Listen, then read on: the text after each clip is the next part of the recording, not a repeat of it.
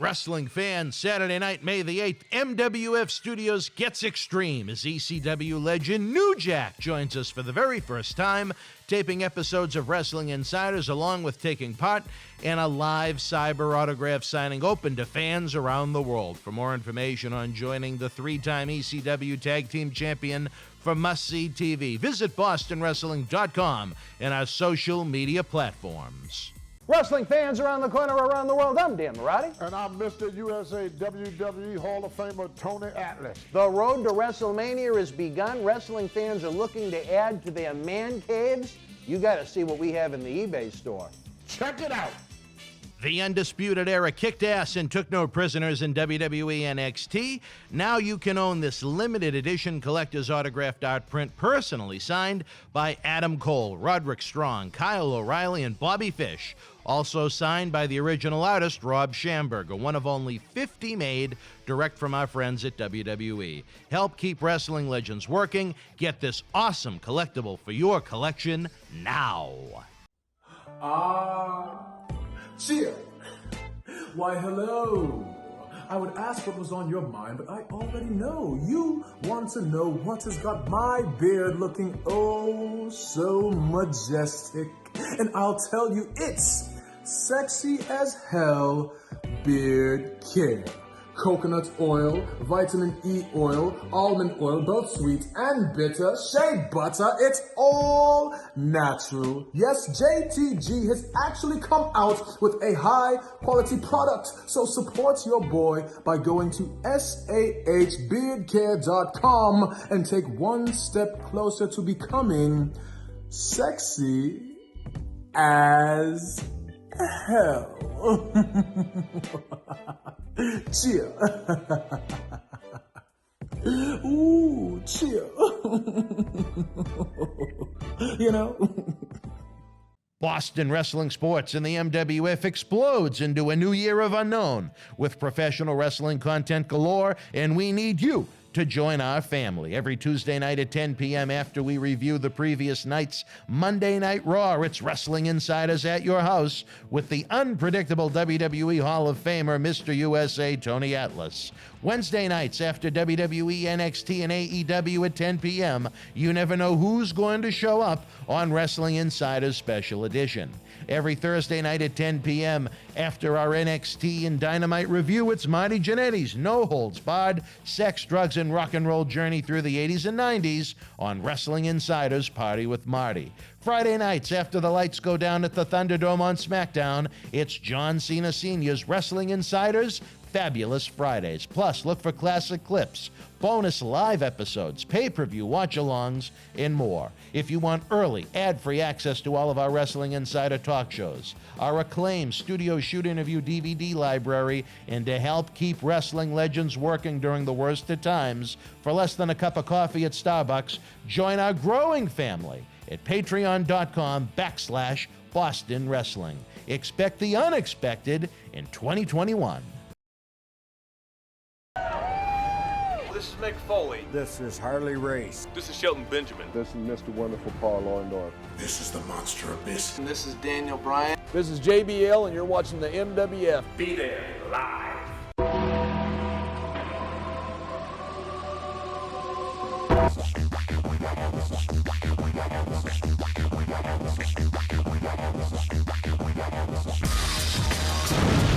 Wrestling fans around the corner, around the world, it's Saturday night. Welcome to another installment of Wrestling Insiders Week in Review. Hope you had a great week wherever you may be, and look forward to spending the next several hours with you as we bring you our 5 original Superstar Shoot interviews in this easy one-stop shopping format. It's starting to feel a little bit like spring here at MWF Studios in downtown Melrose, Massachusetts. The zip code of Champion 02176. A little less coat action going on, some short sleeve shirts. I like that. Moods are even improving as during a visit to the studio, Linda Marotti saw my CRPS was flaring up pretty bad in the foot, so she actually drove me to the post office. Linda, what is going on, dear? Wrestle House in Tampa was a memorable experience, but it literally killed our numbers for the month of April. We're looking to end April with a bang, so we're asking you, our tag team partners, to help the cause. And not just tonight, but all week in a variety of ways to try again to boost them up to at least look respectable. Respectable. That's what it's all about. Wrestle House in Tampa was a lot of fun. We got a lot done.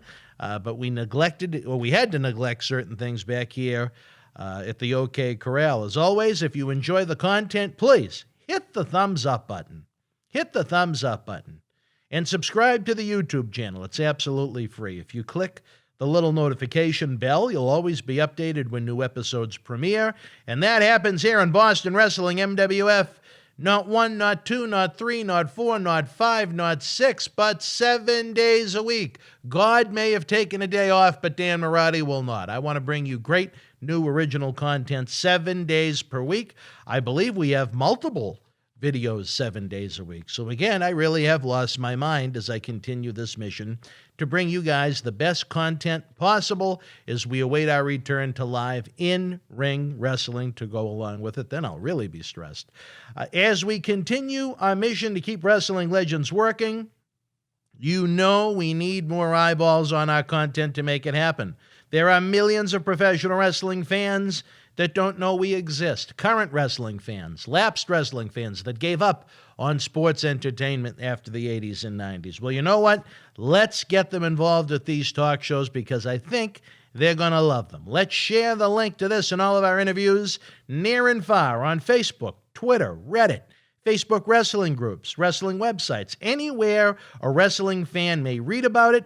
We want them to have access to the links, and we need you guys' help for that. I try, but I can't do everything. You know, Linda may say I may fail in more than one thing in life. That's a different story for a different time, but one thing we can all do is just simply share the links to these great shows so wrestling fans can reconnect with some of these great superstars. If you enjoy the content we are presenting to you, again, if you're watching the premiere, the gray S button beneath the chat box is open. That is the super chat button. You can make a donation of any size. Every dollar helps. It has been a horrible month again due to the time we spent away from you at Wrestle House in Tampa. So again, as we like to say, don't forget to tip the bartender. We have some outstanding wrestling merchandise available in our eBay store. The link can be found in the description box below. Unlike the rules and regulations that have killed the nightlife, the Boston Wrestling eBay store is open 24/7, featuring merchandise with superstars from every era. Each purchase gets you an on-air shout-out from one of our featured superstars, and you help keep wrestling legends getting booked at the same time. That's pretty cool. I have been a busy man at the Melrose post office. And while everyone that watches our YouTube programs is a friend, a tag team partner, such as our great moderating team, Slick Rick B, Pittsburgh, PA's finest, Maria Davis, and Smokey, Tina, Cnea, whatever your true name may be, we want all of you to join the Boston Wrestling Sports MWF family. And that family is over on patreon.com/Boston Wrestling. We give you early ad-free access to Wrestling Insiders, our acclaimed studio shoot interview DVD library that's been seen by millions online, millions more on the Howard Stern Show, Patreon exclusives, perks, and the knowledge that you, yes you, are helping keep wrestling legends working as we get ready for a huge month of May. Again, join the family at patreon.com/Boston Wrestling, where you can truly choose to make a difference. We mentioned a big month of May a moment ago, as we have not one, but two featured superstars joining us live in studio. On Saturday, May the 8th, put the women and children to bed. ECW hardcore icon New Jack joins us in studio for the very first time. Then it's a doubleheader as Demolition Axe, the Mass Superstar, joins us Saturday, May the 22nd, and Sunday, May the 23rd. These gentlemen will be taping episodes of Wrestling Insiders, as well as live episodes with Cyber autograph signing, so you can get an autograph photo personalized to you live on air, along with a shout-out from the superstar themselves. It's a socially distanced, interactive experience for you. Head on over to bostonwrestling.com for complete ordering information. Also, save the date. Fans, we celebrate 20 years, 2 decades of Boston Wrestling MWF with a live wrestling event, an autograph photo fan fest with our Back to the 80s WrestleFest, Saturday, November the 13th, God willing, live from our home of Memorial Hall in Melrose, Massachusetts, just a couple of blocks away from the studio. It's going to be a blockbuster weekend because I want to bring you guys events and tapings all weekend, not just one night of a wrestling show, a weekend. So again, for more information, keep visiting bostonwrestling.com. We'll have many more details, especially over the summer as we get closer. We're just hoping we're going to be able to pull it off. It has been postponed several times. It's been very difficult for a group of our size to have to sit on tens of thousands of dollars to present a live event like this. And again, the in-ring wrestling you're going to see is going to blow you away. Again, it's not just about the 80 superstars that are there for the Fanfest in-ring. It's the superstars of yesterday, today, and tomorrow colliding. Tonight here on Wrestling Insiders Week in Review, we kick it off podcast style as mid-90s WWF superstar Oscar of Men on a Mission shoots on the recent WWE Superstar releases. Its regular time slot where we discuss all of the WWE talent releases this week. If you missed this past week's Wrestling Insiders brand new Party with Marty Thursday night at 10 and John Cena Sr.'s Fabulous Fridays after SmackDown last night, have no fear, they are available in the YouTube archives.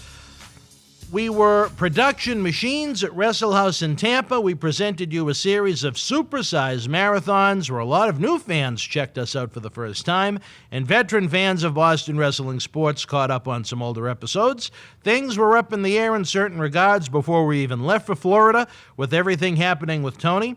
And I have about as many answers for that now as I did then. I was lucky enough to return to some new interns here at the studio who are searching high and low in the video archives, as there is some original Tony content pre-coronavirus, I believe, that has not been used yet. If you missed the news, I actually saw Tony in person in Tampa when we dropped Demolition Smash off at his hotel last Thursday. It was, I have to say, disappointing, but I wouldn't exactly call it negative.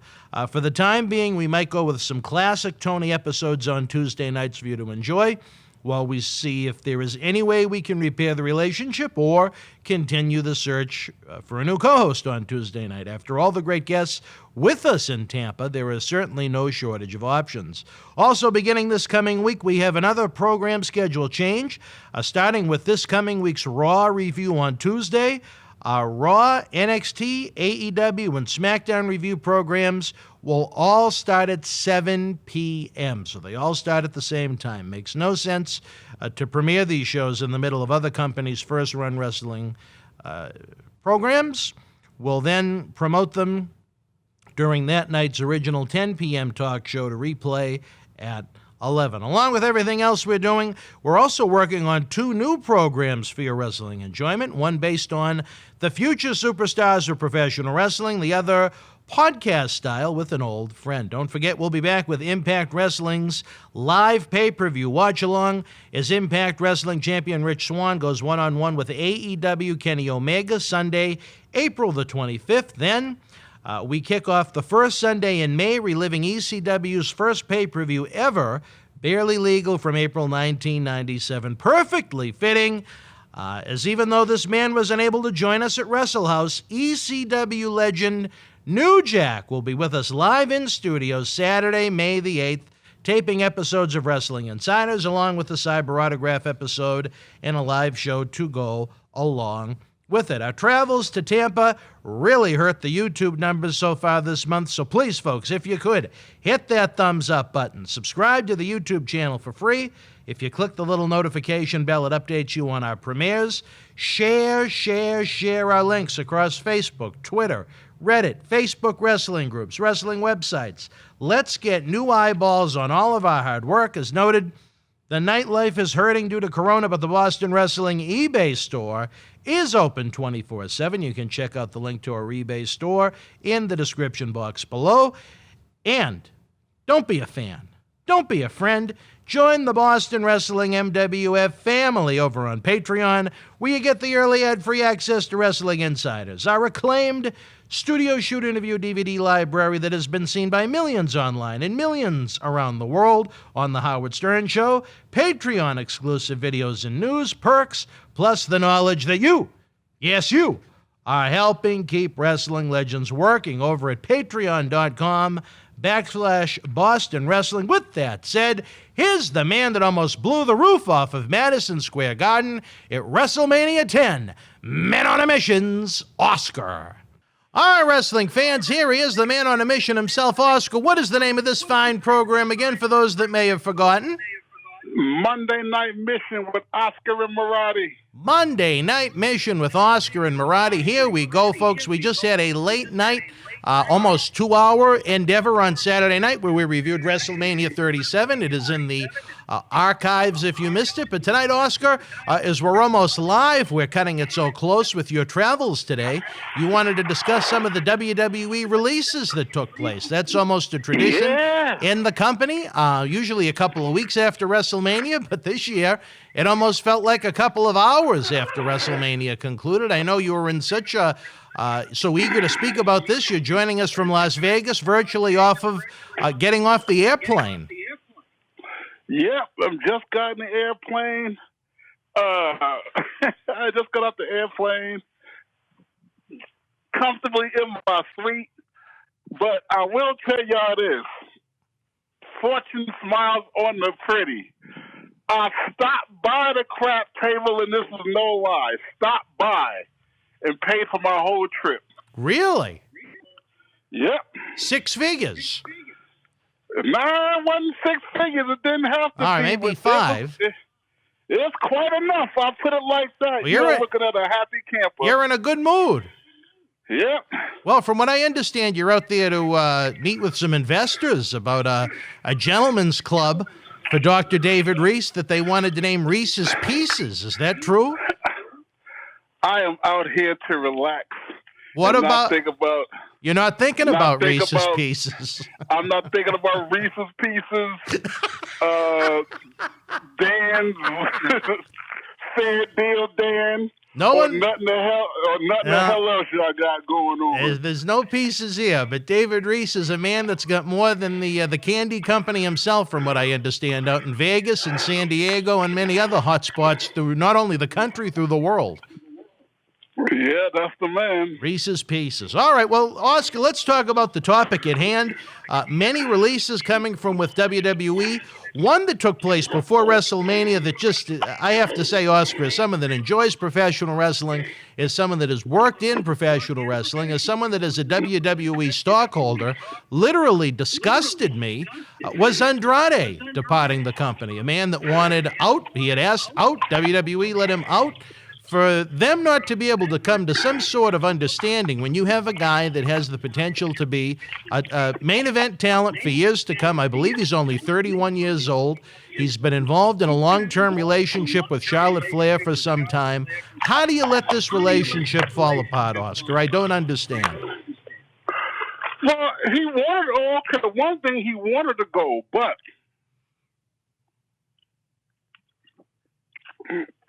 I'm like you, he was definitely an up-and-comer. So, to me, you don't let those slide that easy. And so, I mean, I don't know. There's a whole bunch of people that's still there, didn't get released, probably should have got released, but didn't. Well, I mean, the list that was released, it varied from top to bottom, to say the least. We're going to review them from A to Z, as the Iron Sheik likes to say. But, Oscar, in your opinion, was Andrade a guy you could maybe turn into a top-tier heel in the company like I do? Or maybe do you think he was best cast in the mid-card? Yeah, but see, the thing with that is, he was a top. It's a gray area because, yeah, he's a top heel. But in order to be a top heel, you have to have somebody that heel can work consistently, make a good storyline, and something that the people want to see and pay to go see. And I'm not so broken up by Andrade's release in that respect. Well, I think if you look back at the 2020 coronavirus year when WWE was taped largely in a warehouse for quite some time, and then at the Thunderdome, I think the feud, the little four-way Hispanic feud that went on between Andrade, Rey Mysterio, Angel Garza, another one that's lost in the shuffle right now, as well as Humberto Carrillo, who is pretty much on milk cartons. Where am I? I'm missing. I thought that was one of the better four-way programs of 2020, and I thought it was thrown away. You could make the argument that, Andrade's English maybe isn't as distinct as yours. Maybe he needed Zelina Vega with him, and Zelina left the company. But to just let the man go and walk off to virtually any promotion in the world when he could be main eventing for you at a time when the talent roster in WWE is so thin, I think it's a disgrace. I have to be honest, Oscar. I usually don't speak in terms like that when it comes to WWE where they are so good to us, but big error here. And I think, honestly, when it comes to the checkbook, I think it's going to hurt Andrade too, because I don't know if any other company will offer him the money that WWE could offer, but I guess that sometimes happiness is more important than the check. Well, my other concern, and I hate to say this, but it's often true, with him not getting that WWE check, and unless he come up with a major prospect, does him and Charlotte Flair stay together? You think that might be a relationship of convenience? Well, I don't know if it's a relationship of convenience, but it's a really good look for her to be with, a top guy or a main eventer or at least a stellar up-and-comer, but a guy who's now jobless. If their relationship is made of true love, they can withstand the test of time. If it was made of anything else, he's going to be out the door. If it's one of those relationships like you'd find at an establishment like Reese's Pieces. Exactly. Yeah. Well, let's hope not, because like I said, I personally don't know Andrade. There could be these horrible stories about the man that have occurred that I don't know. All I'm going by is his talent, and I think he's $1 million and $1 talent. I would have done everything possible to try and keep him, to try and find common grounds, to have him with the company for years to come. Now, if you're correct, and I'm not saying you're not, I mean, he's a great worker. I mean, you might see him you'll see in many talent. AEW is scooping up the pieces where WWE is, slipping or letting talent walk out the door. So, I mean, I would not be surprised if he shows up there in the weeks to come. Well, I think AEW has been scooping up more pieces than David Reese, but that's a different story for a different time. But David Reese, and if he can get a solid AEW contract, Charlotte Flair ain't going nowhere. Look at. I'll say this: if you look at the WrestleMania show, look at the average age of some of the top guys that were on that show. I mean, you had a lot of guys pushing 40, if not well past 40 on there. WWE isn't exactly young and spry at this point when it comes to the roster, which again is another reason why I don't understand why a 31-year-old just entering his peak is gone. Well, I mean, when you say that there's 40-year-olds and whatnot in the WWE WrestleMania show, that's that they had to. I mean, you have to do that. I mean, WrestleMania is made up of the most recognizable faces that are in the company. You're not going to have no WrestleMania if you try to get even as good as they can work, as good as they are, they don't have no name recognition in wrestling yet. They look good, but people don't know them, and they're not people that people are going to pay to see. Then that's going to jeopardize WrestleMania, which costs hundreds of thousands of dollars to put on number one, and they rely on that as the backbone of their income going into fiscal whatever. So you have to have you have to have some of the older cats and some of the names in WrestleMania. I don't care what you do. I don't disagree with that at all, but at some point you got to make some new superstars for the future, and that's what they're failing to do right now, in my opinion. Well, but again, you got to make those stars before you gamble on them like that. I mean, like that. Well, disappointment is running rampant. A lot of wrestling fans disappointed by many others on this list, Oscar. What about former TNA World Champion Samoa Joe? Not only a very credible athlete in the ring, but someone that I thought was outstanding on commentary at a time when the commentary sucks a lot of the time. That was the most shocking release in my eyes of the whole thing. Samoa Joe still had miles on him to be an in-ring performer, and not only was he not bad as a color commentator and an analyst, he was excellent. So why he was let go when he was able to wear either one or both of those hats, that was the most shocking release of the whole thing to me. Well, I know he's had concussion issues in the past. I know he's a little bit older than me. He's in his early 40s. But like you said, I mean, that doesn't exactly make one a dinosaur in 2021. Whether it be in the ring, whether it be at the commentary booth, he is a man that had a lot to contribute to our great sport, I think. Yeah, but another one that don't be surprised. You'll expect that will go to the AEW locker room because he's got many, many miles left on his soul.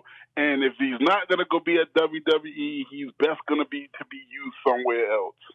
And he owns AEW is hiring. And he owns his own name, which helps.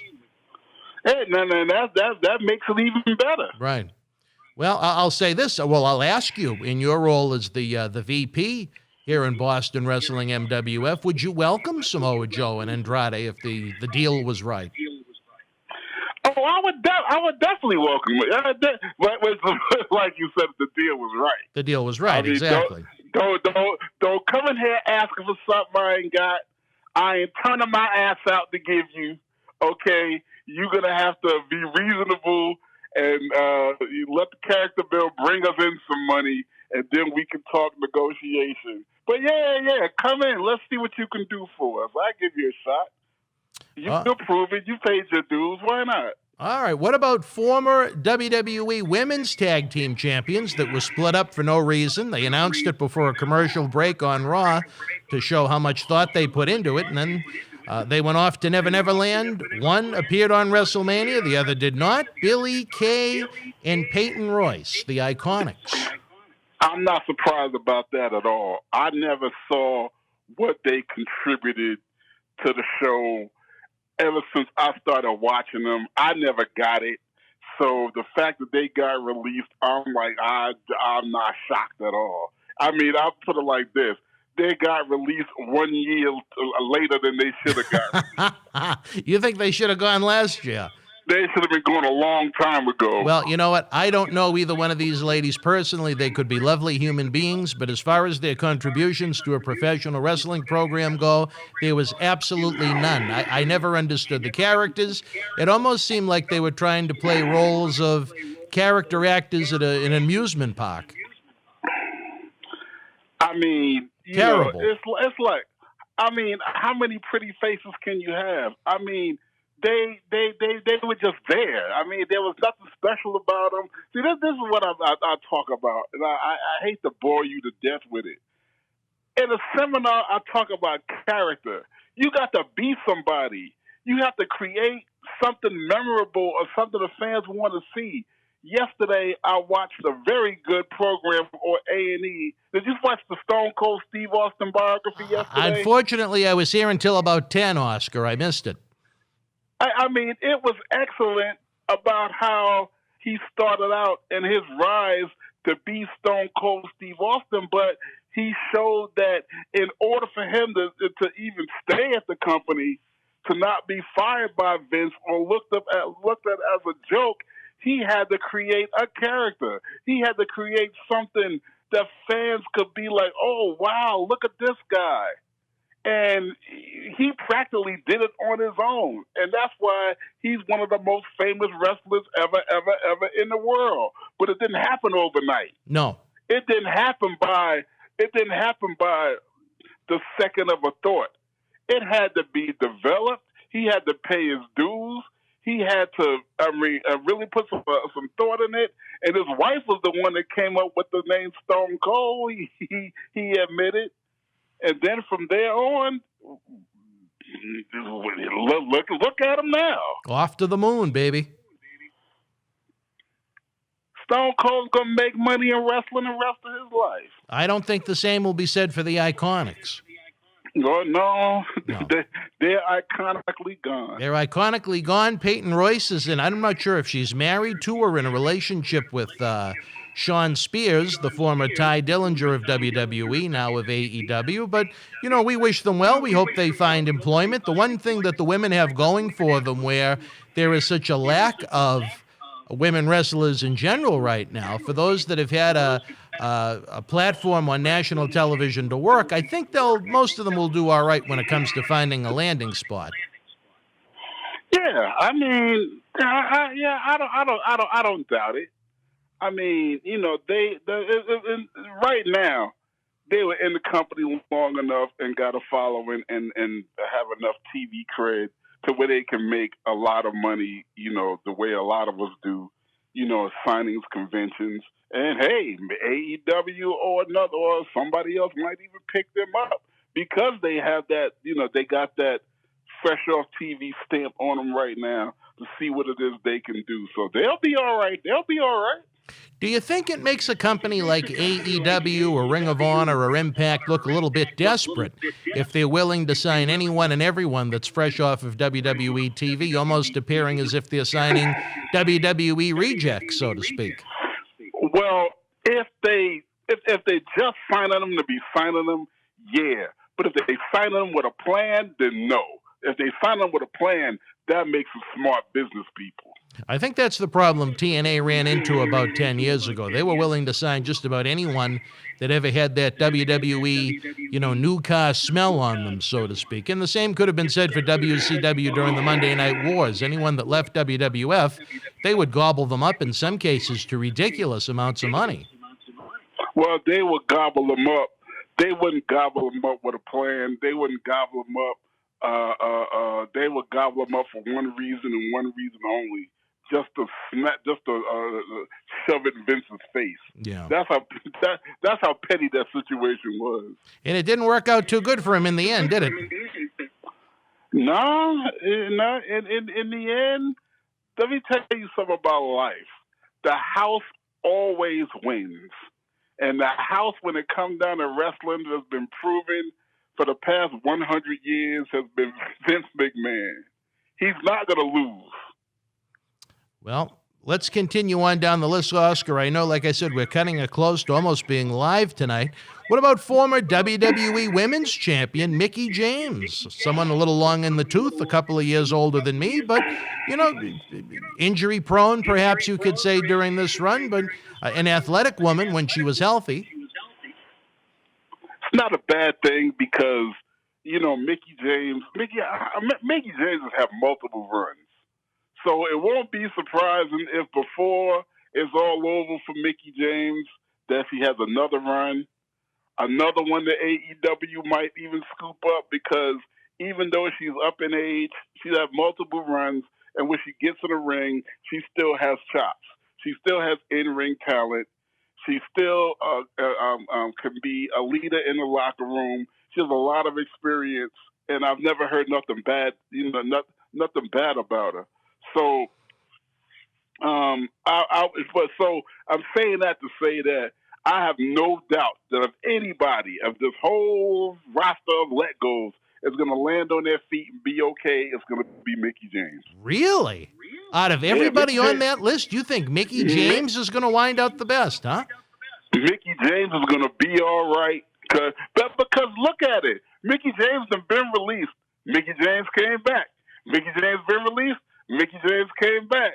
you're gonna see Mickey James is always good. She's like the Friday the 13th Jason of the whole thing. She's going to be okay. She's gonna wind up on her feet. All right, fair enough. She's also married to the NWA World Champion Nick Aldis, maybe Billy Corgan of Smashing Pumpkins, who we know through the Cauliflower Alley Club reunions out in Las Vegas. Maybe he'll open up the purse strings. Well, that would not be a bad thing. Smashing Pumpkins Smashing Pumpkins, you bring me back, because Smashing Pumpkins made one of the record on my playlist, one of my greatest songs. The beginning is the end is the beginning. I love that song by Smashing Pumpkins. So anything they got to do with, I call Smashing Pumpkins for a job just because of that. Well, I know David Reese has done some smashing, but we're not talking about Pumpkins. Another release that came from the female division in WWE was Chelsea Green, probably best known from her time in NXT. She did have a match on SmackDown in a Survivor Series qualifying match this past November, and she injured her arm. I don't know if she broke it, but there was a serious arm injury. She was cleared to come back and compete. And the creative idea they came up with her was best in your future endeavors. Well, sad to say, guess what? I don't even know who the hell that is. Right, so I have no opinion about it one way or the other. She is the significant other of Zack Ryder, if that makes a difference to you. If that rings a bell. No, she was what with Zack Ryder? His significant other. His partner. Oh, it's significant. Well, okay. Well, you see where his career went. So what does that say? Well, maybe Zack Ryder. Wait, no. Let me say this. Zack Ryder didn't have a career when he had a career. There's a guy that was so over that they did nothing with it. It amazes me. It just shows that, you know what, they push who they want to push, when they want to push them, how they want to push them. But, I mean, Ryder wasn't too far off of Cena's popularity level at its peak, and they did nothing with the man. He wasn't doing nothing when he was doing something. Exactly. Now, if that's not sad, I can't tell you what is.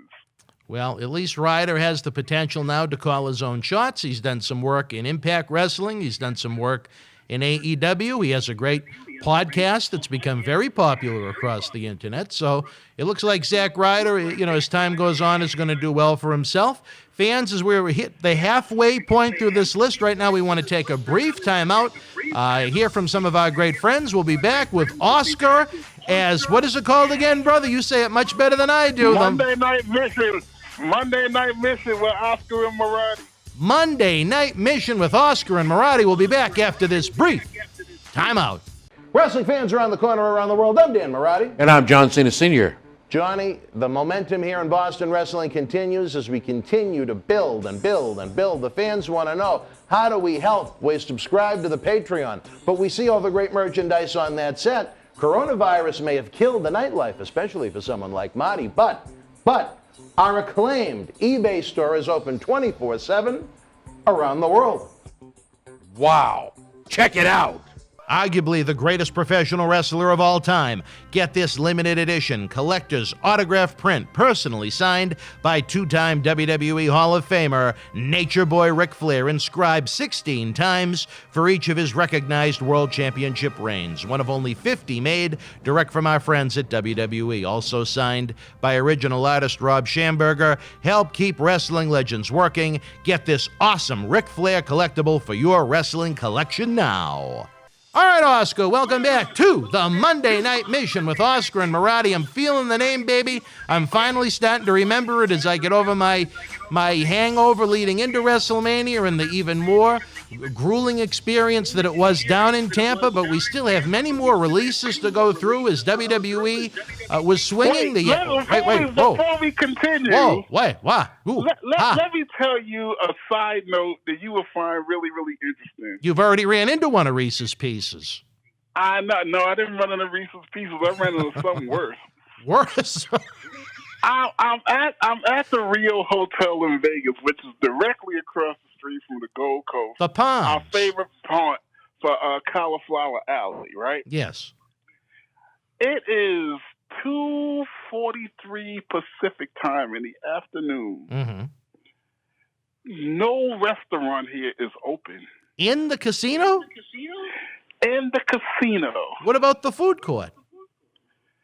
No. Nothing. Those restaurants are closed. They say that a couple of them will open later, but there you cannot get a bite. I've been here 3 hours and ain't had a bite to eat yet. That's awful. I think maybe you made the mistake and you should have booked a fine suite at the Gold Coast Casino across the street. I should have did something. At least you know the buffet might be open. No, the buffet is not. At the Gold Coast? I don't know if that prison food bonanza is probably open, beckoning me to come over there. But yeah, it's incredible. The restaurants are all closed right now. Now, how does the strip look to you? Does it look like it's business as usual or no? Well, it's early on a Monday, so it's not mega crowded. I mean, the casino was bustling and busy, but no food. What do you want to do if you want a lunch? I mean, I don't know the answer. I gotta get through this show and figure that out. I don't know. All right. Well, we won't keep you too much longer then, Oscar. I know you're a man. No, I'm all right. But I'm just saying. I thought you might find that you guys might find that interesting. I'm actually very, very surprised. I would think if there was one city where you'd have accessible food and such, Vegas might be the place. I know when I've been to Orlando now a couple of times since the virus hit, and I have not seen, other than those that went out of business permanently, I haven't seen places with restricted hours during the day. Yeah, no, they got restricted hours. They say, I think maybe make a reservation. Maybe as one of the revered members of the Cauliflower Alley Club, maybe you should make your way across the street. Yeah, yeah, but where the hell am I? Maybe the Fridays might be open. Yeah, I would imagine it probably is. The Port of Sea buffet they have. I think that's what it's called, isn't it? The Port of Sea buffet. Yeah, the Port of Sea. That's it. Well, you know what? Maybe you should go over with Mimi and treat yourself. $7.99. Treat yourself. The Port of Sea. She don't even get here till midnight. Oh, you guys weren't even on the same flight? No, I was in L.A. Shooting a documentary for Netflix the last 2 days. About what? She's coming out tonight. What were you shooting a documentary on? There's a political action magazine that's got me working for them, and they having a documentary about the stuff that we're doing. Oh, was Dr. Reese involved with this? No, Dr. Reese wasn't involved with this. He was busy with his pieces. Yeah, and Reese got his whole program going on. All right. Well, speaking about pieces that were easily forgotten about, let's take a look at what else WWE did to try and trim the fat a little bit last week. A man that I noted when he split up with Otis as part of the Heavy Machinery tag team that he should be saving his paychecks. Boy, did that come to fruition awfully quick. Tucker has been future endeavored by WWE, a man that has done nothing since he turned on Otis. They didn't even have a grudge match to blow the feud off when he turned on Otis. You know what? Let me tell you why I'm not surprised by that. I'm never surprised by that scenario because when I split with Men on a Mission, Mo and Mabel, they jumped me and beat the hell out of me, but they never brought me back to get revenge on that situation. It just happened, and I went off into the sunset. So anytime that happens, I can relate to my own story. And I'm never surprised when it's done like that. So, yeah, Tucker, I feel your pain, bro. Well, Gerald Briscoe mentioned in an interview we did with him that I believe he recruited both Otis and Tucker to WWE. So it just feels like Tucker really never had much of a shot. The Heavy Machinery was kind of a fun mid-card tag team. Then Vince McMahon kind of had a mental orgasm over Otis. He gave him Mandy Rose as his valet, and Otis was in about 4 or 5 segments a week each week on TV, and it was too much Otis to the point that nobody cared about Otis, much like they've done with Eugene and other Zach Gowen type characters over the years. But Otis remains as a heel, now tagging with Chad Gable in a team that lacks chemistry. And I think Otis and Tucker had a lot of chemistry. So I think it's kind of a waste that Tucker was just tossed like garbage, in my opinion. Yeah, Heavy Machinery was a really promising big man tag team that could have inflicted a lot of damage and went a long way. But, you know, a lot of times we don't get used right or to our full potential, and then it falls by the wayside, and that's what happens. You spin Otis off into his own thing, and, you know, I never expected it to work. I mean, it looked silly to me, you know, just to be honest. And you know, expect Otis to be getting his "We Wish We Well" letter, you know, in the months to come. You think Otis will be next? I'm not saying next, but it's coming. Sooner than later. Oh, yeah. Really? All right. Well, you know, he does like to say, yeah, okay. Well, give me that. That's what his interviews sound like to me. Oh, Taka. That's about all that I know of Otis. Give me that unemployment, you idiot. Otis may need to be flying into Vegas to visit Reese's Pieces, but a man that I was surprised went, a man that I think would be great for kids, a guy that was a great athlete inside the squared circle, a guy that was given somewhat of a push. If you recall, several years back, Alberto Del Rio defeated John Cena to win the United States Championship, and the man that unseated Del Rio had the head chopped off, Kalisto. Now, that's kind of a shock because, well, I don't know. First of all, do you have too many luchadors? Let me start there, in your opinion. Is 4 too many if you include the Lucha House Party and Rey Mysterio? I don't think that, you know, it is, especially in a day when the Hispanic market is so valuable. Why get rid of them? I think they should be trying to end them. Well, I mean, the writing's on the wall with that. I mean, I believe they feel like they got too many, and who you choose as the sacrificial lambs, that part about it, I don't know. I mean, I don't know how you came up with the formula of Kalisto, because I thought Kalisto was. There's not a luchador in the mix that I can say don't have talent or pull their weight. But Kalisto was, he's like Rey Mysterio Jr. or Rey Mysterio brother. I think maybe talented. If you look at their process of elimination, you know it wasn't going to be Rey Mysterio that was going to be ousted, and the Lucha House Party, if nothing else, was a tag team. Maybe that's why they looked at Kalisto as the expendable one. But I thought he was one of the better of the 4. That's what I'm trying to say. I don't know how they came up with the formula of who they was going to let go, because Kalisto was definitely.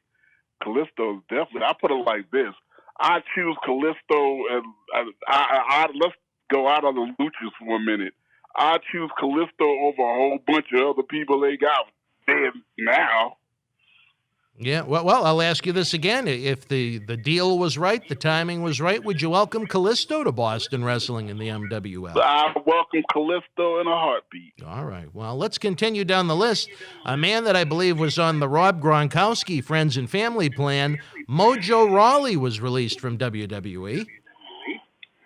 Yeah, but are you surprised about that? No. To be quite honest, I can't think of one memorable match that Mojo Rawley really had in his entire tenure in WWE. Maybe he wasn't. I mean, if he survived this batch of releases, that would shock me. I'm shocked he survived the last batch, or not even a batch of releases, just him coming to TV and them telling him, Mojo, this is your last day. Well, look at what was he doing? Last year when they released 30 individuals in April, look at who the 24/7 champion was. His best buddy, Rob Gronkowski. Would you risk upsetting Rob Gronkowski? Well, first of all, when are they going to get rid of that stupid situation? And when is R-Truth going with it? You want R-Truth gone? Oh, please, please, please, please, please. You're not a fan. This is the WWE. This is not a carnival. It certainly ain't no loony bin. All right. And it's certainly, you ain't doing nothing. You ain't doing nothing but making a man look crazy. They do make him look foolish. You're right about that. And our truth, I'm going to be honest with you. Unless you go and have them turn your character around to something serious and something worthwhile, as soon as they get finished laughing at you, and that time is going to come soon, that's going to be it for you. Because that's all they doing. Well, I believe he's a little long in the tooth as well. I believe he's a lot closer to 50 than he is 40. I think he's an entertaining guy. I think if WWE created a show that was aimed towards like elementary school kids, I think our truth would be great. As far as those that are a little older than elementary school aged, I think they could probably do without our truth. Well, that's another prediction of mine of somebody who's not going to come out of 2021 unscathed. All right, well, we're hearing it on Monday Night Mission with Oscar and Marty. Two more before we go, though, Oscar. Wesley Blake, a year ago, it seemed like he was in a good position. The Forgotten Sons, with this little faction put together, kind of a right-wing type faction. And then Jackson Riker, who right now is aligned with Elias, put together an anti-PC tweet that many took the wrong way. And now the only member of the three Forgotten Sons left is the guy that wrote the tweet, Jackson Riker, as Wesley Blake was given his walking papers. Okay, he goes in that pile with Chelsea Green. I don't even know who that is. All right, well, so you're not losing too much sleep over Wesley because you don't remember who he is. Fair enough. I'm not ashamed to admit it, neither. Well, what does it say about WWE Creative that you don't know who he is? That's sad. And last but not least, I saved this one last for a reason because it's another one that I have very strong feelings about. Bo Dallas was released this week. Now, I'm of two schools of thought. All right. I thought that Bo Dallas, first off, I thought Bo Dallas, because of his lineage, was a great in-ring performer. I mean, I thought he was really, really, really good. And what was that slogan he had? Bo Leave. Yeah, Bo Leave. Yeah. I never did Bo Leave. I'm sorry. I just didn't. So that was a killer.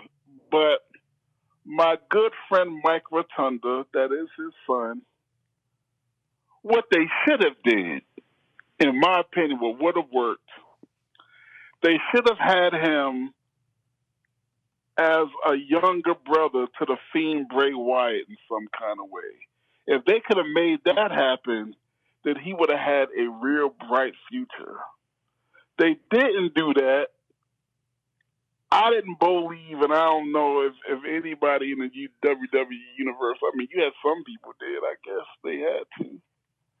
Well, After the Believe thing, then there was nowhere for him to go.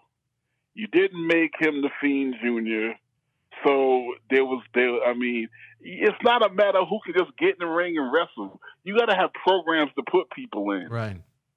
Well, I'm going to say this. I think if you attend the non-televised house show WWE live events, if you had a chance to see Bo Dallas in the ring, he was exceptional. He was crisp. He was very believable what he did in the ring. He had good personality. He was saddled with the Bo Leave nonsense, which anytime you give someone bad comedy like that, it's hard to overcome. Then he was put into that faction of four guys with Heath Slater and a couple of other undercard guys that were treated as comedy acts that would get the shit knocked out of them by even the mid-card talents that was usually relegated to the internet show, not even on Monday Night Raw.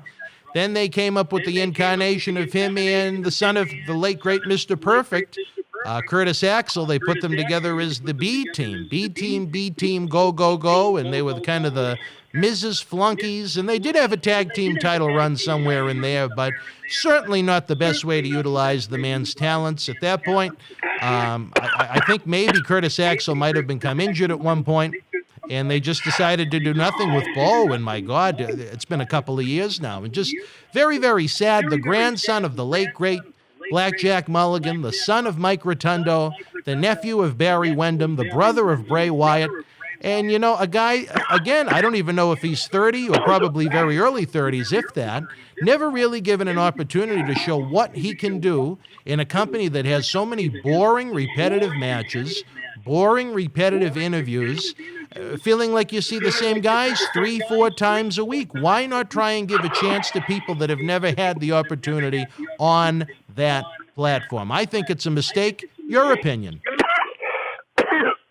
He's one of the ones that, if any of the people that we've talked about today, and not soon, later rather than sooner, if anybody has a chance of coming back and being somebody, I believe it will be Bo Dallas. I can't believe I'm saying that, but I could see it. Yeah. But when he does come back, he's going to come back being an entity that is really, really, really going to make an impact. Well, I know I would love to see him here in Boston Wrestling MWF. If you said no, I would even try and overrule you with President Reese. I think he's a guy that has a lot to offer professional wrestling, whether it be WWE or any other promotion. It's just it's one of those times when you sit there as someone that enjoys wrestling, someone that's worked in wrestling as long as I have, and someone that owns WWE stock, and you say, what the hell are they doing? What are they thinking? Are there times when you need to trim the fat? Absolutely. Are there worthless bodies on that roster right now that could not contribute? Yes. While you're overruling and bringing people in, let me remind you that when you bring people in, you better have a master plan, but you don't bring them in for bringing them in sake. You got to have a master plan of what you're going to do when they get here. I got a master plan. Okay, do tell. Well, we'll save that for off the podcast. We don't want people stealing our ideas, Oscar. Come on now. All right. Yeah, we got some good stuff in the works for our 20th anniversary coming up later in 2021. Hopefully, knock on wood, the great folks at Memorial Hall in Melrose, Massachusetts will allow more than 12% capacity, so we can actually have the event. But no, I think Bo Dallas, whether it be WWE, NXT, AEW, Impact, Ring of Honor, I think he would fit just about anywhere. He's just about the perfect size for any promotion. And just a shame, because he showed, even with bad creative, he had a lot of personality. And as he showed when he was given the chance to work more than 3 or 4 minute matches off of television, he was very, very, very good inside the squared circle. Okay, well, all right. Well, like I said, as long as you got a plan, because I don't. You wouldn't. Whoa, wait a minute. You wouldn't welcome Bo Dallas to Boston Wrestling. I'm waiting to hear your plan. I mean, I get him here. You wanted Andrade and Samoa Joe. What about Bo Dallas? You get him here. And then what? What does he do? What does he do when he gets here? He gets in there and competes in the King of Sports Professional Wrestling. You got a spot for Kalisto, but not Bo. I'm surprised. I definitely got a spot for Kalisto. Kalisto can get in here and kick ass. There's a lot of young talent that I could put with Kalisto that can beat they ain't gonna match him high flying, but they still will make him look good, and he'll make them look good, and those would be some great matches. But you're not sold on Bo like I am. Interesting. No, I'm not sold on Bo. All right, Bo, because who gonna Bo leave? I told you I didn't Bo leave. I think if you had a more focused, aggressive Bo Dallas, I think you got some money on your hands, because he's excellent. My opinion. No, well, when you have the meeting, you see if he's more aggressive and focused, and then we'll go from there. Do you think any of Reese's Pieces would be interested in him? Reese's Pieces, he's a good-looking kid.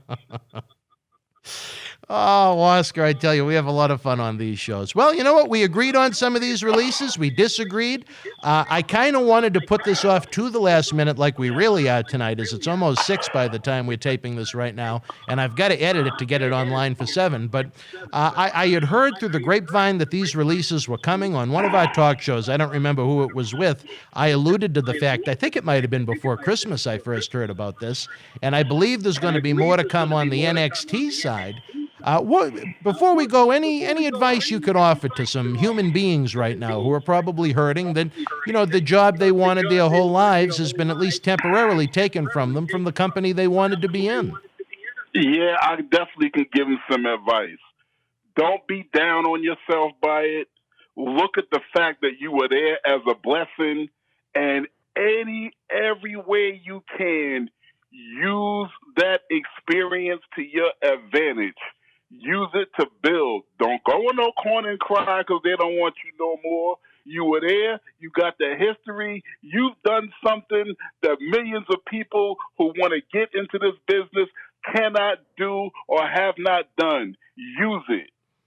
All right, wrestling fans, you heard it from the man himself. Don't forget, every Monday night at 7 p.m.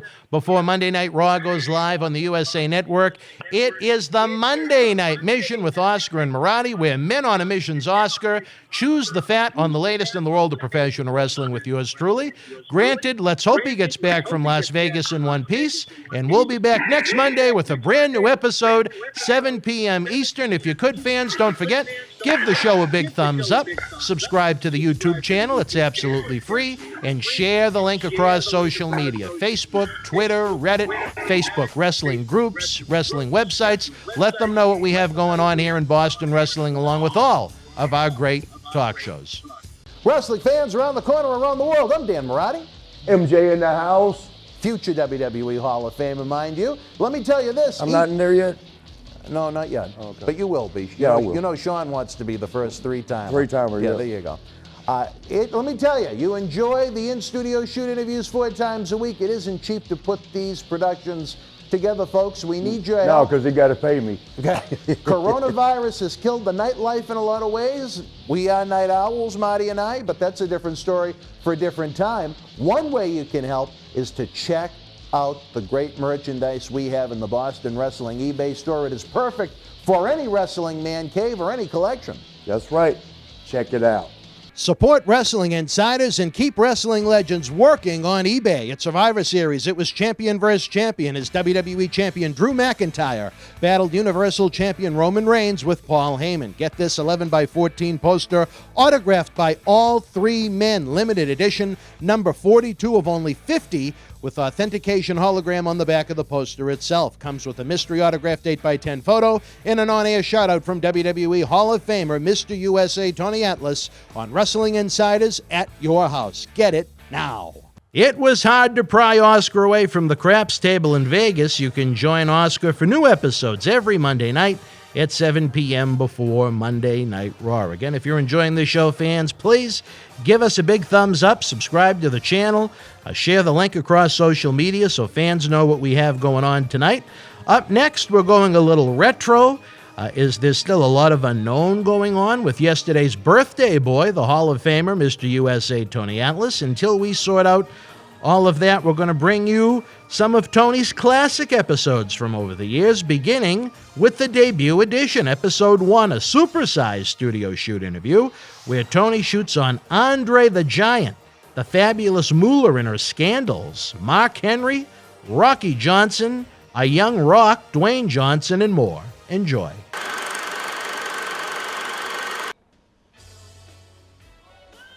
Wrestling fans, a lot happening in the Millennium Wrestling Federation, but I couldn't be happier to kick off Season 2 of Memories and Legends with the Hall of Famer himself, Mr. USA Tony Atlas. Tony, I've known you almost 25 years now. At least. Since those Tony Rumble days, and here we are back in this wonderful studio. Yes, we are. It's always a pleasure coming down there, kind of get to shock the memory a little bit because, we lived so much and went so many places, but a lot of stuff, along the years, we forgot. So we have programs like this, give us time to reflect on our career. Podcasts are a popular thing right now. Well, you know what? You can listen to this like a podcast if you want in the background, or Here you get the video version. You can actually see the responses and the facials and whatnot. So I like video more than just the audio. That's true. Yeah, because that way you could enjoy it and you could watch it over and over. And if you miss something, the first time you watch it again the third or fourth time, and you see things you didn't see or hear things you didn't hear the first time you watch it. We got to give the cheap plugs as we start, because I know the fans are going to be enamored with your story. You got the T-shirt on right now. That's right. How can we get the Tony Rumble T-shirt? If you want to get the official Tony Atlas T-shirt, all you got to do is contact Pro Wrestling Tees, as long as CM Punk and all them guys, and they got some nice T-shirts of Tony Atlas. So go online, look at Pro Wrestling Tees /Tony Atlas, and get one of my T-shirts. I think you're going to enjoy it. And we got the book. And I got a book. You go to crowbarpress.com and you can read the book of my biography. It's called Too Much, Too Soon. And later on, you're going to find out the reason why we named it that, because when I started my career, everything came to me so quickly that I couldn't process it all, and it led to my downfall. So my book explains all of that. All right, Tony, the fans are going to be watching this Friday, April the 6th. You and I are going to be in New Orleans as part of the WrestleCon convention. Over at the Boston Wrestling Table, John Cena Sr. will be with us. Larry the Axe Henning, you talk about a great old-timer, Larry Henning.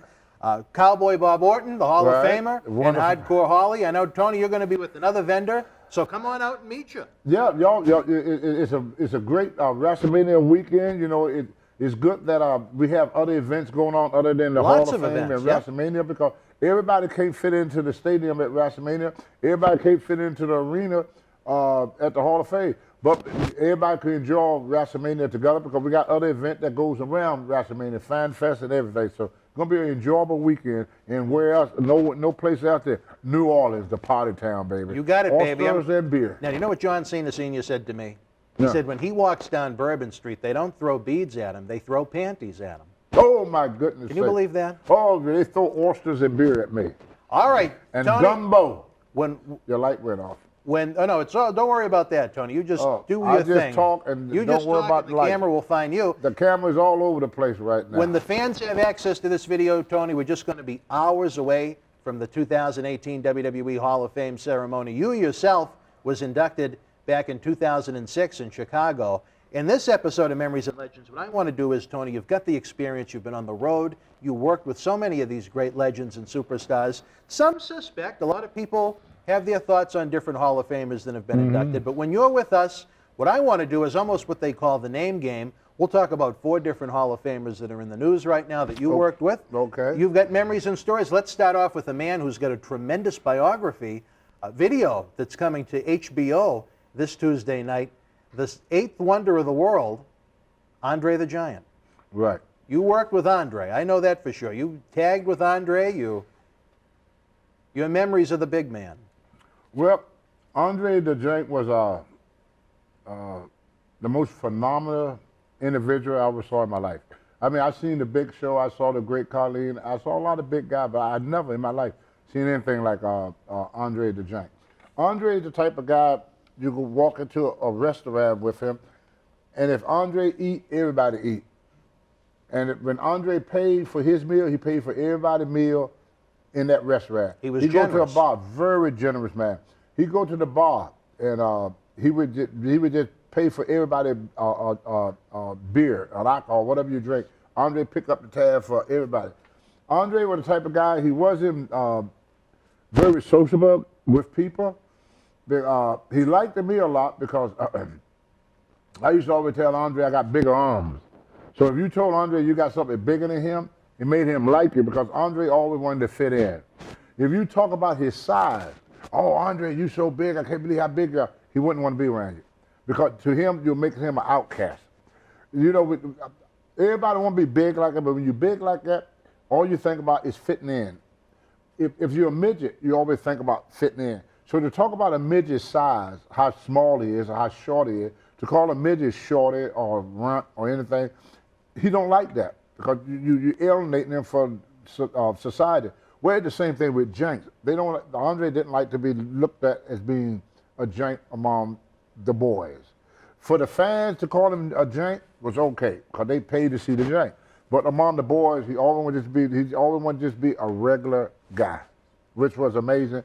You know, that that he had such great size and strength and ability, but he felt like he was never normal. There was no normalcy to it. Like, so he liked guys like me, Don Morocco, guys that didn't talk so much on his size.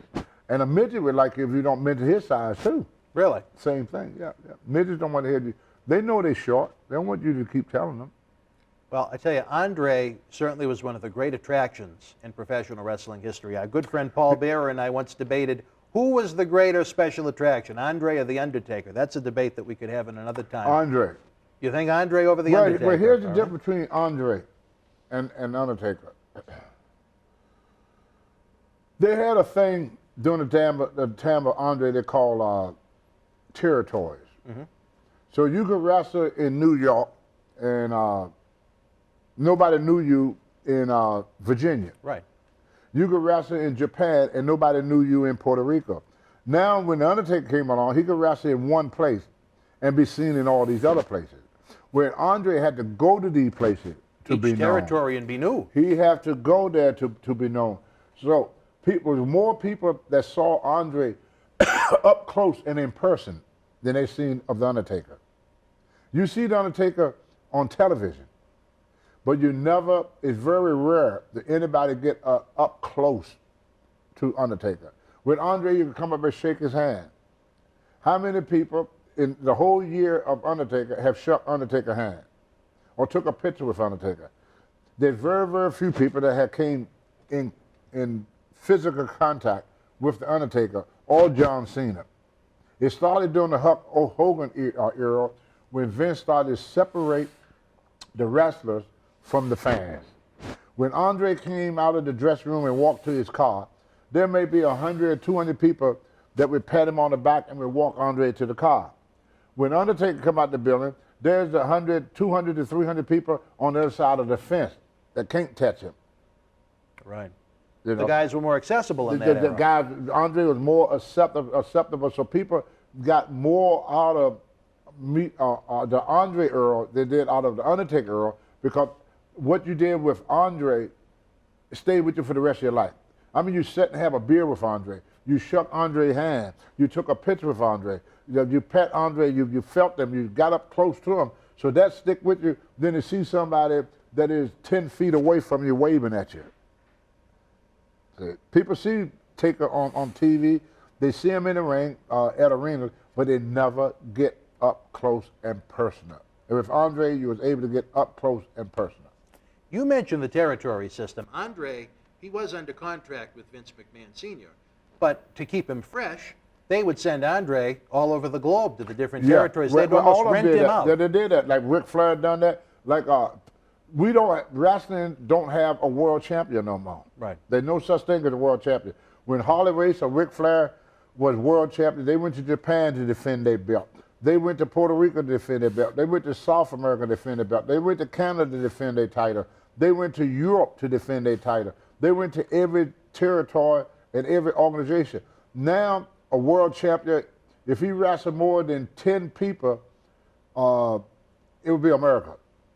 Because he only compete within his organization. He don't take on the champion in Japan. He don't take on the champion in Europe. He only fight those that is in the WWE. If you're not in the WWE, you'll never step in the ring with John Cena. But you did not have to be with the WWE in order to wrestle Ric Flair or Andre the Giant or Harley Race. Right. You could be from another territory. You could be from another territory and still be able to wrestle a Nick Bockwinkel, who was AWA champion. You could still wrestle Ric Flair, who was NWA champion. You could still wrestle Bob Backlund, who was WWF champion at that time. So the older guys was more acceptable to the people, plus the older guys got more wrestling experience because they didn't have a repeat of the same guys all the time. Right. Because you only got so many people you could put against Cena, so many people you could put against Taker, so many people you could put against Roman Reigns before you had to come back around because there are only so many people in that organization. Right. Whereas with Andre, he could wrestle, have 1,000 matches in a year, and 300 matches in a year, and not one would be against the same guy. And that was the beautiful thing about the territorial system. He must have had at its peak maybe 25 promotions around the world you could go and work to and get full-time work. The money was not what it is now in WWE, but you're talking it was more. You're talking about a roster. The money was more. The money was more in the territory days? The money was more, yeah. Now, how can you say that? Well, you see, you base it on the economy. Back when Andrade the Giant and them was wrestling, you could buy a house for $25,000. Okay. You could buy a brand new Cadillac for $10,000. Gas was less than $1. Guys, Ric Flair in the early 70s, were making $4,000 and $5,000 a week. I first started on my first debut in 1975. I was making $150,000 a week. Wow. In 19. A year, you mean? I mean, a year. When me and Rocky were champion, we made $350,000 a year as WWF champion in the 80s. Wow. I went back in 2008, and my pay was $100,000 a year. Really? Well, you weren't in a position in Don't 2008. matter. Most of the guys that you see on TV is not making more than that. There's only a handful of guys that is making the big bucks. You got the top guys that make the really good money. The average guy is making between 100 to 125. But when you make $100,000 a year with the WWE, you self-employed. Right. So if you don't have deduction, 48,000 of that 100,000 belong to Uncle Sam. Right. Unless you a top star like the Undertaker, you have to pay for your own hotel, you have to pay for your own rent-a-car, and pay for your own food. The only thing that the office pays for is just your plane ticket. Right. Nothing else. Only very few people got the big contracts. The rest is making the table less, scraps almost. pretty much. All right. Well, Like I get royalty check. I get 1% of a penny. now, explain that. I get 1% of a penny. You received a check for 1% of a penny? Of a penny, yeah. That must have been a bad Yeah. quarter for Tony Atlas. Well, no, Merchant. that's my deal. Yeah. 1% of a penny. Well, you also must have received some nice royalty checks over the years. It's been 1% of a penny ever since he started it. You've never received a royalty check for more than 1 penny? No, it's 1% of a penny. So like if he sell like let's say 1 million copies or something, Yeah. I may get $100 out of it. Okay. See what I'm saying? So you have received some decent Oh royalty yeah, checks. yeah. Okay. But I think the royalty, the largest royalty check that I ever received for the WWE was $600. Okay. And you get them 4 times a year, right? No, 3. 3. Okay. 3. And sometimes you don't get one. Really? Yeah. If you don't, if your royalties don't get $50, anything under $50, they won't send it to you. So they hold on to it? Well, they just keep it. They only bother with it. Wow. Yeah. Huh. Yeah. All right, well, back to Andre. What kind of a draw was he? I mean, you were with him probably at his peak. I know you did a lot of 6-mans with Andre around the WWF in the early to mid-'80s. Andre sold out every building he went to. Yeah. You know, you got to stop and think about during that period of time to see a guy like that. You know, you don't see it. Even today, you don't see people like that. So people knew that Andre was somebody that if you don't see him today, you probably never see him. Right. And they knew that it was going to be a while before somebody else of that caliber comes along. And so far, since Andre passed, nobody else had took his place. No. It was just one of a kind type of guy that just come in, and if you don't see it now, you won't see it again. Like going to the circus, and you see the 3-headed monster. There's only one 3-headed monster on the whole earth. So if you don't go and buy a ticket to see him while he's in your town, then you're probably never going to ever get to see him. So he was a phenomenon, not only to back then, but also today's too. Wow. Well, Andre, I know the documentary, again, it's coming on HBO. His stories are legendary of his drinking. Did you ever experience the Andre the Giant in the bar? What was the drinking experience when you like? look at the size of Andre, he drank less than everybody else when you look at his size. True. You know, but what it was, because he was so big, what would be a 6-pack to me is like 1 beer to him. See? And he would hold them like this. And it'd be 1 sip. Massive hands. Yep. He would hold it just like that with 2 fingers. Throw away the can. Just like that. So a sip of beer to me is a can, a sip to him. And he had 64 teeth in his mouth. The average human got 32. He had more teeth than the Than average person? human, yeah. Really? How do you get more teeth? I don't know. That's why Andre, his biggest fear was that the scientists, they offered millions and millions of dollars for his body when he died. Really? And that's why he got cremated right away. Really? Yeah. He didn't want them digging him up and experimenting on him. Wow. Yeah. He had that fear. Really? But he was what we call a missing link. He was, yeah. Sure. He was a miss. And if you look at Andre and his build, Andre the Giant and Law Littlebrook had the same physique. You know what? You're not He too was far not built off. like he was built like a giant dwarf. Interesting. When you look at Andre, you saw a giant dwarf. You did not. When you look at a Big Show, you see a big man. Look at Kali, you look at a big man. When you look at Andre, you see a dwarf, a giant dwarf. I never thought of it that way. That's right. His hands came to his hip. Yeah. He had short legs, a long torso, a big head, and short arms. Unbelievable. Look at every picture of Andre, and then you look at a picture of any midget that been a little lower. Take a picture of little lower, put it right beside Andre. They got the same build. Just one's much bigger than the other. He was built like a giant dwarf. Did you ever travel with Andre at all? Yes, he did. Well, how hard was it for the man to actually travel? What was that like? He break your seat. In the car you're talking about, Yeah. Your car go in the shop the next day. Now you'd have to put him, I imagine, in the front with the seat all the way back? And then he would lean in to get in, to put his leg in, and seat pop every time.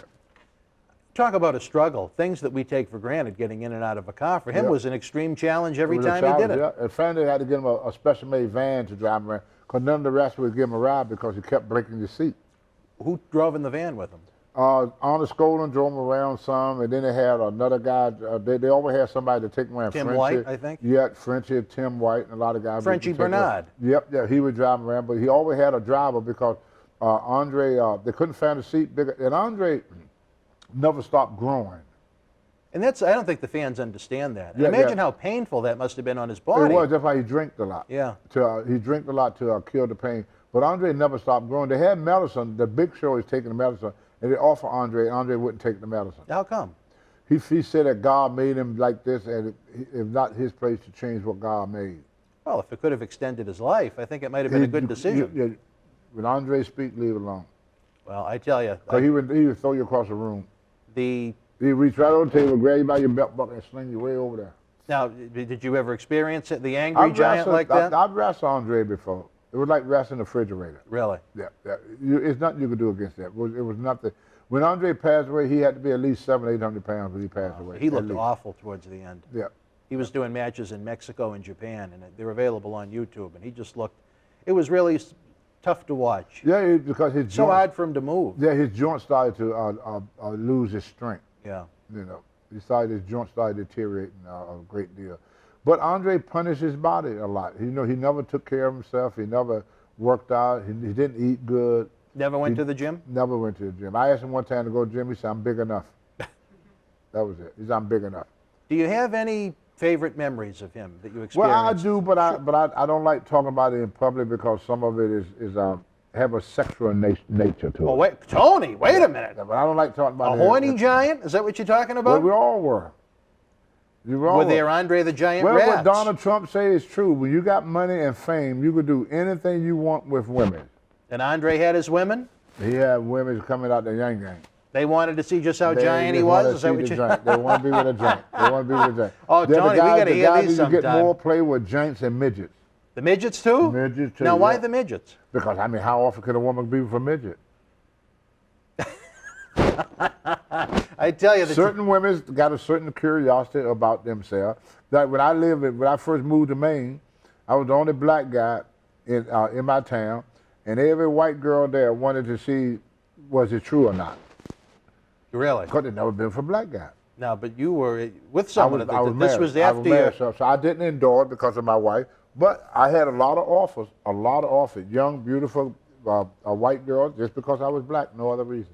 So your favorite Andre memories of him in hotel bedrooms, is that what you're trying to say? Yep. After a night of drinking? Yep. The women would come up to his bar, they would bring him food, they'd bring his beer, they'd show him around, they'd do everything. French wine? Oh, he loved the French wine, didn't he? Whatever he want, the women were there.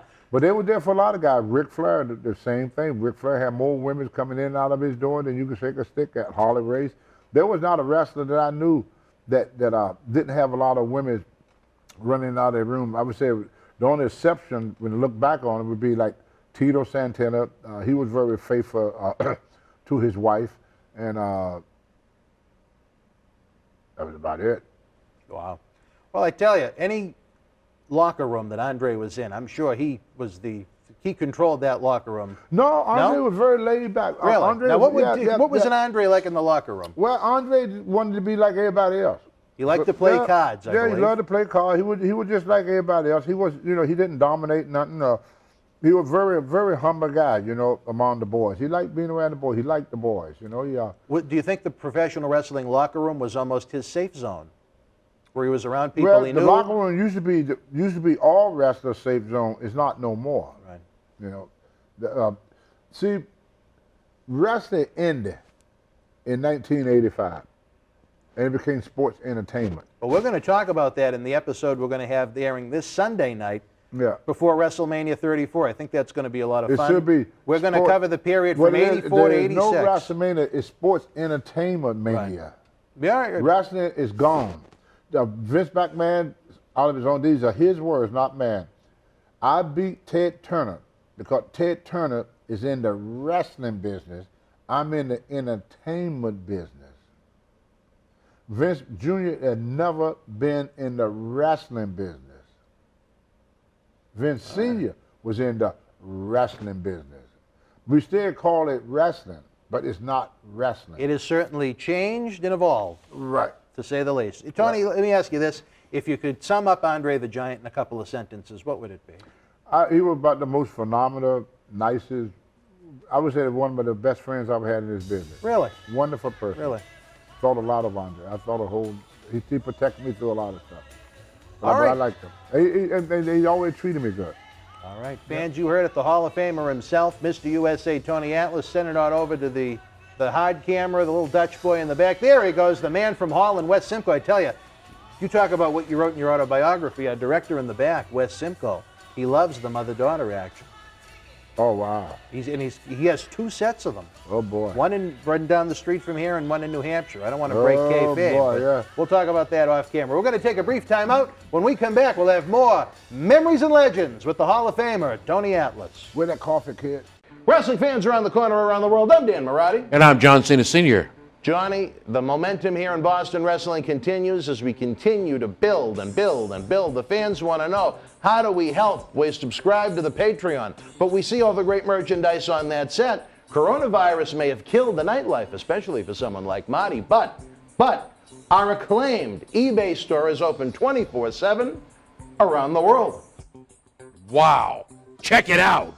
Arguably the greatest professional wrestler of all time. Get this limited edition collector's autograph print personally signed by 2-time WWE Hall of Famer Nature Boy Ric Flair, inscribed 16 times for each of his recognized World Championship reigns. One of only 50 made direct from our friends at WWE. Also signed by original artist Rob Schamberger. Help keep wrestling legends working. Get this awesome Ric Flair collectible for your wrestling collection now. Wrestling fans, welcome back to the Season 2 premiere of Memories and Legends. Tonight, it's the WWE Hall of Fame ceremony in New Orleans. We're going to be there as part of WrestleCon, Tony. Let's continue to break down some of the careers, experiences you had with some of these great Hall of Famers. The next one on the list is someone that's been in the news a lot the past couple of weeks. We're talking about probably the longest reigning champion in any way, shape, or form, the fabulous Moola. Moola, being a female, a lot of people ask me, say, Tony, well, there's a lot of racism in wrestling. I always tell people, not as much as sexism. Moola had to work twice as hard as the guys to, that's why she stayed around for so long. Because by the time the doors opened up for women, Moola was far in her age, her and Mae Young. Yeah. So that's why they stayed around so long. They waited for that opportunity where they could be getting known worldwide. Like Moola one time was in a bar, and Bob Orton Sr., not Jr., Randy Orton's grandfather, got in a bar fight. The guy tried to come up from behind him and stick him, and Moola saved his life by busting a pop bottle over his, a beer bottle over his head. Really? And Moola would fight a guy. A lot of people didn't know that. And they played a joke on him one time. They put her in shoot matches. And she had to beat like 18 girls, and they say they give you the belt. But she had to beat them for real, not show, but beat them. Moola beat all of them. Wow. And Mae Young and Moola was always known to be very, very tough. And they would take on a guy. I seen Moola in bar fights with men. Really? Yeah, you go to help her, she said, I can handle him. Did you hear the news recently, Tony? WWE named the first ever women's battle royal the fabulous Moola Women's Battle Royal at WrestleMania 34 this year. There was a backlash on the internet about the abuse that women went through training under Moola, and WWE, they backtracked because of the feedback they received, and they decided to remove Moola from the name of the Battle Royal. Well, that's because they didn't know. Yeah. She didn't abuse women. The thing that a lot of women didn't like about Moola is that Moola ran the women's group. See, Moola knew how guys thought about women. Mm-hmm.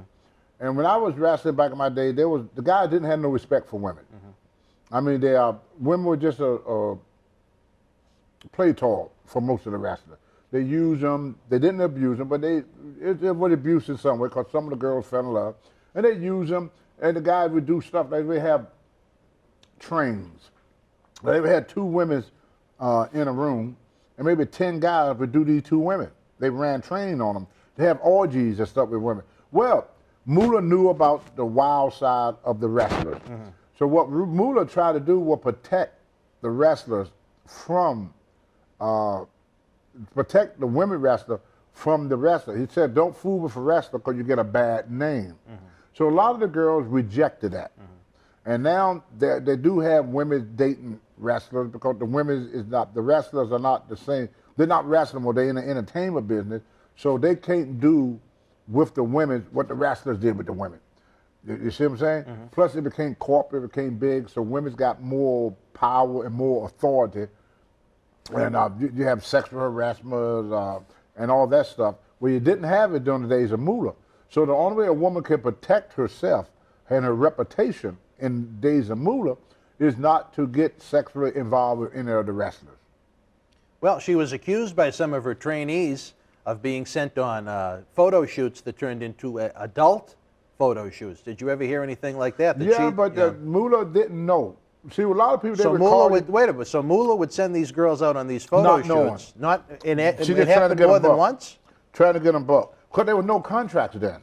There were stories that have gone around recently from some of the trainees that Moola would almost pimp the women out to certain promoters that wanted sexual favors in exchange to get paid. Not true. Did you ever hear that? Not true. Not true. Oh, that's not true. Not true. Moola tried to protect the wrestlers, protect the girls from being sexually exposed.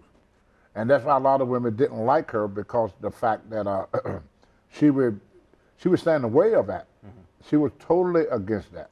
So to your knowledge, that you never happened? You talked to Rennie Rickler, she was the same with all of them. She didn't. The wrestlers, the girls could not date. She kept them away from us. They couldn't date wrestlers.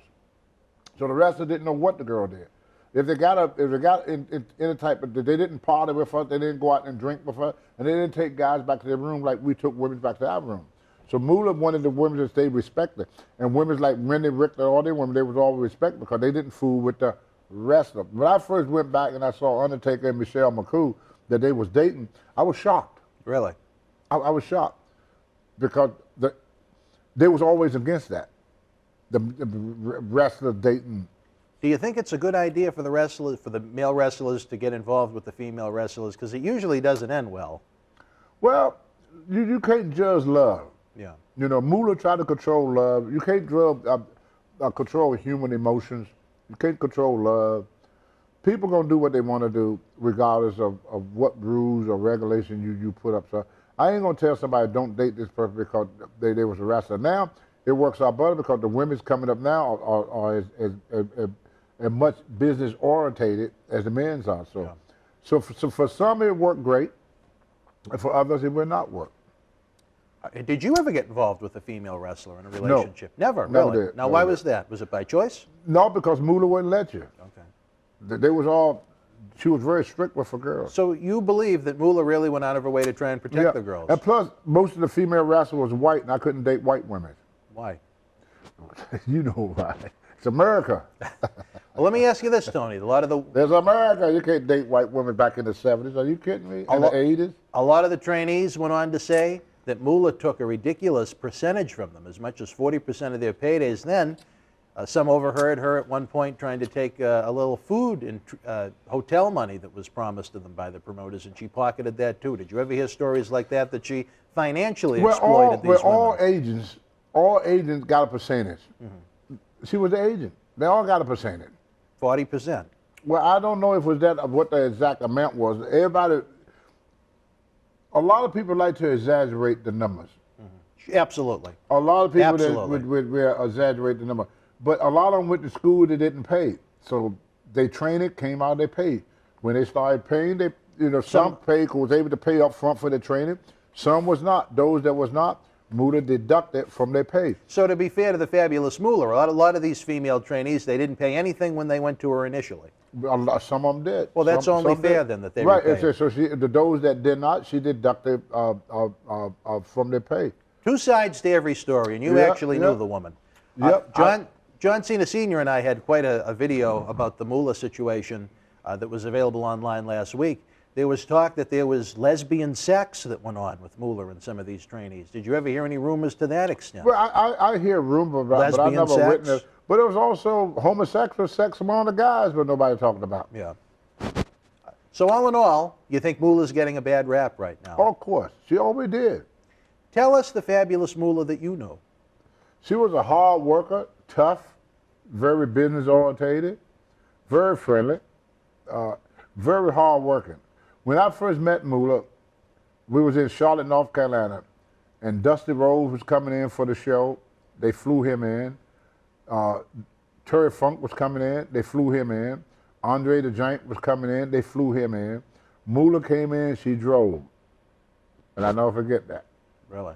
Yep, they didn't fly Moola around. They didn't take care of. See, the guys never really wanted women in the business. Yeah. They figured this is a man's sport. Women don't belong in the business. That was just the belief in the 60s, the 70s. And so women's always had a very, very, very. Just recently, I noticed Vince McMahon had done more for women wrestlers than any promoter that I had seen. He started a whole new woman division. Almost to the point where they're over pushing it, but that's a different story. No, for they're not over time. pushing. Oh, I disagree with you on that, Tony. No, I don't think they're over pushing. I'll tell you the reason why I don't think they are over pushing it, because it's not wrestling no more. All right. It's sports entertainment. You are correct. It's sports entertainment now. It's not wrestling. Now, in the wrestling days, guys want to see two big, hairy, 300-pound guys go at it. In today's time, people just want to be entertained. They don't care if you're a good wrestler. That was proven with Bob Backlund, who was a great amateur, a great pro wrestler, but then a guy that maybe had 5 moves called Hulk Hogan came and took his place, became the biggest draw that you ever see. Another guy named Dusty Rhodes that never saw the inside of a gym, that had maybe 3 moves, became a bigger name than Bob Backlund. So it got to the place where your wrestling ability was not as important as putting ashes in the seat. Right. There's certain things about certain people, and your ability to do that job is not that important. Mm-hmm. If people like you and people pay to see you, or if it was politics, if people vote for you, they don't care if you can write your own name. They vote for you, you're in, buddy. Right. And that's what they go by. The ratings tells all. Because when I first started, the best wrestlers were jobbers. Yeah. The best wrestlers was always guys They just went out to try and make the superstars look great. That's right, because S.D. Jones was a hell of a wrestler. But he never made it to the top because he couldn't draw money. People were not paid to see S.D. They were paid to see Tony Atlas, who had half the ability to S.D. They were paid to see Rocky Johnson. They were paid to see Tony Atlas. They were paid to see J.Y.D. J.Y.D. had one move, a hip toss, clothesline. J.D. was limited, but he just had the look and the charisma. Moves. Power slam, clothesline, and a hip toss. That was it. He knew no other moves. All right, Tony, did you ever travel with Moola? Or did yes, I did. What was it like to travel with the... Very professional like. Yeah. She treated me real good. We talked a lot about business. See, in the old days when guys travel, they talk about matches, they talk about the business, they talk about how they could improve themselves, and they complimented each other, and they gave each other advice. It's like they always put an older wrestler with a younger wrestler. When you put two young wrestlers together, they used to call that the bland leading the bland. Yep. Because what can a young man teach a young man? Right. Nothing. So they always would pair you up with someone older. So they would put me with Moola, Johnny Weaver, Wahoo McDaniels, all these guys that was older than me so I could learn from them. So that's why I got to travel with Moola in my younger days, because she'd been everywhere, so I could learn. I learned a lot from that woman. All right, Tony, let's wrap this one up. Maybe you can do the late fabulous Moola, maybe a little favor. The backlash the WWE received from fans on Twitter and social media was out of this world to get her name off of that battle royal. In a couple of sentences, tell the folks the fabulous Moola that you knew and worked with for so many years. The Moola was the pioneer of pro wrestling, and it was for Moola, the women that wrestled, they would not be wrestling. Moola kept wrestling going because, like I said, they didn't want women in the business. So if Moola was not there to train these women, how were they going to get trained? Right. There was no guy that was going to train a woman to be a wrestler back then. Moola kept women wrestling in the business. If Moola had not dedicated herself to training these women, there would be no place for the women to go train, and there would be very few women. All your women, Wendy, Rick, all of them, they all came from Moola. You know, that Moola came from all of them. That was the only place you could go. Women didn't have but one place to go. And Moola created that one place for them because she saw Moola was trained by guys. But Sputnik Monroe and all them guys, they the one that helped Moola. But then they didn't want women in the business. So where can a woman go to get trained? The only one place to go, and that was to Moola. Right. Well, and if it was for Moola, there would be no Michelle McCool, there'd be no Wendy Richter, there'd be no Chana. All these women you see, they would not been in the business. Women would have been out of the business in the 70s. all right, wrestling fans. If you're active on social media, I'm sure you've read about things that have been said about Fabulous Moola. You're hearing from a gentleman that loves his beef jerky, that worked with her and knew her, traveled with her.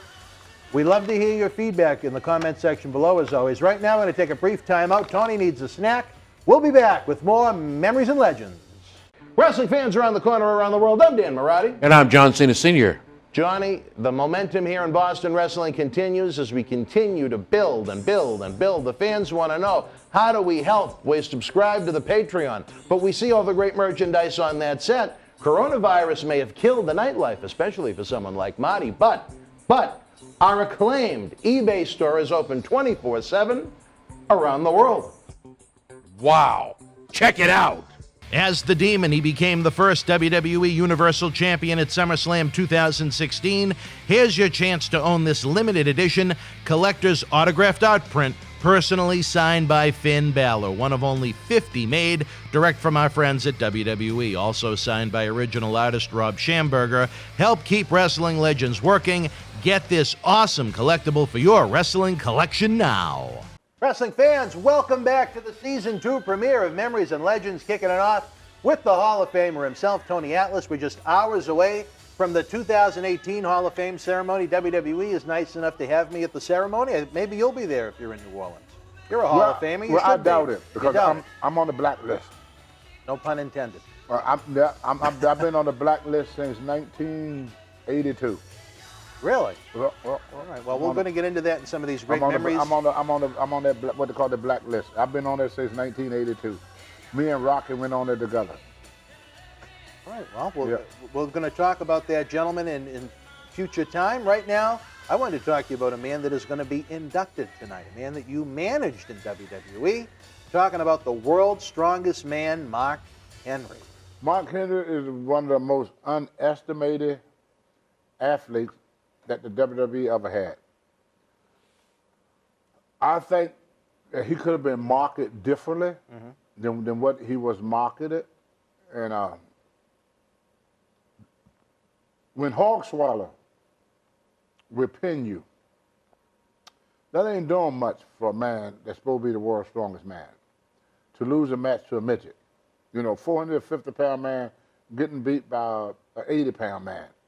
And Mark is a wonderful, wonderful, wonderful individual.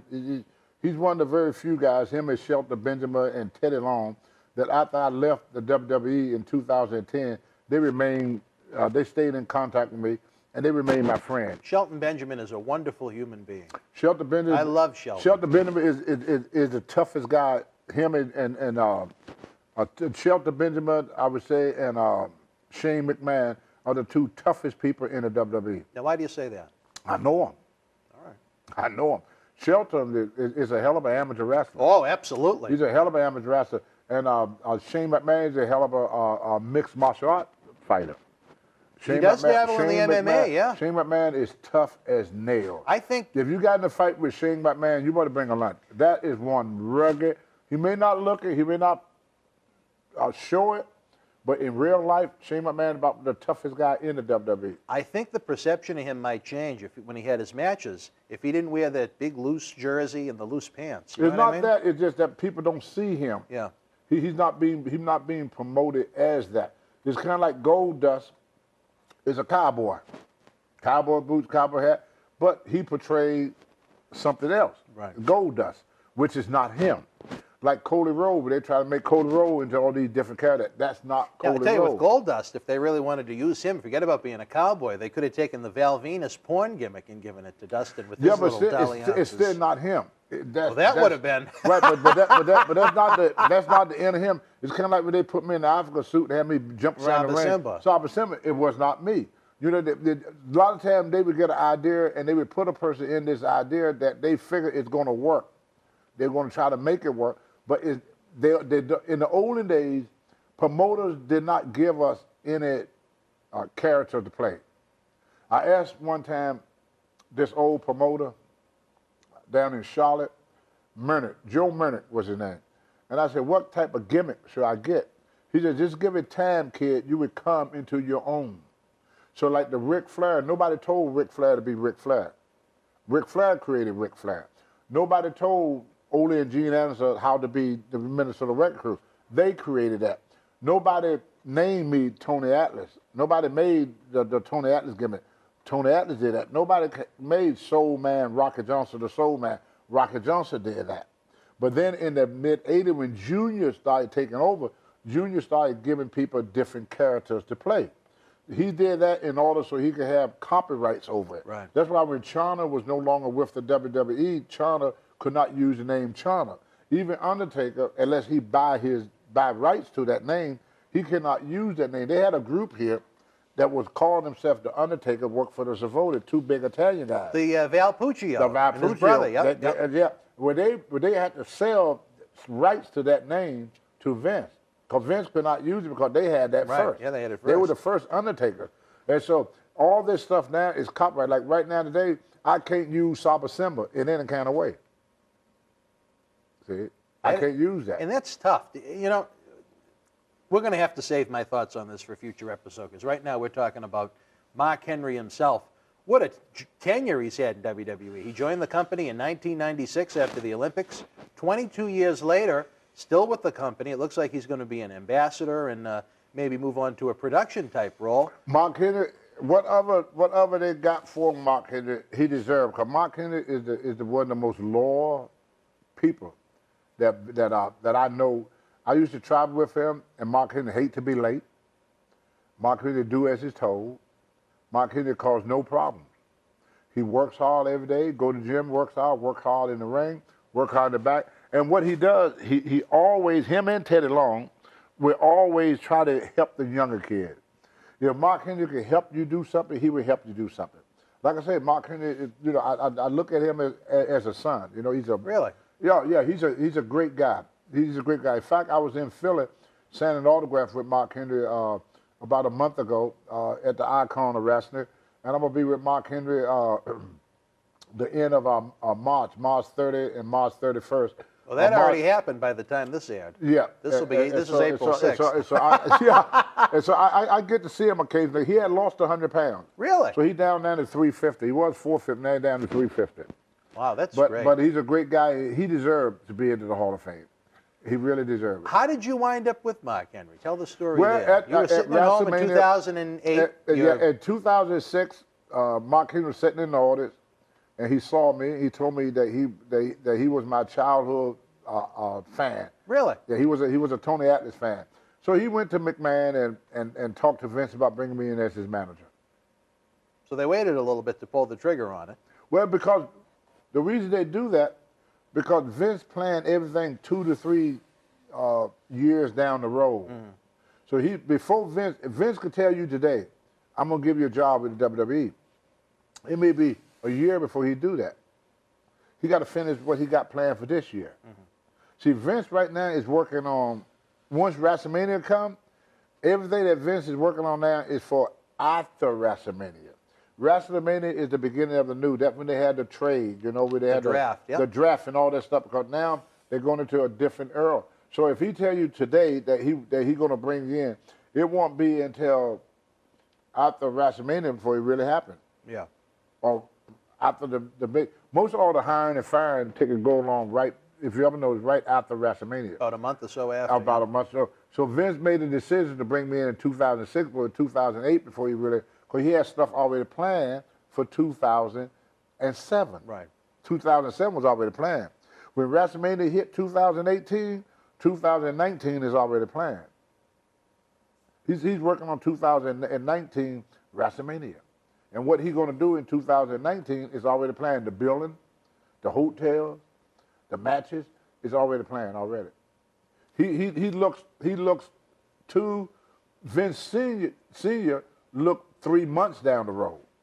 But the organization is bigger than that. They look 2 to 3 years down the road. So that's why if he could decide today to hire you, but it may be 2 years before it has to happen because he got to finish what he has already started. Interesting. Well, that year already been planned out already. How did you gel with Mark Henry? Was he happy when they finally brought you in 2008? Yeah, did you guys travel together? Yeah. We went to the gym together. We went out clubbing together. Really? We ate together. We did everything together. We didn't sleep in the same room because we got our different sleeping habits. I like getting up early. Mark likes staying up late. So, but we had our own room. But other than that, we rolled up and down the road together, ate in the same restaurant, worked out in the same gym. We was around each other. On time me and Mark Henry was not around each other, we went to sleep. Was he an easy travel partner to have? Very easy to get along with. He liked his music. He liked philosophy. He liked talking about different things. He liked talking politics, liked talking religion. Loved to listen to his music when he's on the road. And he loved to eat. What he want to eat. When you guys would have those long rides in between the towns, what was it? The topics of conversation? They vary. It depends on what was the topics of the day. Sometimes we'd be talking to politics. Sometimes we'd be talking about matches. Sometimes we'd be talking about family. It varies. It depends on what happened the night before. We just got along well together. Mark Henry is a great guy. I have nothing bad to say about Mark Henry. He's a very, very hard worker. Very hard worker. How do you think he lasted so long? 22 years in WWE. There are very, very, very few guys. He did what he was told. Yeah. He never buckled the system. Well, one of the rules of wrestling for every wrestler, keep your mouth shut and do as you're told, and don't be late. Well, Mark Henry did all three. He kept his mouth shut, he did as he was told, and he was never late. He ran into some issues early on. WWE, they gave him a 10-year, $250,000 a year contract, and they wound up sending him back to the OVW developmental system. Do you think that was a good experience for him? Of course. To maybe learn the wrestling from the ground roots up? Oh, of course. Of course. That's why Vince created a school, because the wrestlers need a place to go to improve their performance. See, we did it in front of an audience. Right. And if it didn't work, they would send you to another territory. And you would learn another territory. Right. So that's how you learn. Like I couldn't keep up with the Mid-Atlantic. So he sent me to Texas for a while to learn a little bit. Then bring me back. Then he sent me to Missouri for a while. Bring me back. They didn't have wrestling school, so they would send you to a territory to learn more. Because with the territory, you wasn't getting as much exposure. You got to realize there was no cable. Everything was syndicated. Right, yeah. So I could wrestle in Texas, in Dallas. Nobody in Houston knew me. No one saw it outside of that television territory. They didn't even know me in Houston. Yeah. They didn't know me in New Orleans. So I could go here and I could wrestle and learn. Then they bring you back to the big area, Mid-Atlantic or WWF or AWA. There was a big one, or Mid-South, And that's why I was able to do that, because they didn't have, what you could wrestle in Massachusetts, and nobody in New York knew who the hell you are. A good story about that, I was in Houston, Texas for Paul Bosch, and I was there with Bruno Sammartino. And Bruno was getting ready to go in the ring. And so they give a big announcement. Now from WWF former world heavyweight champion of the world, Bruno Sammartino. He walked through the door, you could hear a rat piss on cotton. Really? Nobody knew who the hell he was. They didn't see the New York television. Then if you come to Massachusetts, you ask any wrestling fan about an Indian, they say Chief J Strongbow. They don't know Wahoo Didn't McDaniel. see Wahoo, yeah. They didn't know nothing about Wahoo. Was the best wrestler, Indian wrestler I've ever seen in my life. Sure. They didn't know him up here. Yeah. Then you go down to Charlotte, they don't know who the hell Chief J Strongbow is. Yep. Or George Animal Steele. I really wish I was around for that era. I'd be a little older if I was, Yeah. but I tell you, That's why it was a magical time. One wrestler could wrestle in Virginia as a bad guy, and then come to New York and be a good guy. Good guy, yeah. And no one they would know the didn't see difference. him, you know. And that's why guys were able to stay in the business for so long.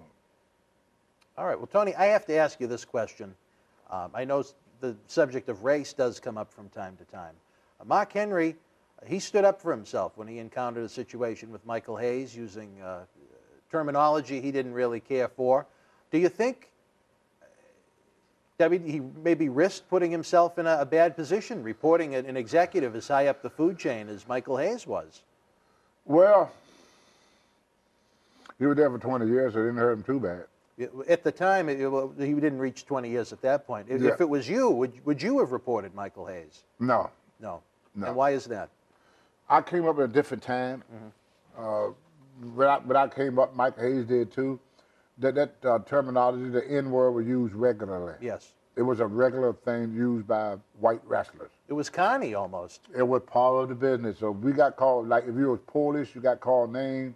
Just like they used to call, even on TV, think about Jesse Van Tour calling Tito Santana Chico. Right. Yep. See what I'm saying? That was imagine doing that nowadays. They'd be crucified. They'd be racist now. Yeah. See, so a lot of things that was considered racist now was acceptable then.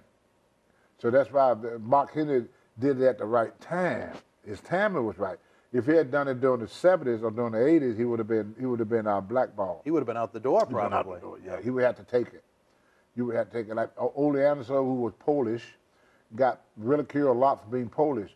I remember Ira Puskett got ridiculed a lot for being Polish. So if you was of certain nationality, I remember some names they said about Italian guys that they wouldn't say when Bruno was around, but when Dominic DeNucci and all them other guys, they would use different slurs. Guinea or something like that. Yeah.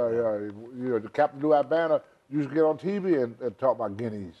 And he was Italian. He was Italian, you know, but he was using racist slurs. There was a lot of racist slurs used in that time. Not Different just, world. Well, it was a different world. You take like Red Fox used racial terms. George Jefferson, Archie Bunker, you know, comedians were using it. It was part of that world. When Mark Henry spoke up, he did it at the right time. Timing is everything. So when he spoke up, it didn't have the effect that it would have. But Mike Hayes didn't lose his job over it. No, he had to go to sensitivity training. And I don't think Michael, I only heard it secondhand, but the way it was told to me was, I don't think he was really going out of his way to insult Mark Henry. Yeah, he was. You think so? Oh, yeah. Oh, yeah. All right. Well, you were in the locker room. Well, I know Micah. Yeah. Okay. Interesting. I know Micah. Well, Tony. I know his upbringing. Yeah. Where he come from. And all the guys were like that. They all was like, when I first started in the business, this is what I was told. Keep your mouth shut, do as you're told, don't be late, and stay away from white women. And that is still in today's time. Really? They still do not like the idea of a black guy walking through that door with a young, beautiful white girl on their arm. In fact, one of the guys got fired several times for doing that. You asked Teddy Long, he was part of the Brooklyn game there, Crime Time. Oh, okay. The tall one? Yeah. He had a lot of white women? Well, he had a white girlfriend. He used to bring her there, and you see the faces on these office people. And you think that's what part of the reason why he wound up getting released? Hell yeah. Really? They fined him the first time for that. They don't like that's that. right. Yeah, they did. That's yeah. right. Oh, They don't Tony, like, I tell don't you. like that. They don't like that. They don't like that. They don't like Wow. that. Still don't like it. That's why these Things ain't changed that much. You got to realize desegregation is only 50 years old. So you got a lot of people that was raised up with a different belief system. Don't make you bad people. Don't make you a racist. Don't make you bad. It's the same thing. The reason people say, well, you don't live in Virginia no more, Tony. I don't live in Virginia no more because I'm not afraid of what the whites are going to think about me having a white wife. But I am very concerned about what blacks think about me doing that. Really? Oh, yeah, yeah. It's going to be a while before we get over, we say we over racism, but we're not. Mark Henry had to go through, he did good, he did wonderful. But if he was white, he would have done much better. We all know that. He would have done much better if he was white. And that's with anything you do, because that's just how the world had been for so long. You know, it been like that for so long. And what I did in my tab, I just learned to accept it the way it is. I didn't criticize it. I didn't look down on those that thought like that. I just learned to accept that's how the world is, you know. And with Caucasians, they can't mix and survive too. You ever hear the old saying, once you go black, you never go back? Yeah. What do you think that means? Once a person of either gender interacts with a black man with certain positive attributes, they don't want to go back to the white version of No, it. they can't. President Obama, mother is Irish. Father is black. Obama would never be Irish again. Ricky the Dragon Steamboat, okay, I get what you're saying. Ricky the Dragon, right. The only way, it's only one way to create a white baby, only one way to do it, a white man and a white woman. You can't get it no other way. Once the most dominant gene in mixing, not nothing else now, just in mixing, is the darker the gene, the more dominant. A black man, Spanish woman, black baby. Black man, Jewish woman, black baby. Black man, Oriental woman, black baby. Tiger Woods. You know, got an Oriental mother, yeah. Black father, he's black. Tony Atlas got a Scottish father, black mother. Tony Atlas black. So your father was white? It's Scottish, yeah, he was white, yeah. So once you would never go back to being white. You'll never go back to being Spanish. You'll never go back to being Oriental. The black gene is dominant in mixing. People are like paint. There's one paint that can cover up nothing. You take a red wall, put white on it, it turns pink. You take a green wall, put white on it, it turns chartreuse. You take a purple wall, put white on it, it becomes lavender. You take a red wall, put black on it, it becomes black. Black. Everything. That would mean once you go black, you never go back to what you were. If you read history, Thomas Jefferson was the last white person in his family because he had an affair with a slave girl.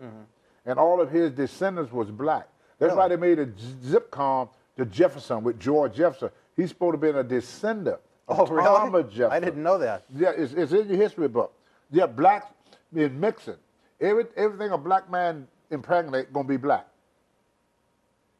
A white man can only make a white baby with, like Ricky the Dragon Steamboat, his father's white.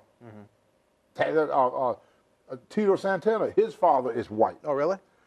With a last name like Solis? Yeah. Really? Yeah. Well, I tell you, we certainly have gone off on an adventure on Well, this that's one. what happened with it's genes. And, the darker the gene, the more dominant that gene going to be in mixing. Well, don't mean that the black is a dominant race. They just dominant in when it comes to babies. And Murdoch told me that too. Dick Murdoch, who was a Klansman, Murdoch said with you, Tony, everything you touch is going to turn black. With me, the only way I can make a white baby with a white woman, he can't make a white baby with a black woman. He can't make a white baby with a Chinese woman. He can't make a white baby with a Spanish woman. He can't do it. He can only make a white baby with a white woman.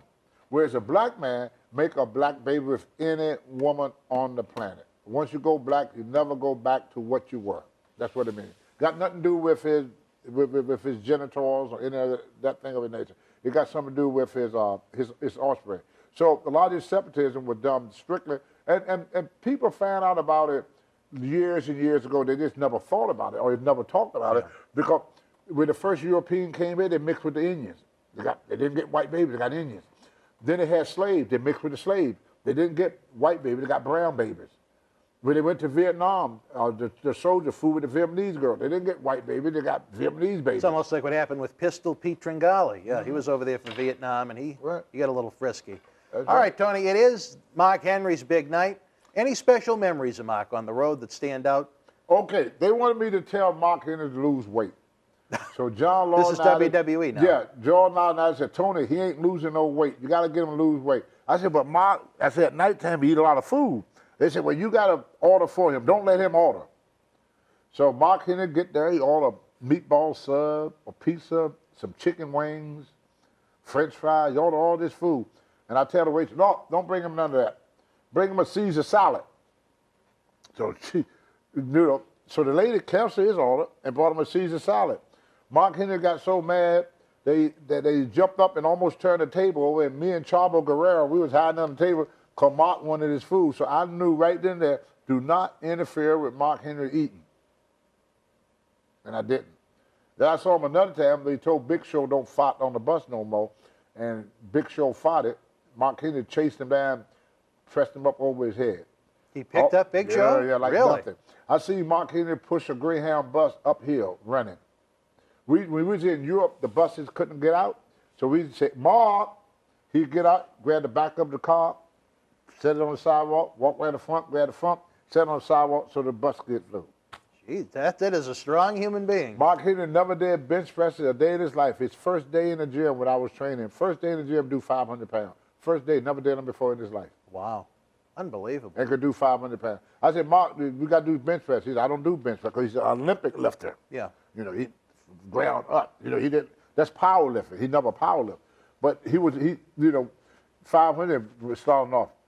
Was it a challenge for you to almost have to babysit him as far as trying to convince him to order certain foods at certain times? Well, he wouldn't eat breakfast. And most people that are overweight don't eat breakfast. And then what do they have? Mark won't eat breakfast. He have a small lunch, eat very little at lunchtime.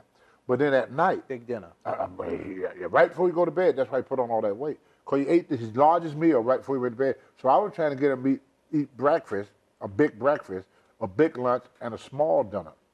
So that he could, because if you eat a big breakfast, you got all day to burn it off. Right. You eat it's like putting gas in the car. If I put gas in my car in the morning, I get a full tank in the morning. By the end of the day, I got a quarter of a tank or half a tank. If you put food or put gas in your car right before you go to bed, you wake up in the morning, you still got a full tank. And that's why he put on so much weight. The only thing I do was reverse his eating habit. But he was one of the strongest men I've seen in my life. Were you successful in trying to get him to change his habits? No. He wasn't having that. No, wasn't having that. All right, Tony, in a couple of sentences, how do you describe the WWE Hall of Famer Mark Henry on his big night? I'm happy for him. I text him and I let him know that I was very, very happy that they going to put him in the Hall of Fame. And there's another gentleman too that I'm very, very happy about too. We all felt so bad for him in Legend House that he was not a Hall of Famer, and that's Hillbilly Jim. Big night for him. We'll have to save Hillbilly for another episode. Both guys deserve it. Mark Henry deserved to be there, and Hillbilly Jim deserved to be there. They're both wonderful people. They're both very good friends of mine. All right, wrestling fans, we're going to take a brief timeout. We come back. We have one more Hall of Famer we're going to talk about. Stand by. Wrestling fans around the corner, around the world, I'm Dan Marati. MJ in the house. Future WWE Hall of Famer, mind you. Let me tell you this. I'm not in there yet? No, not yet. Oh, okay. But you will be. I will. You know Sean wants to be the first three-timer. Three-timer, yeah. yeah. There you go. Let me tell you, you enjoy the in-studio shoot interviews 4 times a week. It isn't cheap to put these productions together, folks. We need your help. No, because he got to pay me. Okay. Coronavirus has killed the nightlife in a lot of ways. We are night owls, Marty and I, but that's a different story for a different time. One way you can help is to check out the great merchandise we have in the Boston Wrestling eBay store. It is perfect for any wrestling man cave or any collection. That's right. Check it out. At WrestleMania 37, she proved she is the EST, defeating Sasha Banks to become the new SmackDown Women's Champion. Here's your chance to own this limited edition collector's autograph print, personally signed by Bianca Belair, one of only 50 made, direct from our friends at WWE. Also signed by original artist Rob Schamberger. Help keep wrestling legends working. Get this awesome Bianca Belair collectible for your wrestling collection now. All right, wrestling fans, we are back. We've discussed Andre the Giant, the fabulous Moola, and a man that's going to be enshrined in the WWE Hall of Fame tonight, Mark Henry. We got one more, a man that you've had eons of experience with, your former tag team partner, the Hall of Famer that went in 2008, Rocky Johnson. Is he there too? What's that now? What, he going to be inducted again? No, he was inducted several years back, but right. you had quite a run with Rocky Johnson and several run-ins with Rocky Johnson over the years. Yeah, well, see, me and Rocky, we came up during a period of time where there was only room for one black on top. Mm-hmm. And Vince Sr., not Junior, but Vince Sr. Was the first promoter to keep two blacks on top. Normally, the situation like, I was the top guy, SD was the underneath guy. Mm-hmm. And then you go to another way, Rufus R. Jones was the top guy in Charlotte, I was the underneath guy. You go to Texas, Taggart Conway Jr. was the top guy, Ernie Ladd was the underneath guy. There was always had one guy, one black on top. The other black was the undercard guy. Vince Sr. got the idea of keeping both guys on top. And the way he did it, he decided to make us as a tag team, and that was the first one to do that. Normally, one of us would have to leave and go work another territory. But the senior said, no, I'm gonna keep both of them. See, because I walked out on the WWF. I walked out, and they brought Rocky in to take my place. Well, when I came back, they was going to get rid of Rocky, but then they changed the man. They thought it'd be great to team us up and keep both of us together. And that's how me and Rocky became tag team champion. He did an interview recently. He said he tried to help you an awful lot when you broke into the business. Is that true? I didn't think so. No. I want to read a little bit of this interview because a couple of things kind of rubbed me the wrong way. He said, he repeated a line that he claims Vince McMahon Jr. had stated, that you have $1 million body and a 5-cent brain. Was that ever said to you? Not to me. It probably was said to Rocky about me. Yeah. I wouldn't doubt that Vince said that. How did you get along with Rocky? I mean, I read your book. I know there were issues.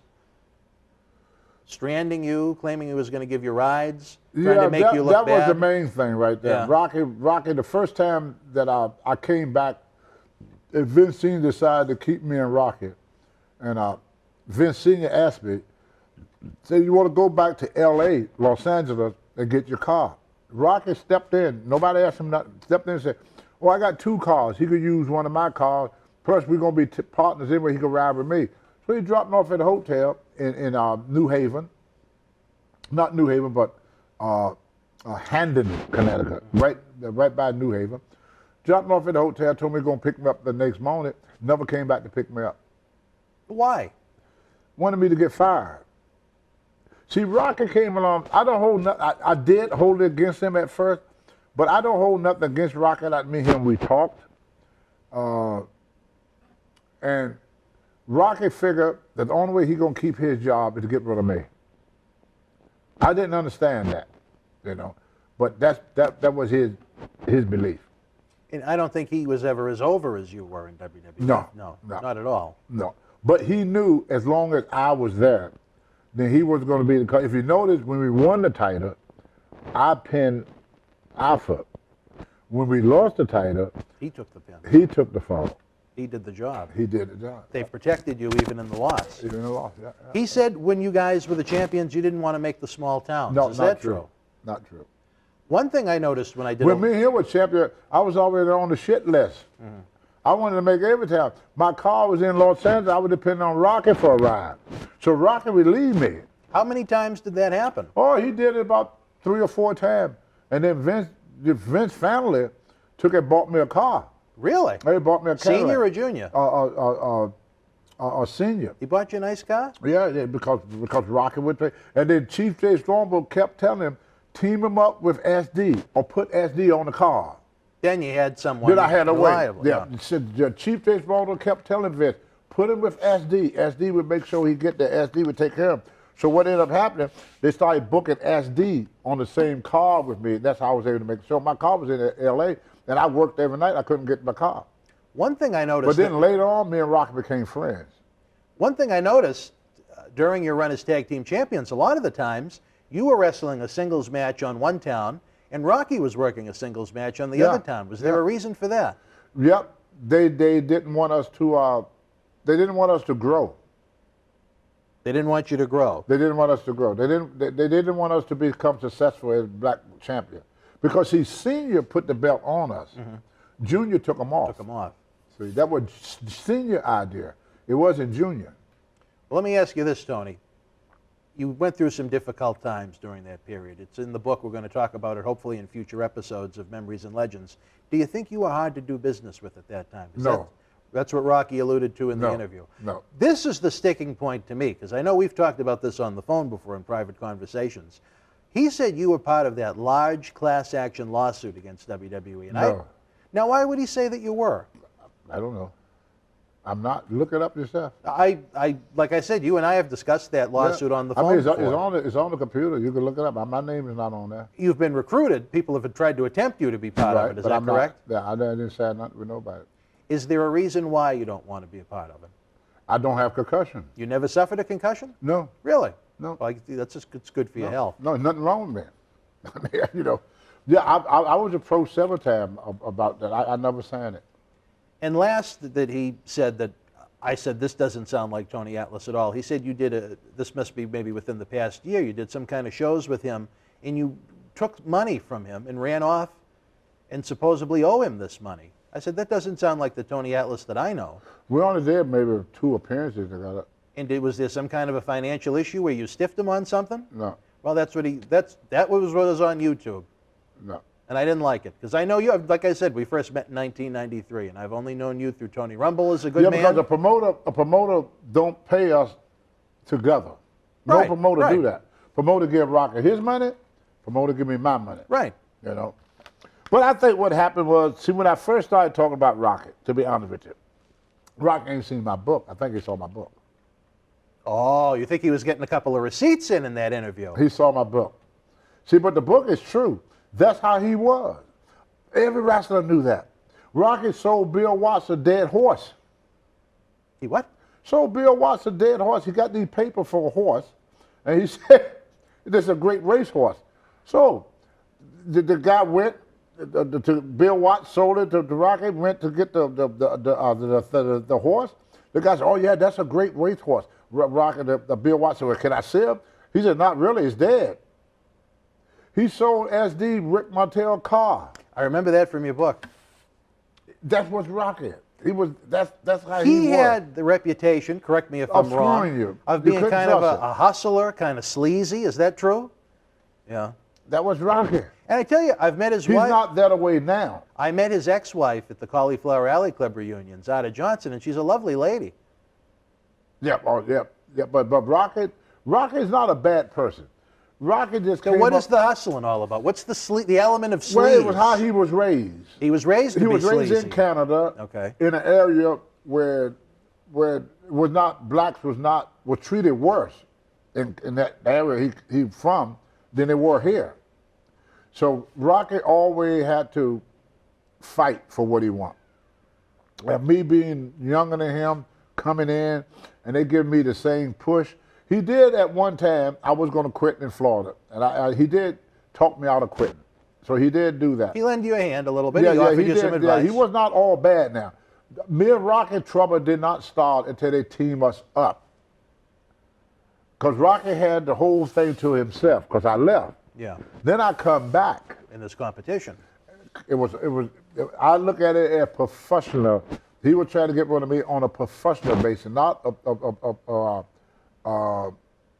personal basis, you know. That makes sense. Because I saw some of that interview, and I was kind of shocked, and he was upset too. Do you on think? that interview. So I think he was so upset because he didn't know what I said about it. I said in my book that Rocky was so low that he could walk underneath a snake without bending over. And I think Rocky. But at that time, this was before the book was written before me and Rocky reunion. After I sat and talked to him, I found out they would come and tell me stuff about Rocky. And I get pissed off at Rocky. They go tell Rocky stuff about me. Rocky get pissed off about me. So they was pushing us, the other wrestlers. And we was not aware of it. So when Rocky told me they would say this and this and this about me, I said, really? And I said, well, Rocky, they told me you said this and this and this.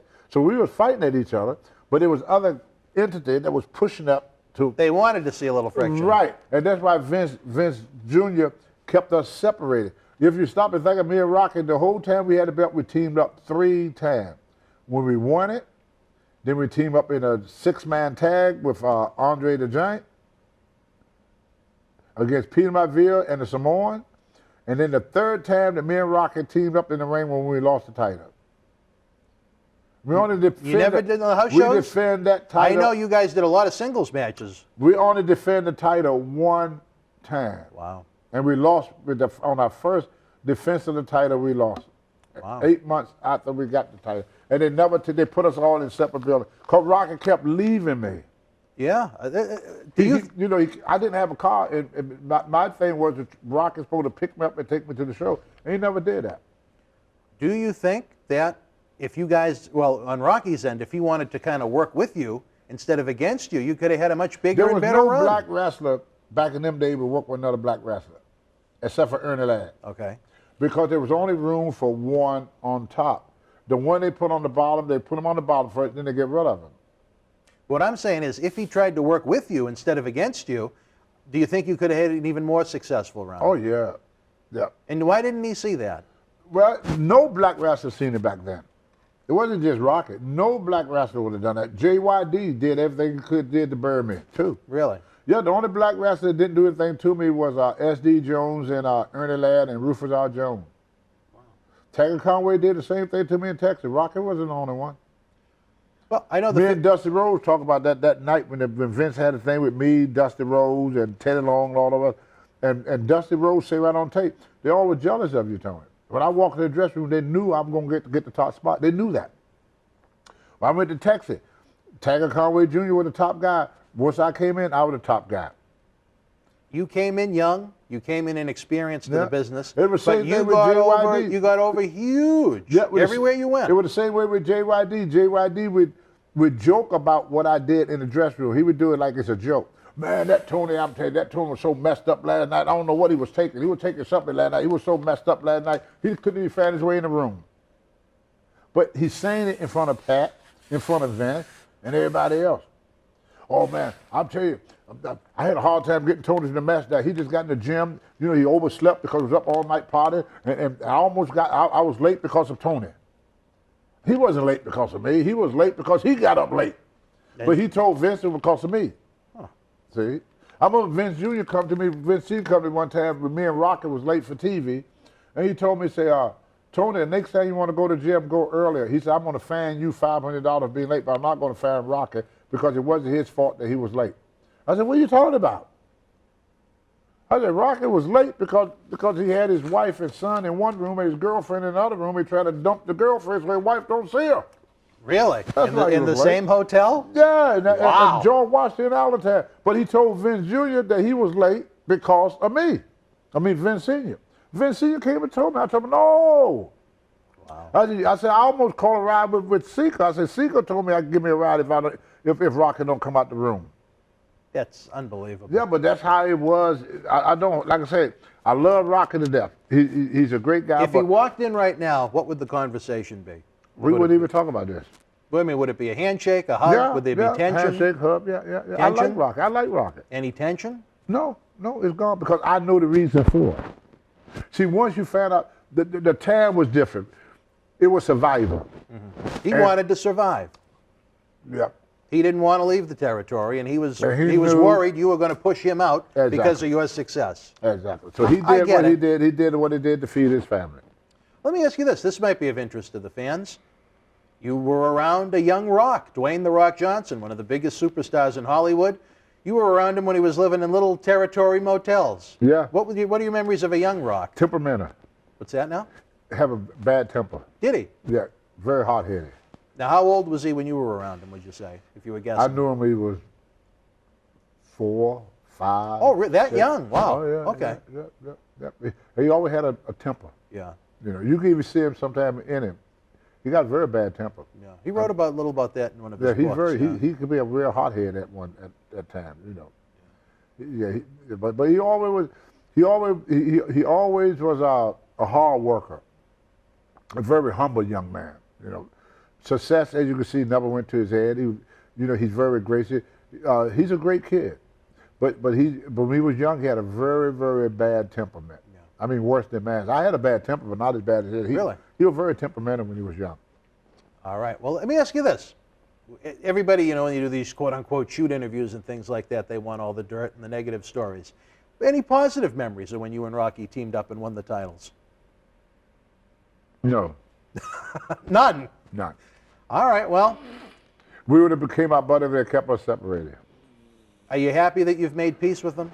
Yeah. Good. Yeah. I'm very happy that we was able to sit down and discuss our differences, you know. But Rocky's a great guy. I like Rocky. Even despite all that shit that he spoke, you still think highly of him? Yeah. Good. I don't pay that no man. Well, it is professional wrestling Because you got to all. realize what they did to him. He got a lot of anger. Yeah. And he pointing out everybody. Rocky Johnson's career ended in 1982. Why is that? They wouldn't book him no more. So think about it. How did he wind up with you then? No, that's when we lost the belt. You lost the belts in 82? We won them in 82, and what year we lost them? I think you lost them in 84. 84? Yeah. That was the end of Rocky's career. He really didn't do much after that. Vince never called him back again. What did he go on to do for work? Just do you know? independence. That was how he lived? Was on independent wrestling with a wife and kid? Really? But they was all grown then. They was all grown then. The Rock was all grown. He was in college, played football, and all that stuff. The kids were grown. But you stop and think about it. Where did Rocky Johnson went to work after we dropped the title? Nowhere. Nowhere. Tony Atlas went to AWA. Tony Atlas went to World Class. Tony Atlas went to Puerto Rico. Tony Atlas came back to the WWF to do Saba Seba. Where was Rocky in the 90s? They didn't use him Nowhere. for nothing. No, and in the 90s, they were hot to trot to try and sign anybody when they had the competition. Rocky, they ended his career. They did in 1980. They ended Thunderbolt Patterson's career when they started WCW. That was the end of Thunderbolt Patterson. He ran into some problems down in Georgia, right? Yeah, he was black. Tony, I love it. You call it as you see it, buddy. That's why we love this. He was a black man that thought he could speak up like a white man. All right, let's wrap it up. It looks like you're ready to get into the snacks again. Tony, if you could, sum up Rocky Johnson in a few sentences. The good, the bad, and the in-between. Rocky Johnson is a trailblazer for bodybuilders, athletic. Rocky Johnson brought grace and style to pro wrestling. I mean, when you watch him wrestle and you watch Dwayne, it's identical.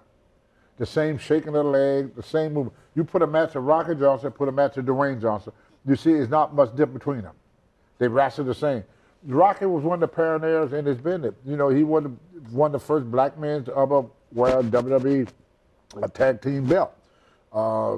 He raised his family. He never neglected his kid.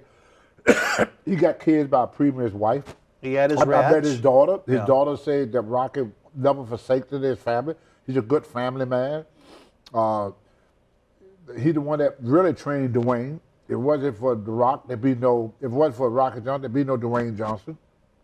I wish that our earlier relationship came out differently, but the times was different. Right. So if everybody, I wrote in my book, I never had fear of any white wrestler. My only problem with black wrestlers, because they only have room for one black on top. See, so if I was to sum up things about Rocky, here in the last couple of years, Rocky been a great friend to me and my wife. He bailed us out a couple of times when we was low on money. Really? Yep. We a couple of times. I didn't get no bookings, and Rocky called me up, asked me how I was doing. My wife got to talk to his wife. Next thing I know, I go to the mail. Rocky paid my mortgage 1 year. For a year? 1 year, during that year he did. I For see what you mean. Yeah, he Really? sent me money. And that's probably the money he's mad that I stiffed on because Maybe. I didn't pay him back. I didn't give that money back to him yet. That's what he's talking about there. I remember one time I told Rocky, I said, "Boy, I hope they don't cancel this show because I got to pay my mortgage." He said, "How much is your mortgage?" So I told him. Then the next day, his wife called and said, "What's your address?" I said, "Rocket is sending you some money through Western Union to pay your mortgage." Wow. Well, so you know what? For the heat that there has been over the years, there is some goodwill. Yeah, Rocky done that. And He I paid my mortgage. think the Rocky might have Now that. he want me to give it back to him because he read my book. But I say some pretty horrible things about Rocky. And I want to tell Rocky I'm sorry for what I said.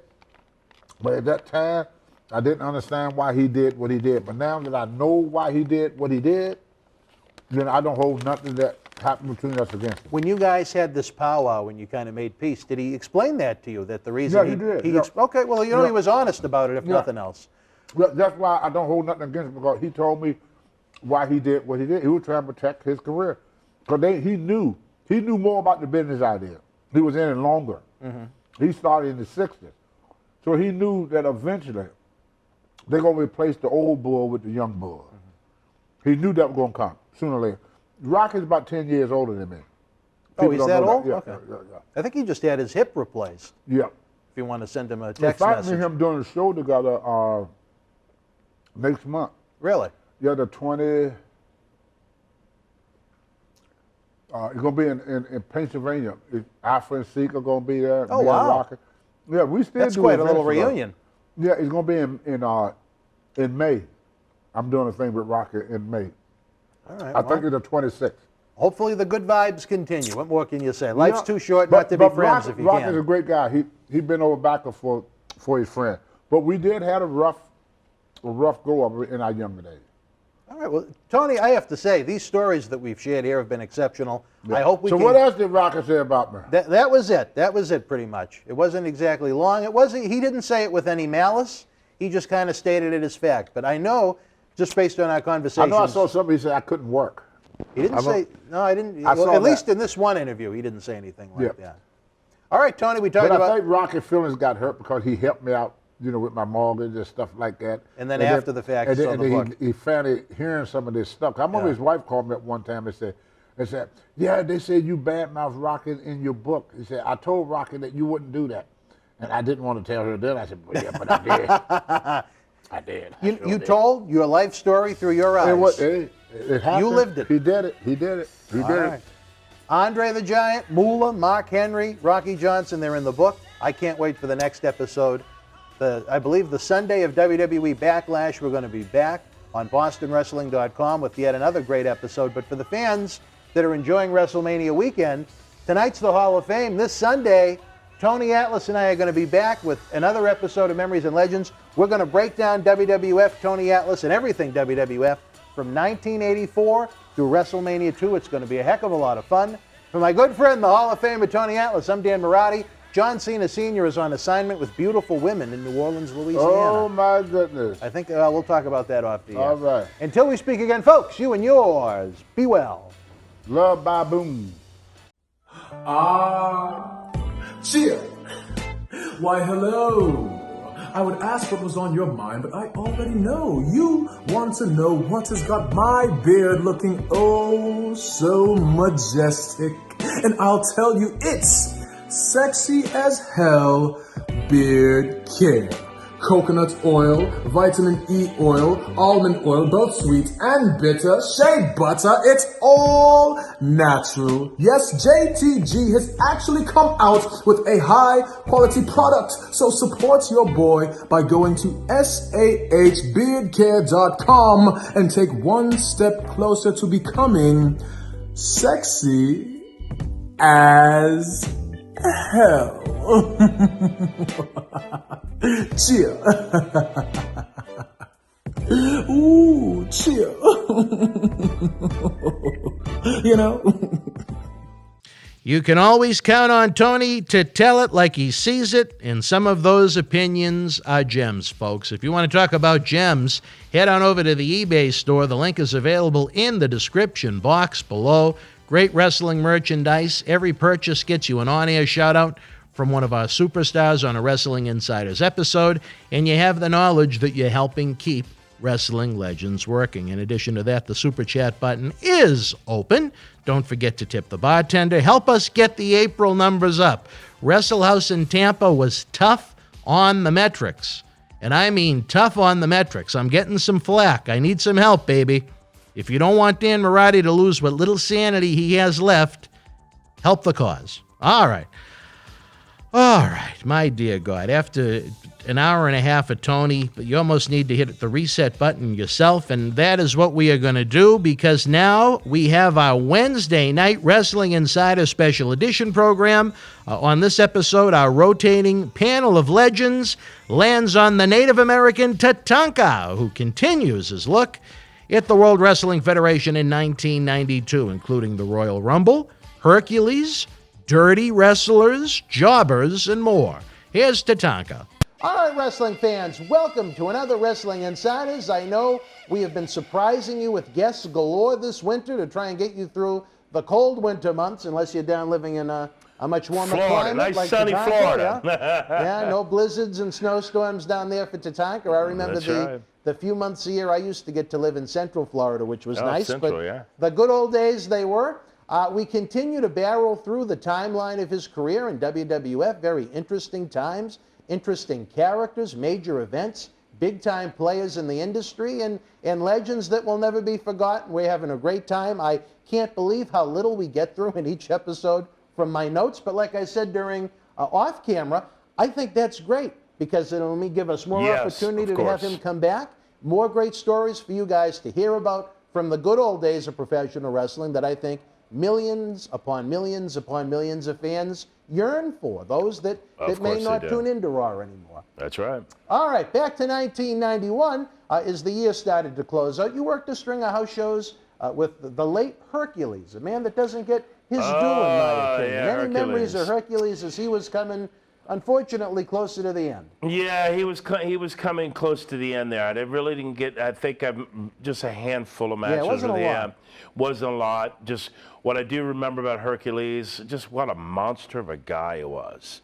And what another great character. Here you got a guy, big, huge guy, gets the name Hercules, and he's carrying around a big chain and swinging a chain. Again, another character. Perfect. It fit right perfect with him, you know. He wasn't there for a long time when I came in, went out, seemed like a great guy. Never got close to him personally like that. Like I said again, spent a lot of time with the icon again, Undertaker and Paul Bearer, the reason why we're here, Head Shrinkers, Yokozuna. Spent a lot of time with those guys. But Hercules, I just didn't spend that much time with him. Again, at that time, a known name, big part of the 80s. Big. You know, the biggest thing with me is just to be able to work with guys like that, coming into the World Wrestling Federation. Don't forget, I was brand new, green. Just a couple of months in. Yeah, only a few months in, and here I'm working with guys that you've been watching on TV when you weren't even thinking about getting in the business. So it was an honor to be able to work with Hercules. It was an honor to be able to work with Warlord, Barbarian, guys who you've been watching on TV, and now here you are in the squared circle with them. So I think with Hercules, there's only a few matches, but again, very strong guy, powerfully strong. Another guy who was very, very strong too was Warlord. Unbelievable. Oh, we'll talk about how and he's still a monster. He was just with us last night, so let me tell you, that's a man that's in good condition. Yes, he's in good condition. Very strong, still staying on top of his game, still staying in the gym. Just it was an honor to be able to work with someone who was just such a big name in that 80s wrestling. Hercules. And even though Hercules, at that point, you could probably be fair to say he was past his prime. Yes. He wasn't at his peak, but still a great veteran of the big boom of the 80s WWF. Someone that gave you, as a newcomer, credibility to Of come away course. with the 1, 2, 3. Of course, Yeah. exactly. I mean, yeah, look at 1, 2, 3 Kid. You got it right. You know, here he No is. pun intended, Sean. Yeah, right. I mean, the credibility with how they got 1, 2, 3 over, and he just was over. But again, that was a great storyline too with 1, 2, 3 Kid. You got this underdog who Guy you've never would seen just before. somehow pull it out, and then boom, the fan base would pop because everyone was living through that. And all the guys who were the underdogs sitting in the crowd, all the people who felt they were the underdog. Here, 1, 2, 3 kept pulling it out, kept pulling it out. It was just things that really made sense. Like I said, how many times do you hear, keep it simple, stupid? Keep it simple. Yeah, we were talking Keep about it that. simple. Things were so simple. You got the underdog. There's no way he's going to get beat. The 1, 2, 3 Kid, Sean would get his butt beat sometimes, but man, he'd pull that win out somehow. He'd get that fine spinning drop kick, spinning kick, and somehow get up to that top rope and catch you with something, and get that quick 1, 2, 3 and slide out of the ring. Tremendous, and it worked. You'd forget about his size. As the You match forget began. about exactly. That's when you're doing it right. You didn't forget about the size. You really believed in the victory. You believed in the man. There you go. You believed in the man. Tremendous. Ain't it tremendous how things were done, how it made you believe, and you wouldn't even look at the obvious 1, 2, 3 Kid. You're not even close to that size. Yeah. But it's how it was portrayed and how it was done. Oh yeah, I'm with that.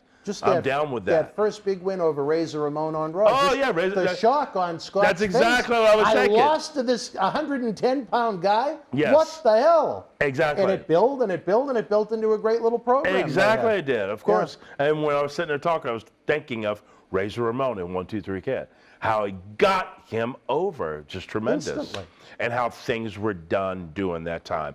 So yeah, Hercules was just great to be able to work with because again, coming in at my time, I was able to work with guys who were the tremendous stars of the 80s. Like again, which I'm sure that you're building up to, coming up to Rick the Model Martel. Just tremendous guys. It seems like it's been eternity, but we're going to get to Rick. We haven't forgot the man since he was such a big part of your career. He gets a lot. So many stories have come up in between. We haven't got to you yet, Rick, but I promise you're coming. Yeah, a lot of people speak highly of him. Sometimes you never get to hear about him from WWE, but man, what a great hand, what a great veteran, what a great talent to work with during that time. I hope at some point, I know now WWE has a branch of the Hall of Fame when they induct those that have passed away, not to make the ceremony too somber. I hope at some point, especially considering some of the names that have gone in after they've passed away, like someone like S.D. Jones, who was a career undercard enhancement talent. I hope Hercules gets the chance to be enshrined in WWE Hall of Fame. I'm sure it would mean a lot to his family. Of course, well. And he had a long run, too. Let's not forget, the greatest matches is not because there's one great superstar out there. The greatest matches that the fans get involved with are the matches that you have two great superstars out there with also a great referee. And if you don't think referees mean something, you remember the Hebners? Hebners were always involved in all those great semi-main event and main event matches and all those close pinfalls. 1, 2, Just the drama they can all have. the drama. They added drama themselves. They added that charisma that was added to those two great superstars in the ring. Everyone telling a story together. Everyone getting it all over to the fan base all together. Tremendous. 1992 opens up, television tapings galore. You know how those goes. Long, long nights at the office. Long, long nights at the office. Let's talk about a couple of guys that don't get a lot of love, that contributed an awful lot to the World Wrestling Federation. What about a guy that had you talk about long careers, some say for Eleanor Rastani, almost like reasons. Brooklyn Brawler Steve Lombardi. You had a victory over him on television. Oh, wow. I mean, he put over virtually everyone in every way. Of course. Literally. And he's one of those guys that, again, the Brooklyn Brawler, he had a character. Even as an enhancement guy. As an enhancement. And he had a character that really worked. And, man, you could really see it when you were in, like, New York, Boston, Philly, Chicago, those big city areas. They really even got more involved with the Brooklyn Brawler. I mean, they booed him even more. Yep. Because those big cities understood those those bullies, or the big cities understood about the Brooklyn Brawler. He was just a great character that when he came out there, you know, not only did he look like a character, but he was that guy who you wanted to boo. And there's a guy that fit wearing the jeans. There's a guy that fit having the ripped T-shirt on and so on and so forth. It fit the character. It wasn't just something that everybody did. Yeah, and he had one of those brawlers. He even had the black marks on his T-shirt, looking all dirty, and he just almost fit like Paul Glantz, dirty, I spent a lot of time with Brooklyn Brawler when I first came in, just like any of the stars at that time. Brooklyn Brawler, somewhere along that line, anybody who was coming in was going to be used by Vince. You would come across the paths of Brooklyn Brawler, almost every single guy. Another guy that we can mention is, my gosh, why am I forgetting his name? Mike Sharp? Iron Mike Sharp was another great one, but why am I forgetting his name? Always patted himself on Barry Horowitz. Barry Horowitz. I can't believe. Sorry, Barry. I know your name. I don't know why I'm thinking of Barry Horowitz. Another guy. He could just play that part of being that extra, being that enhancement talent, and truly he would enhance the talent. Someone that had just enough credibility to think, you know what, there's a chance this guy could win. Exactly. Not like a no-name local guy, but someone that was around enough with just enough credibility that they could come away with that upset. And that made you want to watch it even more. So to be able to get that over, that means they're doing a great job at their job. For you to believe Barry Horowitz could win this. Barry Horowitz could win this, you know, or even Brooklyn Brawler. Yeah. He would have his moments, but they would turn around, you know. But just guys like that were great guys to work with because they truly enhanced what WWF at the time was wanting to portray. This is what we're doing. They gave of themselves to make the overall product a better thing. Of course they did. Exactly. And that doesn't make any less. You know, again, Barry Horowitz is one of the ones that's always been talked about. You know, enhancement talent. It'd be nice to see enhancement talent going into the WWE Hall of Fame because they really helped to make a lot of the superstars. Some of them worked with several guys. How good would some of the superstars have looked if they were in there with enhancement talent that couldn't get the job done? Of course. It would have hurt someone. Imagine if you were in there with some guys out of some of the type wrestling schools we talked of nowadays that just, they know some moves, but they don't know how to put the pieces together. Of course. If you're in there with some stiff and they make you look bad, that's going to hurt you or any of the superstars. Exactly. It makes you look bad. Yeah. So to be able to get in there with a guy like Brooklyn Brawler, who not only did he have a character, but he could get reaction from the crowd. Okay? Being able to get reaction from the crowd is what you want. You don't want to go out there and wrestle a guy who the people don't care about at all. You want to go out there and wrestle a guy that they're responding to, even like Chief Jay Strongbow told me one time. He said, Tatanka, good press, bad press, it don't matter. They're speaking about you. So if they're speaking about you being bad, or meaning he's a heel, I can't stand him, they're still speaking about you. Right. Okay? So it's great when you can go out there with a guy, he might never win a match, but man, he's getting a response to the fan base. You know, just the way he comes out, the Brooklyn Brawler, how he carried himself. Boo! I would stand up on the rope. When he was in the doctor, people would boo him. That's what you want. You don't want someone who people are not responding to, because when you get in the ring, you want them responding when you're throwing him around, or when it's time and he gets that opportunity to get heat on you, you want them saying, come on, Tatanka, come back. We know you can beat him. Come back. You want a response like that from those enhancement guys. So to work with guys like that, invaluable. And even more of the credible enhancement talent, even they had their own little nuances. We mentioned, you know, Steve Lombardi, Brooklyn Brawler. He had the Glantz thing about him where he was kind of dirty, and he had the jeans. Of course. Barry Horowitz, he had the suspenders, and he did the backpack. Yes. Mike Sharp had the black leather gimmick on his arm for years and years and years. So even they had, the credible ones had something that stood out about them. They had something that stood out about them. Again, getting right back to some kind of character. Not just being a wrestler. There was something there that made them stand out to a point that the fan base could believe in them, that they could pull this out, you know, and again, just tremendous. And Iron Mike Sharp, I see him right now, working out, and I know you've heard the stories, working out backstage, doing And taking a shower. Hindu squats and long showers, Hindu squats. He would work out so much before the match. It was like, oh my God, he already had the big hard workout in the back. Yeah, right. I mean, he would be push-ups, Hindu squats. I mean, I can't tell you how much he would work out before he would go to the ring. With all those showers that he took, he was ready for coronavirus in the 80s. Oh, yes, he was. He took a lot of showers. He loved his showers, definitely. And he would stay in for a long time. You know, you were working with someone clean when you got in the ring with him. Oh, definitely. I remember Bushwhacker Luke on one of the programs talked about how before he'd be ready to get into the squared circle and work, if someone, kind of an odd story, but if they'd go to use the restroom, he'd make whether when they came out of the stall, he made sure that they'd wash their hands. He wanted to work with nothing but Mike Shop. He wanted clean opponents. Well, in our era of wrestling, and I know that's still important today too, without a shadow of a doubt, especially in, again, coronavirus world. It was very important that not only did the guys take care of the gear, but you took care of your hygiene. Okay, that's standard with wrestling. Like my son is a 2-time state champion and grand champion. It's very important that when kids are out there wrestling on the mat, that when they come off that mat, that not only are you taking off and putting some clean clothes on and putting those dirty clothes in the bag, but when you go back, you're cleaning the bottom of your wrestling shoes. They go straight to a shower. You don't want to have ringworm. Sure. You don't want to have all those things. You don't want to have staph, all those things. So again, it's a big thing in our industry that you stay clean. And if you didn't and you had stinky gear and you were dirty, it got back to the office and it could hurt you. It could actually cause you not to have your position. It could cause you to actually get fired. Did you ever work with anyone that you considered to be dirty?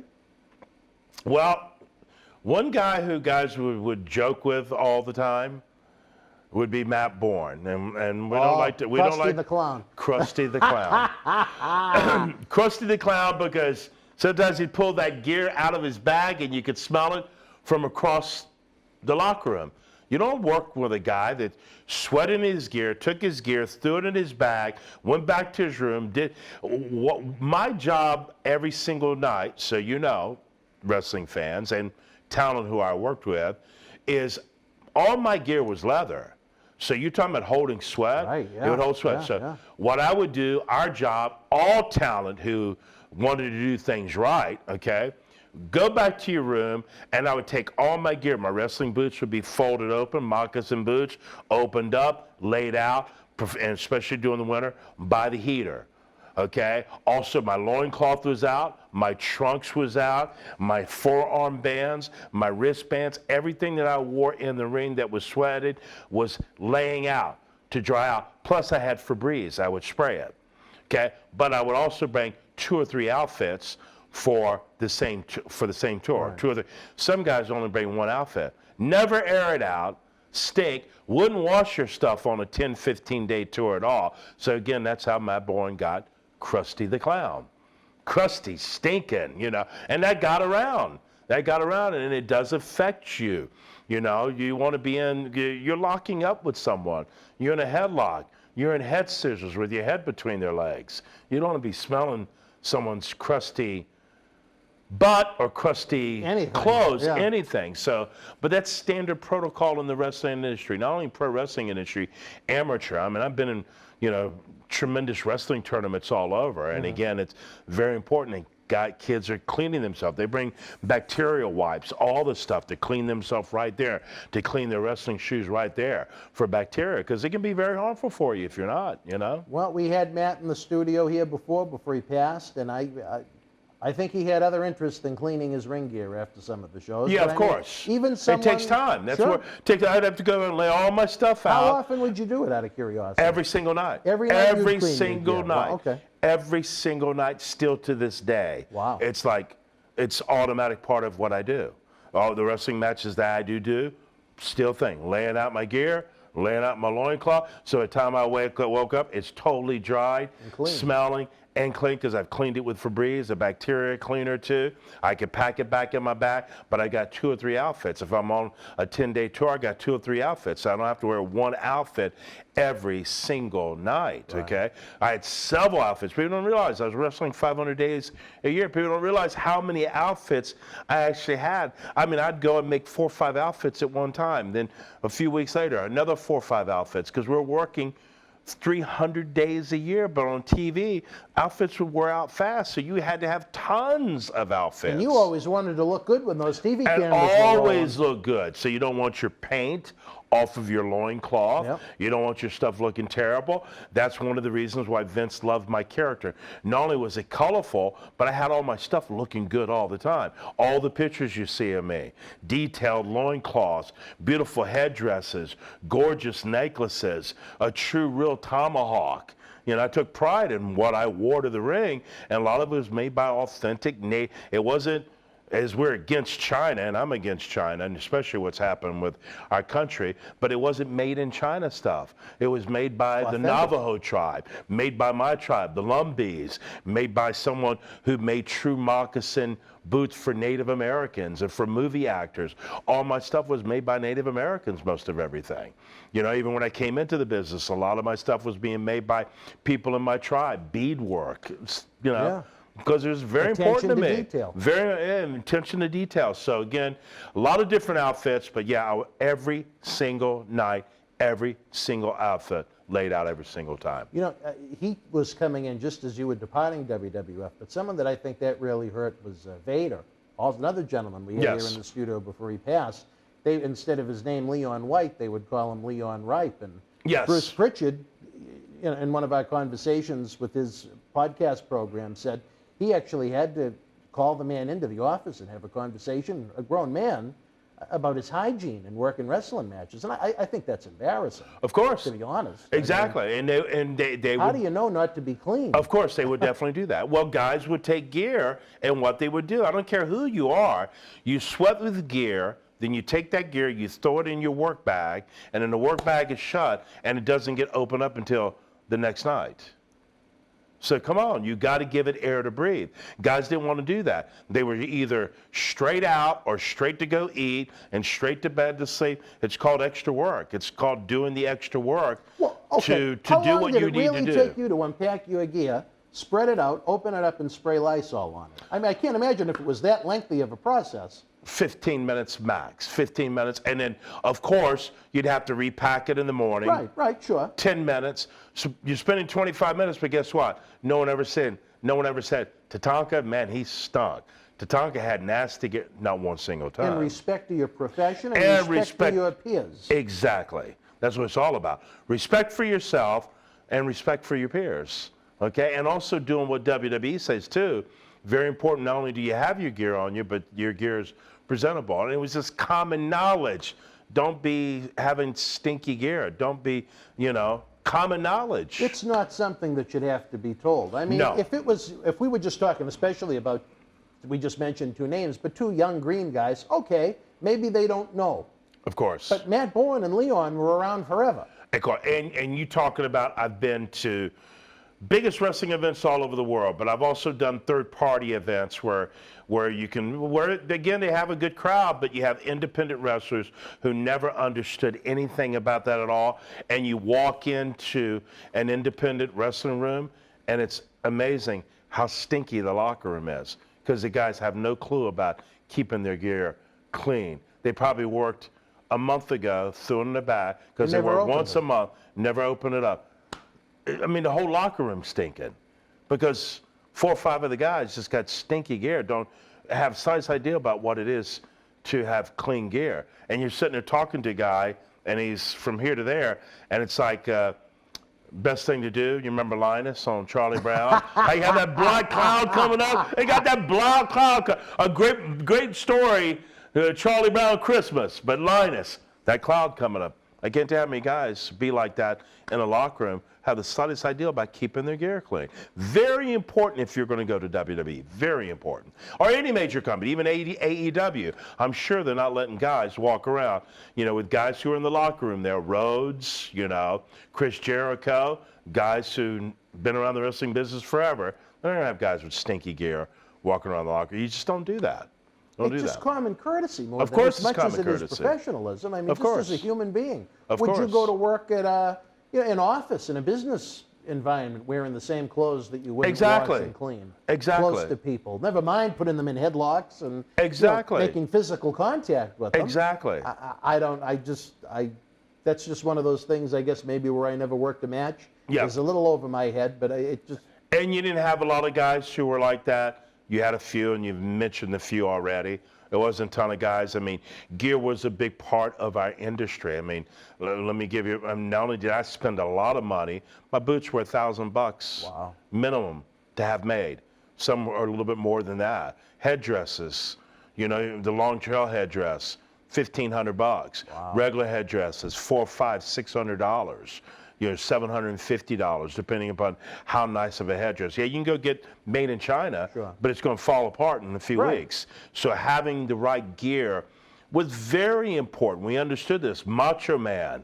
Oh, come on. Think of his the costume. jackets, thousands of dollars every outfit. But guess what? Why was he such a superstar? Why is he known Macho Man? The glasses, the hat, the fringe on the jacket, the crazy colors. Ultimate Warrior, same thing. All the crazy colors, his boots. Me and him had the boots done by the same guy. Oh, did you? So everyone knows. Same Native American guy that was out in New Mexico, Walk Softly moccasins.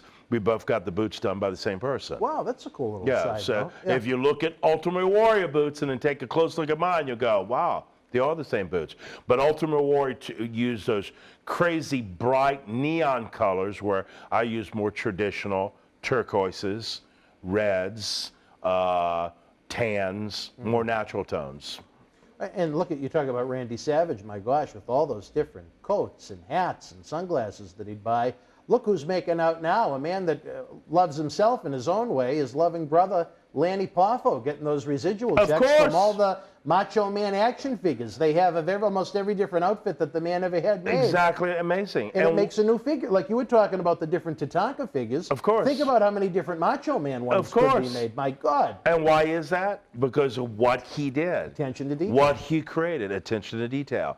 And you don't realize it then, but you look at it now and you can put your finger on it. Why is there another action figure? Another one, different look, because he put attention to detail. And same thing with the Warrior, with the face paint, the different color types. Yeah. And I mean, his wife and his little daughters, as unfortunate as he passed, he's still contributing to their life because of that attention to detail with those checks that they get 4 times a year from WWE. Yep, I've been getting them ever since 1990 myself. It's tremendous. So thank you, WWE. See, it's not a perfect company, it's not a perfect industry, but there's a lot of good that sometimes I think people either don't look for or look at or think of. Of course, exactly. Tremendous. I got to ask you about this one, 1992 Royal Rumble. If you want to talk about perhaps the perfect event, from top to bottom, that card in Albany, New York, for the first time, the World Wrestling Federation Heavyweight Championship is on the line in the Rumble itself. Some great undercard tag team matches, plus Roddy Piper's only run as a singles champion in WWF. Tatanka didn't make the cut of the top 30 for the Rumble. I was really surprised by that, the way they built you up. Were you in Albany that night? If I remember right, yes. Yeah. In case they needed something. Yeah, well, let me tell you how it was different then than how it is now. Now you got so much talent that has to cover Raw, SmackDown, NXT.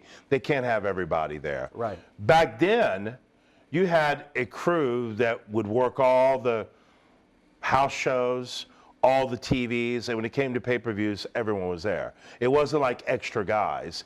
It was a crew. If there was a few guys who were not on the pay-per-view, it was only a few guys that were not on the pay-per-view.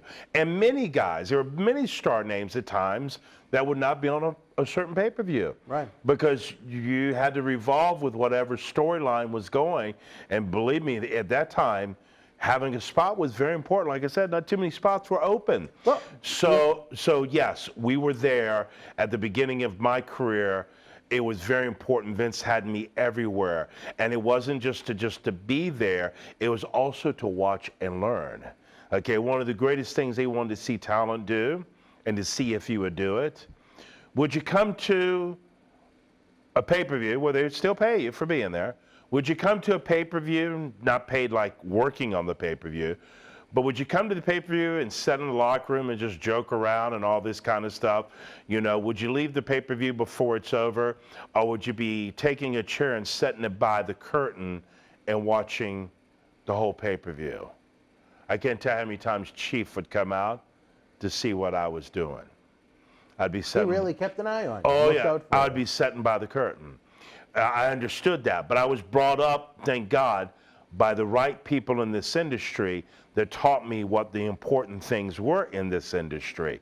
So when I got an opportunity to go to the World Wrestling Federation, I understood about, you know, not trying to tell someone what to do. I understood about the veterans calling the match, not trying to tell someone what you can do. Listen, let the veteran call the match. Also, every opportunity you get to learn. Every match that you can watch. Every superstar you can watch. Learn from all those veterans. You're right there watching some of the greatest names in it. Are you going to go off and go eat dinner and you're a greenhorn not knowing anything? Or are you going to sit there and watch some of the greatest names in the wrestling industry and go, wow, now I understand why you do that. And look at the locker room you had at the time you the were locker, there. everybody. A roster of Hall of Famers. Exactly. Night. Hall of Famers.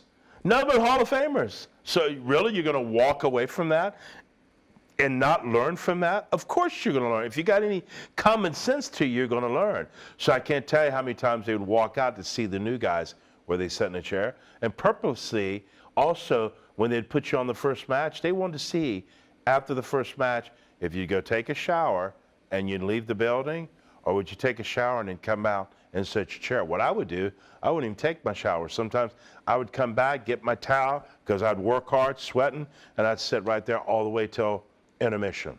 Right after my match, I'd watch number 2, number 3, number 4, and if there was a 5th, and then during intermission is when I was taking my shower. That was your... And then I would come back out and watch 6, 7, and 8. Watch popcorn, semi-main event, and main event. Ever how it was listed. I would sit there and watch the whole card. And then I would leave. What am I going to do? Go out by myself? Some people were like that, wanted to get to their hotel room as soon as they could. I'm done. I'm finished. It would affect you, though.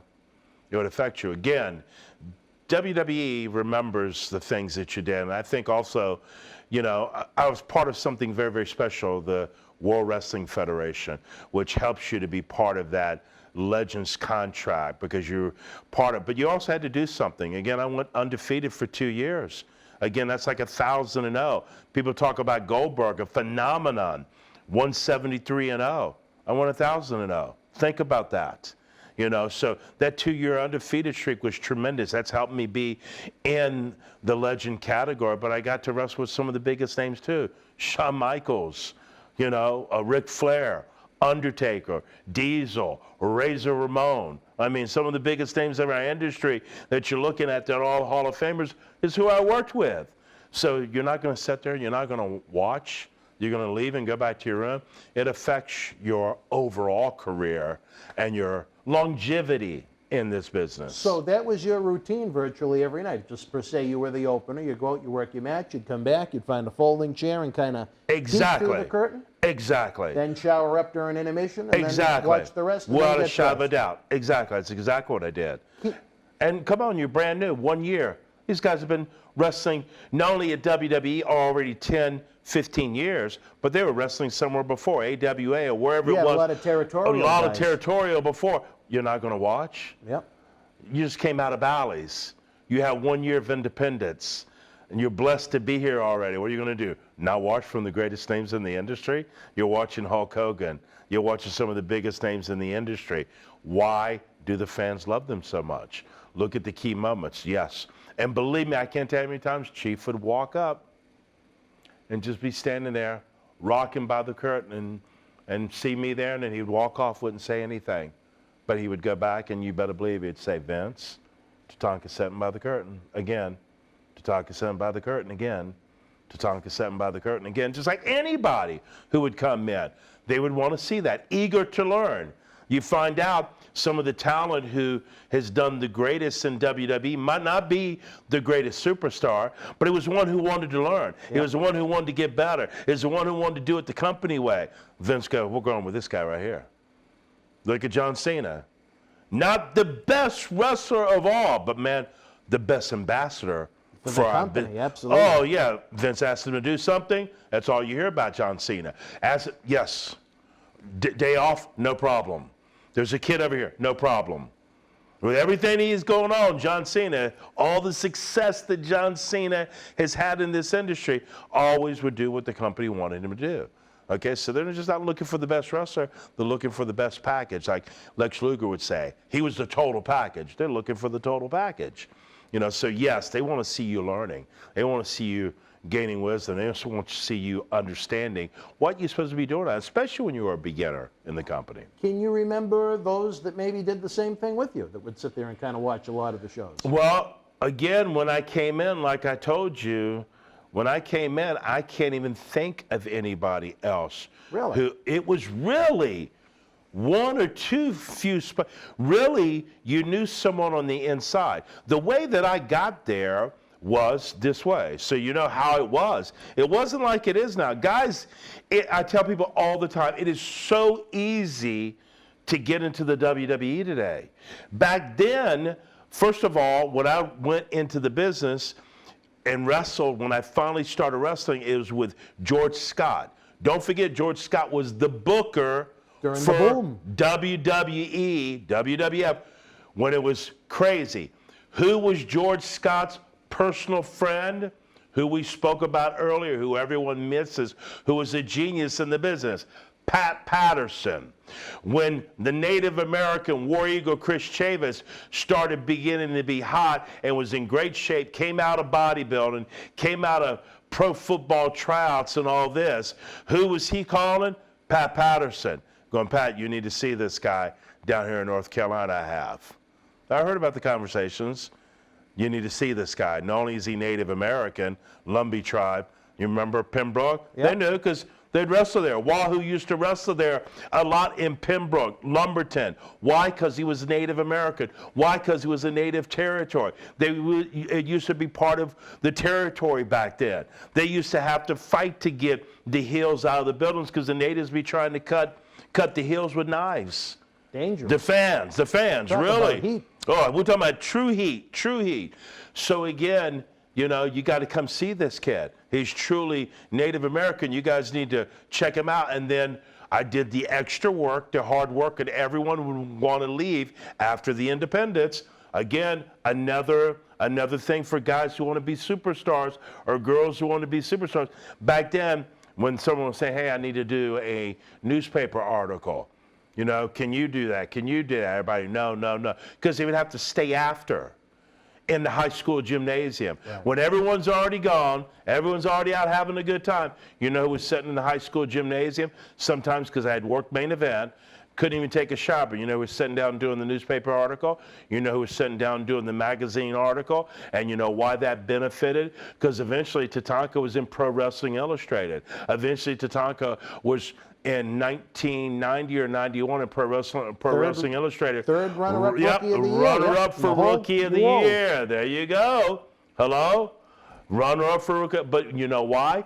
I understood coming from Bally's that no one's going to market you any better or care about marketing you than yourself. Who is going to care more about you and your family than you? Exactly. So I did the articles I went to the schools and talked about staying off drugs. I did all those things. And as more I did it and more I got in the paper, more I got in the magazines, all of a sudden, as they always have, WWF would be looking at those, who's our next superstar?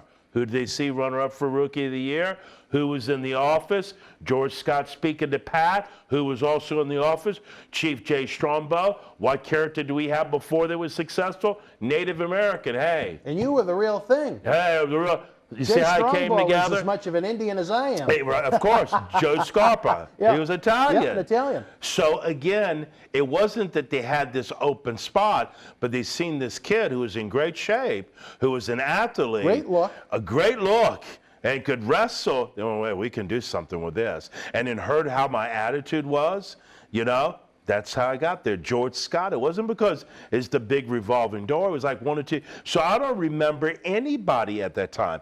I wasn't sitting there with 10 other brand new guys. I wasn't sitting there at NXT at the school in Orlando with 40 guys who were brand new. I was the brand new kid. You with were nothing but I was the young guy. I was the young guy. I was the green guy with all these great superstars. Quickly, as we wrap up this show, because you kind of made me curious, can you think of anybody that might have ever hurt, that when they were new and fresh into the company, that they didn't take the time to try and pay attention what was going on and learn from the great veterans? I can't remember any per se name, but I would tell you it was a true known fact at that time that if you were green and you were coming in and you weren't sitting down and watching the matches, if you were leaving and going to your motel room, it definitely hurt your career.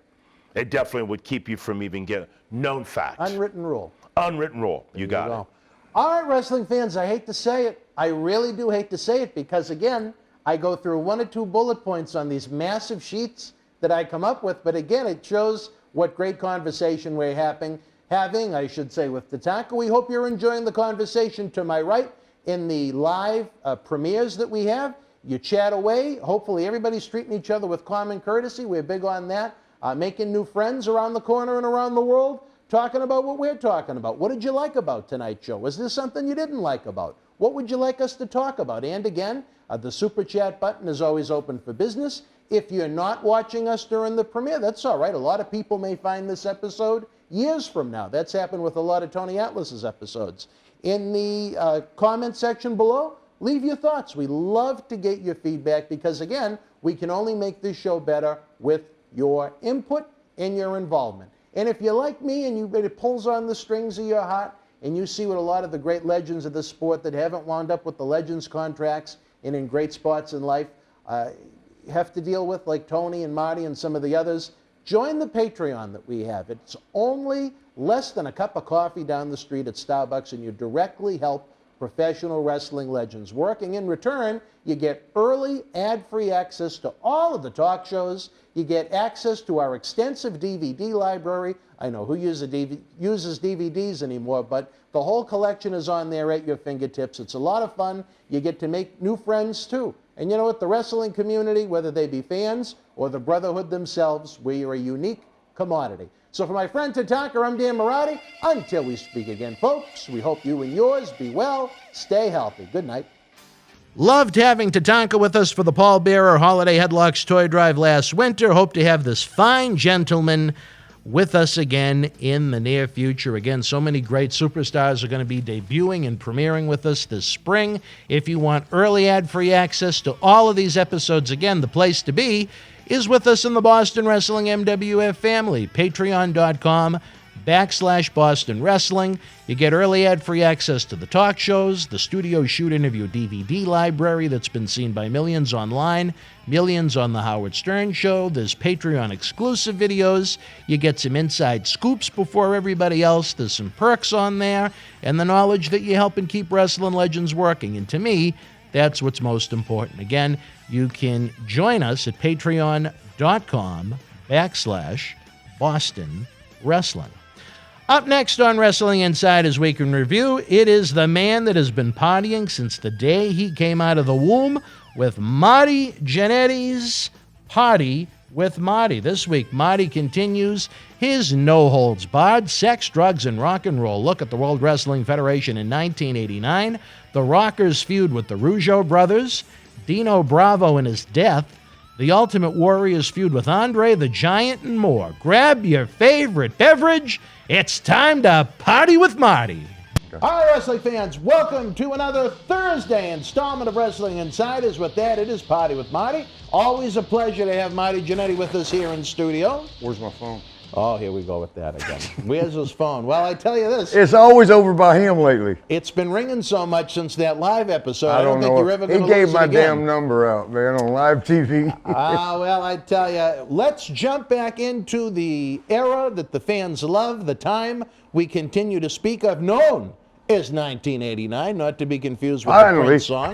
After WrestleMania 5, you had wrapped up that big program you had with the Brainbusters that went a good 4 or 5 months. It was and it was on to an angle with Jacques and Raymond, the Rougeau brothers. We always saw him, Rougeau. And he'd get so upset about that. He's like, that's not my name. Why do you say my name like you're throwing up? Oh, I'm sorry, Rougeau. And Raymond. We loved working with them. Mm-hmm. They were so good. Well, Sean had attitude with everybody pretty much. He didn't like the Not with Powers of Pain. He didn't have no attitude with them. Well, what was the issues with the Rougeaus? He thought they were lazy. He thought the Rougeaus were, really? Yeah. I thought the Rougeaus were considered considered good workers. As good workers, yeah. You know, because we had to do our marathon matches, hour long, and it's the most amount of falls, and we'd always be 2-2 at the end of the hour. Yep. So you went, overtime, first one to win, and so you got to pace, man. You can't go 100 miles an hour on those. We did those for like 3 months. We worked an hour where everybody else was doing 15-minute matches. We worked an hour 20, hour 15 every damn night. But I enjoyed it, and the Rougeaus enjoyed it. But Sean was just so ambitious, maybe, we'll put it that way, that he just thought, like, we're being lazy because we would start the match out that Rougeau would come do one-arm push-ups. Can you do that? And then Sean would do one-arm push-ups. And then he'd do a nip-up. He would do a nip-up. Can you do that? And one of us, me or Sean, would do a nip-up. And then there was 3 things. Oh, flip over the top rope, pull the rope, flip in. They would do that. I'd flip in. And he's like, Sean's just like, no, tag me in. Tag Sean. He goes, what about this? Yeah. And he'd go up the top rope and do that back flip. Mm-hmm. And then Jacques was like, he'd go up there and be scared, like he's getting up there getting scared, he's shaking, and he'd come back down to the place to go crazy, because he was scared. But we killed like 15 minutes of a 45-minute, hour-long thing, and Sean just thought, they're just killing time. No, the people were into it. We'll do a one-arm push-up, we'll do a one-arm push-up. When the people aren't making no noise, that's when you're fucking up. But they were into it. But Sean, he was so ambitious, he wanted to do more. And sometimes less is more. For my kids out there that I like to train, remember that. Less is more. It's hard to do a 60-minute Ironman match without, or you can't pacing. Go. You can't go 60 miles an hour for 60 minutes. Well, right. You know when he did, remember when he had Brett, when he beat Brett? I thought that one was awful. Awful. I thought I was so bored with that match. It was slow. Oh my God! But he did it. Him and Brett did it. How you going to complain about slow motion? Y'all was in a headlock for 10 minutes. I remember reading the sports page from the Sunday paper as that match was going on. I was so bored with it. For the main event of WrestleMania that I... Yeah, and that's when Jimmy Snuka got introduced to the Hall of Fame. No. You still owe me or didn't? No, that was the Slammies that took place the night before. The Hall of Fame was the night before Survivor Series. Huh? At 12, WrestleMania 12, out in L.A. The night before WrestleMania 12 with the Slammy Awards. The Hall of Fame in 1996 was the night before Survivor Series. Well, here's why I remember L.A. pretty good. Yeah. I brought one of my best friends out there, Jimmy Rougeau. Well, it was Anaheim, first of all. Well, they're right there together. Stop it, damn it, Hollywood boy. But there was a black girl that I was seeing and a white girl that I was seeing, but they started seeing each other. Oh. And the black girl had a chain and a necklace that said master. And the white girl had one that matched, but it said slave. And they kind of played that out. Really? Yeah, that was their sex role. Like the black girl would spank and, well, I can't be telling you all that, but yeah. No, you go ahead. We're on after 10 o'clock. Oh, that's true, ain't it? Yeah. Anybody under 9 years old, go to bed right now. Don't do this. Cover your ears. Yeah. You've been warned. Yeah, but it was so cool because they played the role. They came to the room that night, of course, and showed us what that meant. It was master, slave. She spanked the hell out. She had belts and. Now, who were you? But with? it was easy. It wasn't like beat up type thing. Who it was good for sex. Do what? Who were you with? Both of them. Oh, no, you said they came to our room. Who was? Oh, Jimmy, my buddy, flew him in. Oh, your friend that came in for the show. I see. Yeah. Yeah, he was amazed. He's like, this is what you get on the road? Every night. Every fucking night. Every night. There's a little twist each time. Guys have had various opinions about the Rougeaus in the studio over the years. Your thoughts about the I love them personal sides of Jacques and I Raymond? love them both. Raymond is a solid, great worker. Jacques is a good, solid worker. Jacques is a good worker. I love their personalities. They're fun. They're a little corny. Oh. They're kind of corny. In fact, we were somewhere wrestling, and Jacques got on the microphone, and he goes, this one girl that she was there, he knew that she was there with me. And damn it, where's that knife? I don't know. Did you take it with you home? No, I didn't take it. But anyway, Maybe I got to cut my hair. I ain't had a haircut in a year. Maybe Glantz took it. Glantz come and got our knife. But Jacques was, he got on the microphone and he pointed at a girl. He goes, this is one of their girlfriends. They probably met her in a bar. And he went crazy. Because it's like the Canadian humor, kind of thing. And we were sitting there like, fuck. He thought that was hilarious. Pat Patterson told us later, like, oh, it's the Canadian comedy thing. Because, it's meeting somebody in a bar evidently is not where you meet people that you're supposed to like, I guess. Well, they probably met her in a bar. But I love them both, man. I love them both. Well, Jacques was kind of one that had some say was an arrogant individual. Would you agree with that? He came off that way, yeah. Now, why? How so? Well, he was confident. Sometimes confidence comes off as arrogant. Look at Sean. Right. He was way confident. And what about Raymond, where he was Raymond was a sweetheart. I'm going to ask again that, that they keep the center camera on. When we have great guests like Marty, and 95% of the time, please, keep the camera on Marty. Sometimes I need to, send messages out to the people. Well, right now it's on the hard camera. So I want the camera on Marty so the people can invest and engage in your stories decades from now. Flip-flops again? Well, that's all I can wear. He fell on a block of ice the other day. I did. Well, like I said, 95% of the time, people want to see Marty. We have several vantage points of Marty because he likes to rock, baby. Used to. You know what happened? What happened? All my friends are telling me to take Viagra, and I don't need it. Well, I know I'm at the age where I guess, all my friends are needing it. They're like, you need some Viagra? I'm like, no. No, why? Well, come on, man, you're 60, almost 60. How old am I? 61 now. I am not 60, damn one. I'll go with 60. But yeah, all my friends my age, they're saying their parts aren't working. And so they figure mine ain't either. Nah, ain't no problems down there. In fact, when I don't have girls at the house, my hand goes, shit. Oh my goodness. I literally almost choked on that one. But what about Raymond? Here's a guy now in 2021. He's still with the WWE family as part of the French announce team. Yeah, up there in Montreal. No, he goes through the pay-per-views each month. Yeah. Oh, he does the French commentary. Yeah. What is it about Raymond that you think now, over 30 years from the big run the Rougeaus had, has kept him part of the WWE universe? Because he's very responsible. He's very good. He's a very responsible guy. A lot of guys fuck off a little bit. Yeah. Raymond's not one of those. He's solid. Work ethic is great. Very loyal. Them French Canadians, I will say this for their little gay ass. Oh, I'm sorry. Well, we have a French one here with a little ass, too, at the studio. No, I'm back at the LGBTQ club thing. Oh, I'm not talking about that. Yeah, I don't want to offend nobody. But, I got a lot of gay friends. I'm just not. You know what I told one of my friends one time? Let's hear this. They asked me about being gay, and I said, look, man, I'm just not into sucking dick, so I wouldn't be good at it, so why bother? Well, that's a good perspective to have on it. I don't want to do anything half-assed. Right. Well, half-cocked, but Hey, a different half-cocked. story for a different time. So, did the boys seem to like Raymond more than they did Jock? Probably. Yeah. Because Jock did come off as arrogant. And he brought it on himself. Remember, Dynamite Kid slapped the shit out of him in his dressing room. I think in Miami. I don't know where it was. But I know me and Jock Sean was innocent, wasn't he, for that instance? Yes. That's what we heard. Yeah, Dynamite was a little bit of a bully. Yeah.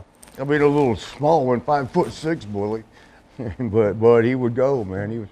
But yeah, he slapped, in the face, Probably mistimed it. He meant to slap him for something he was cocky for, but he missed that, and he came and got him for something else that wasn't right. It was a rib, wasn't it a Mr. Perfect rib it turned into in the end? Nah, if it was, I don't know about that. I believe that's how you addressed it when we discussed November of 1988. Maybe, I don't know. You don't remember? I got a bad memory. No, I think your memory Rob is Van Dam's superb. a good friend of mine. RVD. You told me that Rob Van Dam enjoys the program. Right, and yes, because he watches and he goes, Marty, I don't think you got CTE. Because I think I got CTE. Yeah. And you offered to help with some doctor. Dr. David Reese. Yeah. And Rob said, I don't think you got that. He goes, you're all over the map with your ADHD. He goes, but when you settle down and talk, he goes, I learned shit. He goes, I hate to admit it, but I learned stuff from you. You're pretty knowledgeable. And he goes, if you had CTE, nobody would know what the hell you were talking about, including you. He said, he called it prolonged concussion, something other, which I don't, what's the difference, man? Right. Concussions. And CTE, Well, maybe what he was referring to well, he affects the did brain a little documentaries. different. Oh, did he? Yeah, he Oh, I didn't know studied that. up on that Nowinski dude. Or the guy. Chris Nowinski, yeah. He's from up here, ain't He is. He runs the Concussion Legacy here in Boston. Each October, we have a big dinner in Boston that we go to. David Reese, the president of Boston Wrestling Sports, he gets a big table. And, there's some very interesting guests every year that have been affected by concussions. WWE has become heavily involved. They make a nice financial Yeah, because they were going to get donation their ass every year. sued. They usually send a couple of talents in to represent the company, along with Triple H, who's on the board of directors for the Legacy. I've never had sex with Melanie or Stephanie in public. Yeah, just in private. That might be for the best. So what about Jock? About who? You think he did? Who? Jock? There was a rumor around it Macho Man did, but I don't think so. I think that was a storyline. He was, I forgot who he was arguing with, but he was acting like, probably Triple H. And he was acting like, I've been with Stephanie. Yeah. Well, they weren't. They were never in the same company at the same time. Well, I might be wrong. All right, well. Triple H was finishing up. I just don't think Randy and her ever. You don't think it ever happened? No. You think it's just one of those wrestling rumors? Yeah, gone they grow. Yeah. All right. Well, but you know what's funny as hell? Sometimes wrestling fans tell us we were there, but they tell us what happened. Okay, I was there. Well, that's why I think it's so important to document all these great stories, not just from you, but from all, not just top-tier main eventers, but from the bottom of the card to the top of the card. Yeah, everybody has a very unique perspective of the industry and the people in it, I think. Again, one man's opinion. You're almost the size of two men. I'm almost the size of two men? You're pretty big, man. You're pretty, all right, well, I didn't think I was quite that big. 6'3", you're pretty, can y'all tell he's pretty thick? Thank you. I appreciate that. Well, you put me over, brother. You pushed me over. But I mean, the run you had with the Rougeaus, again, that was a pretty long run. It started right after WrestleMania. Too, man. It was so easy. And it went all the way into the fall. I remember the marathon match that you had in Boston. That would have been September of '89. Or best of. Yeah. The hour match, because the Ultimate Warrior and Andrade matches were going 30 seconds, so they needed to. When would this air? This is probably, oh God, I'm terrible like with 6 weeks or something. The ones we taped yesterday are going to air over the next couple of weeks. Right. This one is going to be a little further out because. Also, the Boston Celtics might still be doing good. We hope. We hope. I'm a Celtics fan. Are you? I am. I like them. I think they have a good little unit right now with Tatum and Walker and. I don't know anybody's going to beat the York Nets, but. Well, you know what? That's why they play the games, right? That's why they play the games. Yeah, we used to say, it sounds good on paper, but you got to go out there and play now. Was there ever a point where the hour marathon matches became too much? Did you get sick of them? No, I didn't. I don't know about Sean. Mm-hmm. He just was, he was You know, there was a song, "Don't go chasing waterfalls. Yeah. Stick to the rivers and the lakes you used to." Sean was just trying to go too fast. I mean, just calm your little ass down. We'll get there. But he went, no, that's not fast enough. Calm your little ass down. Because you learn to work every kind of style. When you do an hour-long match, whole different style you got to work. What you're learning. If you can do an hour match, you can certainly do a 15-minute match. You know, you learn. You never stop learning. When you stop learning, you stop growing, if that makes sense. How would you compare that long series of matches you had with the Rougeaus to the feud you came into that program from, Arn Anderson and Tully Blanchard, the Brainbusters? What a difference. Yeah. Because the intensity was different. Mm-hmm. With the Rougeaus, it was play. You know, like I said, you know, one arm push up. Okay, we do a one arm push up, and you get all upset. You know, backflip into the ring, or not backflip, yak. Could do a forward, you slingshot yourself in to your feet, and I would do that. You know, Sean would get up on the top and do that backflip in.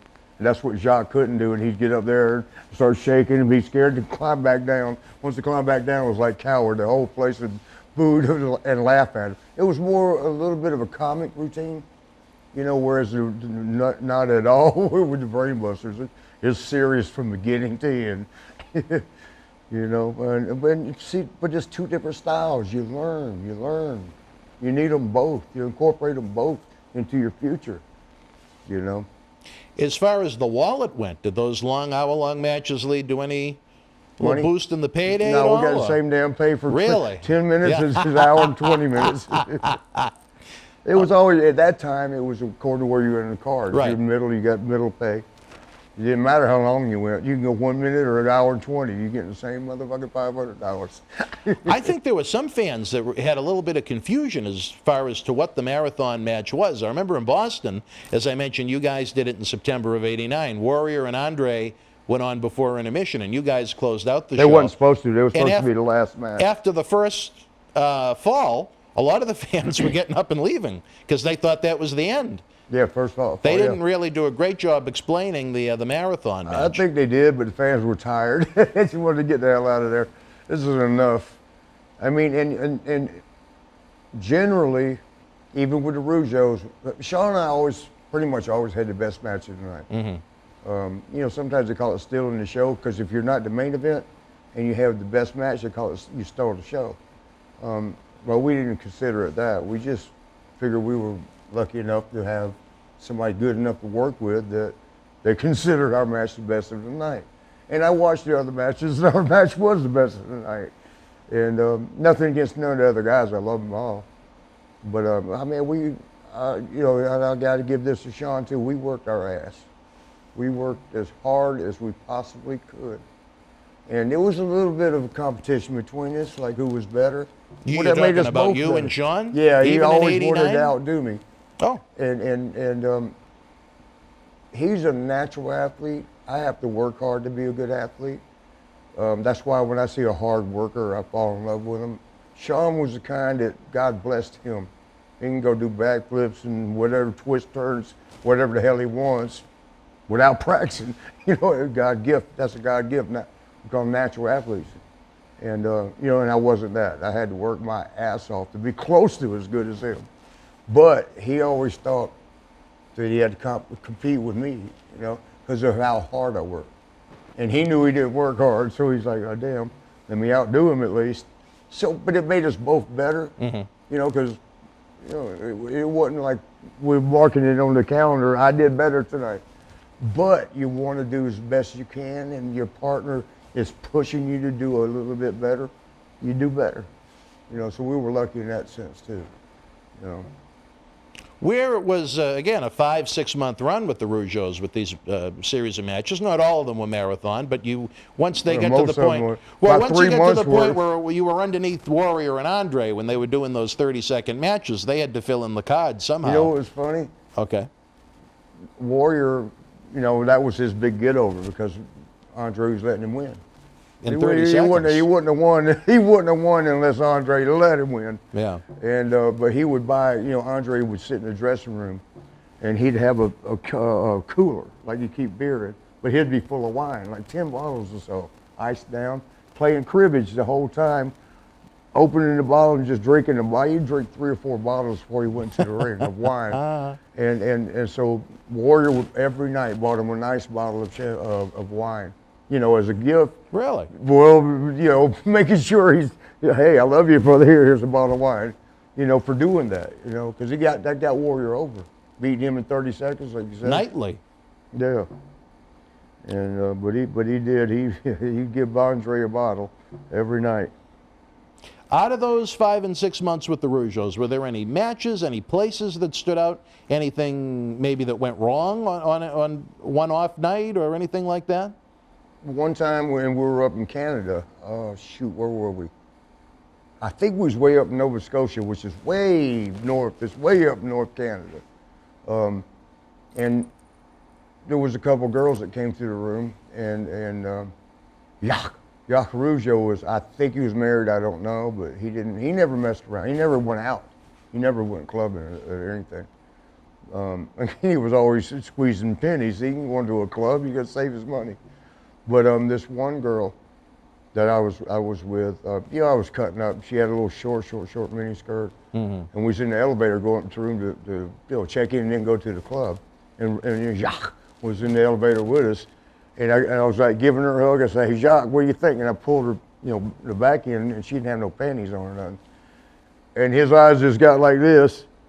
And it was funny the next day, and she kind of pulled her skirt down. Don't do that. And then she kind of got mad at me. It lasted half the night, and then she finally came around, and you know what happened. But the next day, it was so funny. Jacques shook my hand. This is a little bit weird, right? He shook my hand. He goes, thank you. I was like, why? He goes, that worked.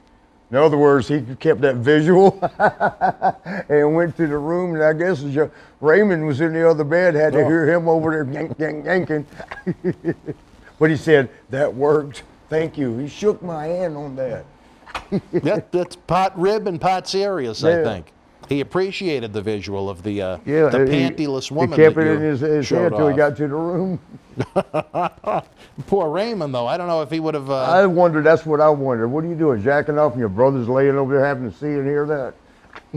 Well, you were a man that had a lot of sex in your time when you were on the road, but, you know... Sometimes accidentally. Were there ever times when maybe you went through a little bit of a lull, and you, while sharing a room with someone else, when either you or the person you were in the room with decided to... do that? Handle the situation, so to speak. Well, you know, I don't think so. I mean, I'm trying to think about that one. I don't think so. To me, that would be a little uncomfortable.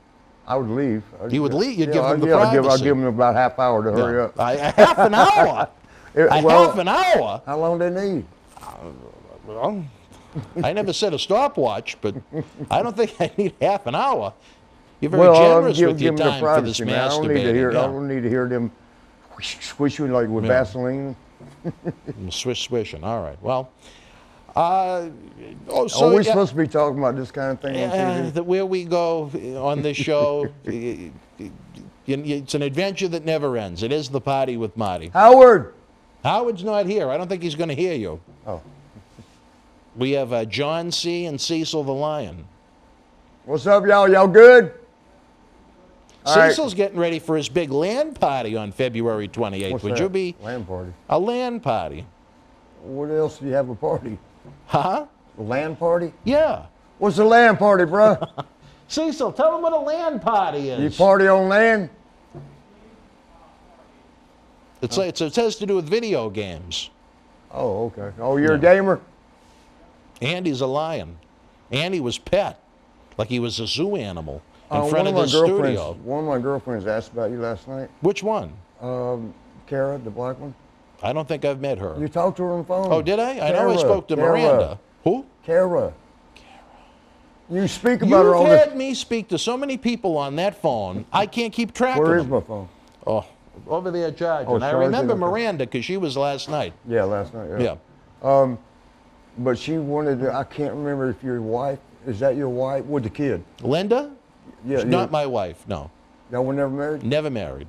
What's your Thank God. Can I tell him? If you want to waste time, sure. It ain't wasting time. You love the girl. He's trying to get back with his ex. No, I'm not. I thought you said you love her. As a human being, sure. What else would you love, Brad? Well, you know what I She's not a dog.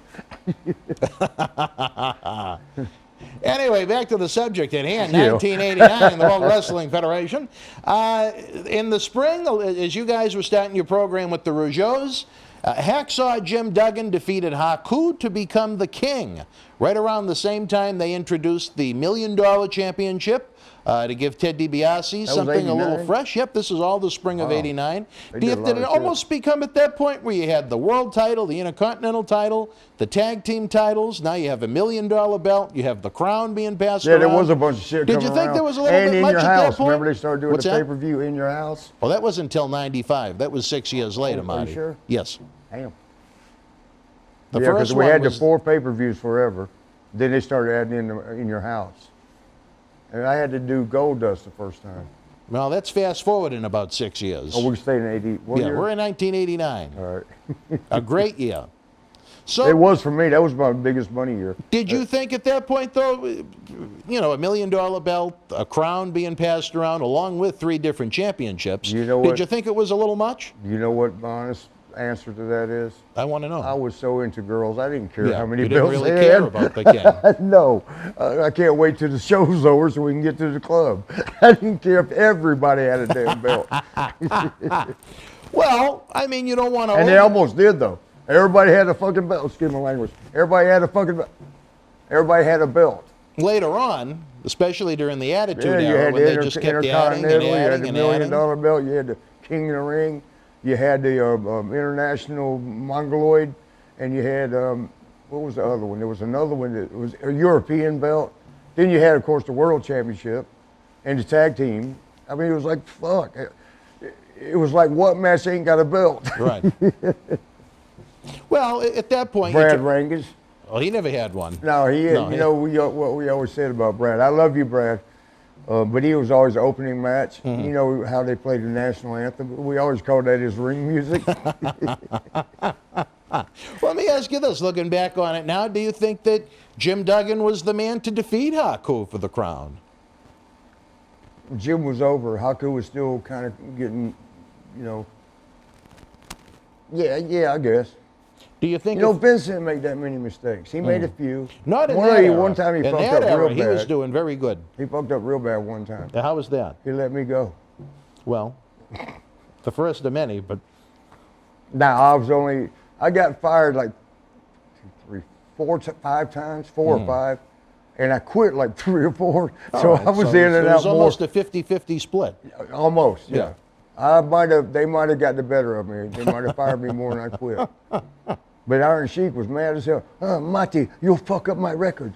Because he was up like 5 or 6 times. You and Cheeky, baby, yep. The two of you, I think, neck and neck is for the most axings. And everybody would tell you, though, the last 2 times I came and went, everybody like Al Snow tells us this, oh, Marty's got the record. How's our ratings doing? Through the roof, baby. Are they? Through the roof. Somebody told me last night you got a fixation on ass-eating Annie. Because you talk about her all the time. You know, the thing is, on this show, Annie comes up a lot. On Yeah, Tony's show, yeah, how? on Tony's show, Lanny and the servicing comes up almost every episode in some way, shape, or form. So there's something different. And now with John Cena Sr., it's Margot Ouellette, Maurice's mother, in his piece. So each show has its own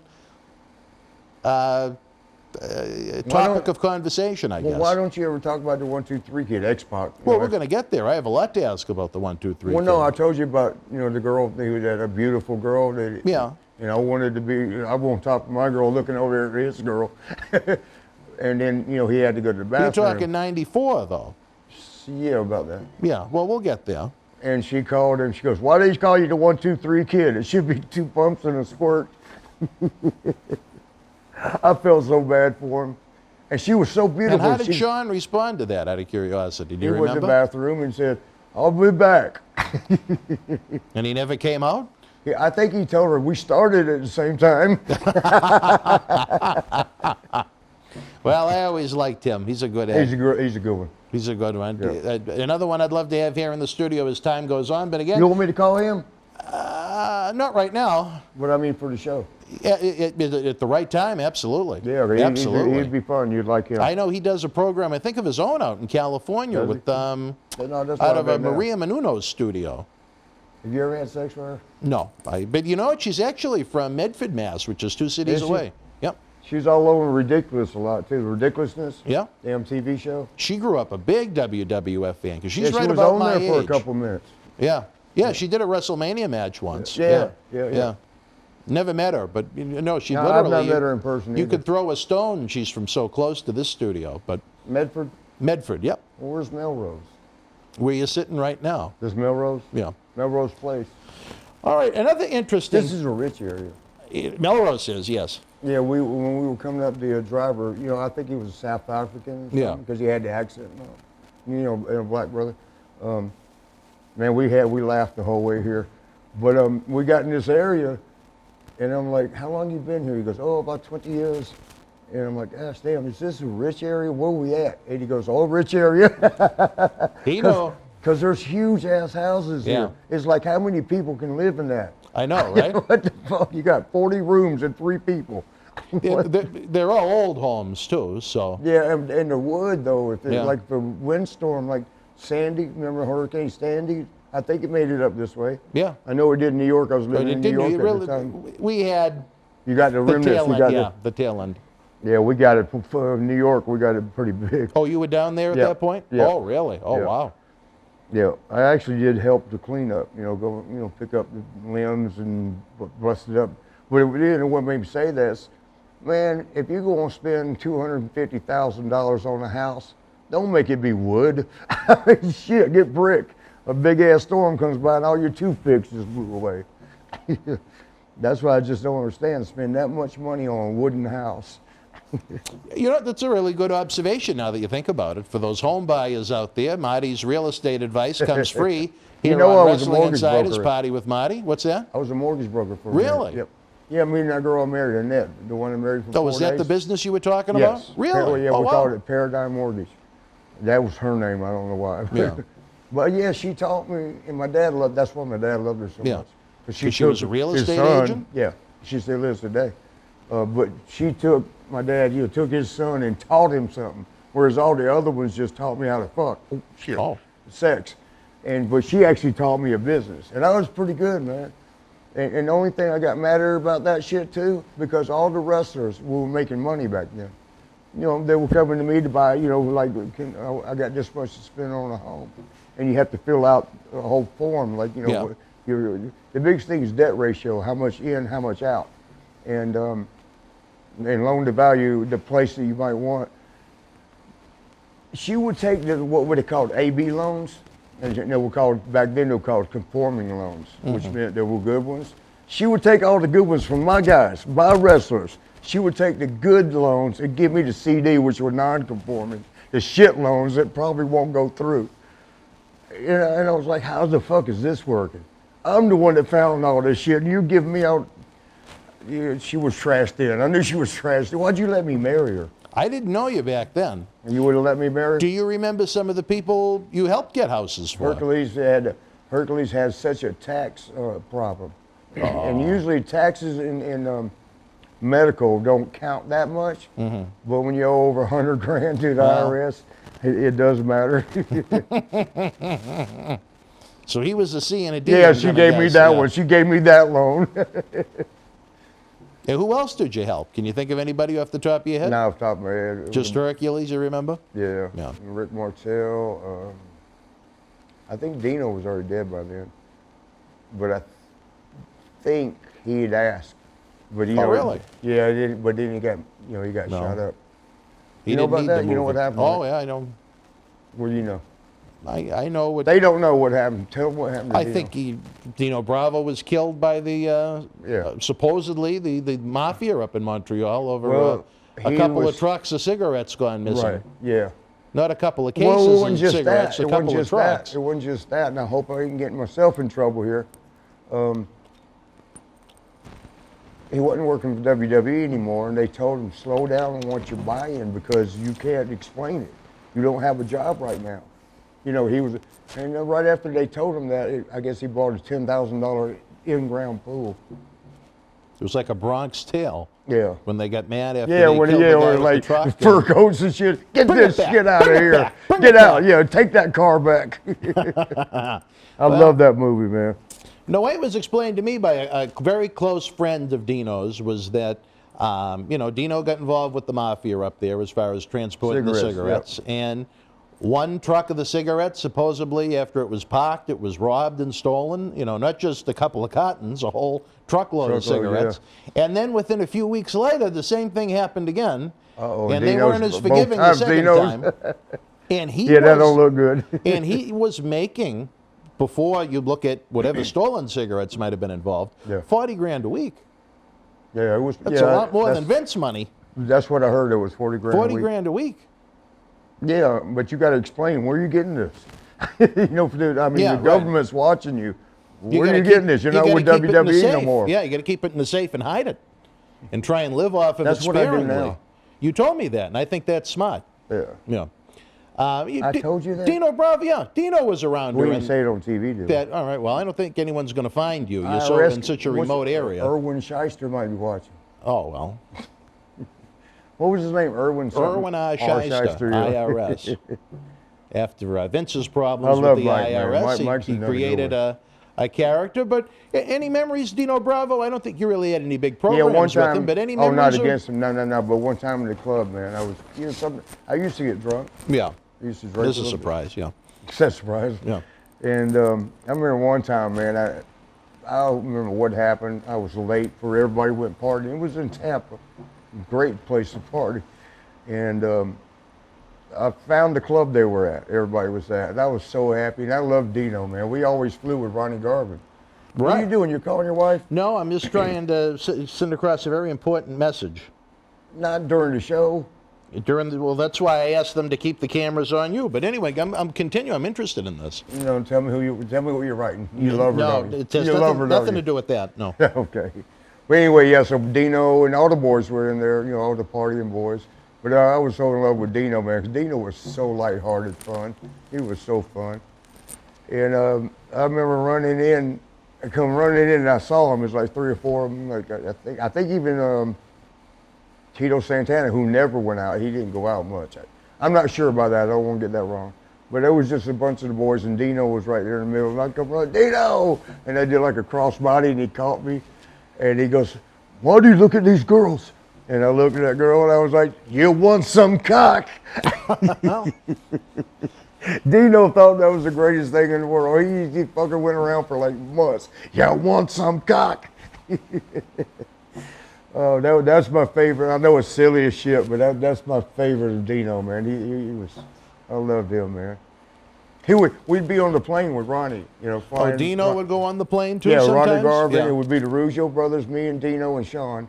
And Ronnie Garvin would be flying his own plane, and we'd be playing crib and shit. He was just so funny. Like he'd win a game of cribbage or something. You'd chop the walls. Like, uh-oh, did I just break the microphone? You got me? Okay. He'd be chopping the side of the plane himself. He would be so happy he won a hand. Dino was so good, man. I think by the time he came back for that late 80s run, I think he bulked up a little too much. Well, you know, he could bench press. He could bench press over 500. He could, but as far as having a good match goes, you know, they put him on styrofoam weights. You know when they did on TV, yeah, styrofoam weights. But he legitimately could do over 500 back when that was alive.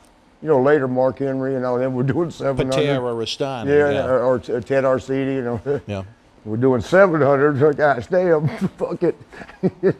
But do you think that ruined his mobility, that he got so big? Nah. His matches were terrible. That's not because of his mobility. Well. He didn't really care for the psychology. He just thought go in there and bang him up, kick him up, bang him up, kick him up. Yeah, I was never big on Dino. I thought everything. His matches with Y'all would have loved each other personality-wise. Personality-wise? Yep. Well, he was in a Canadian Paisan. Yep. Yep, there you go.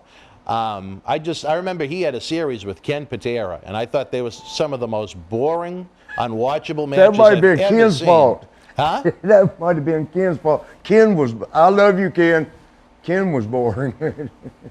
Well, One of the strongest. He was a strong man in the Olympics. But I can't think of a good match that Dino Bravo had the entire run he had in WWF at that time. Ronnie Garvin. I know he had an earlier one back before I was a fan. I think in the early 80s he was there for a little bit. Remember he was tagged? Earthquake. Did he?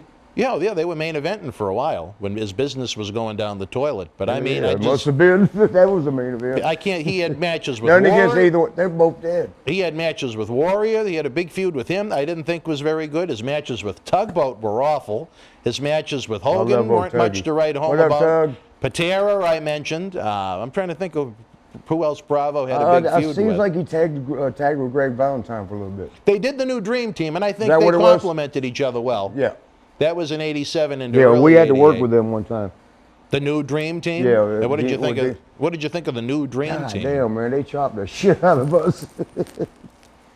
Was you know when you can't work, you chop. Yeah. And I don't mean that for Ric Flair, because Ric Flair can work.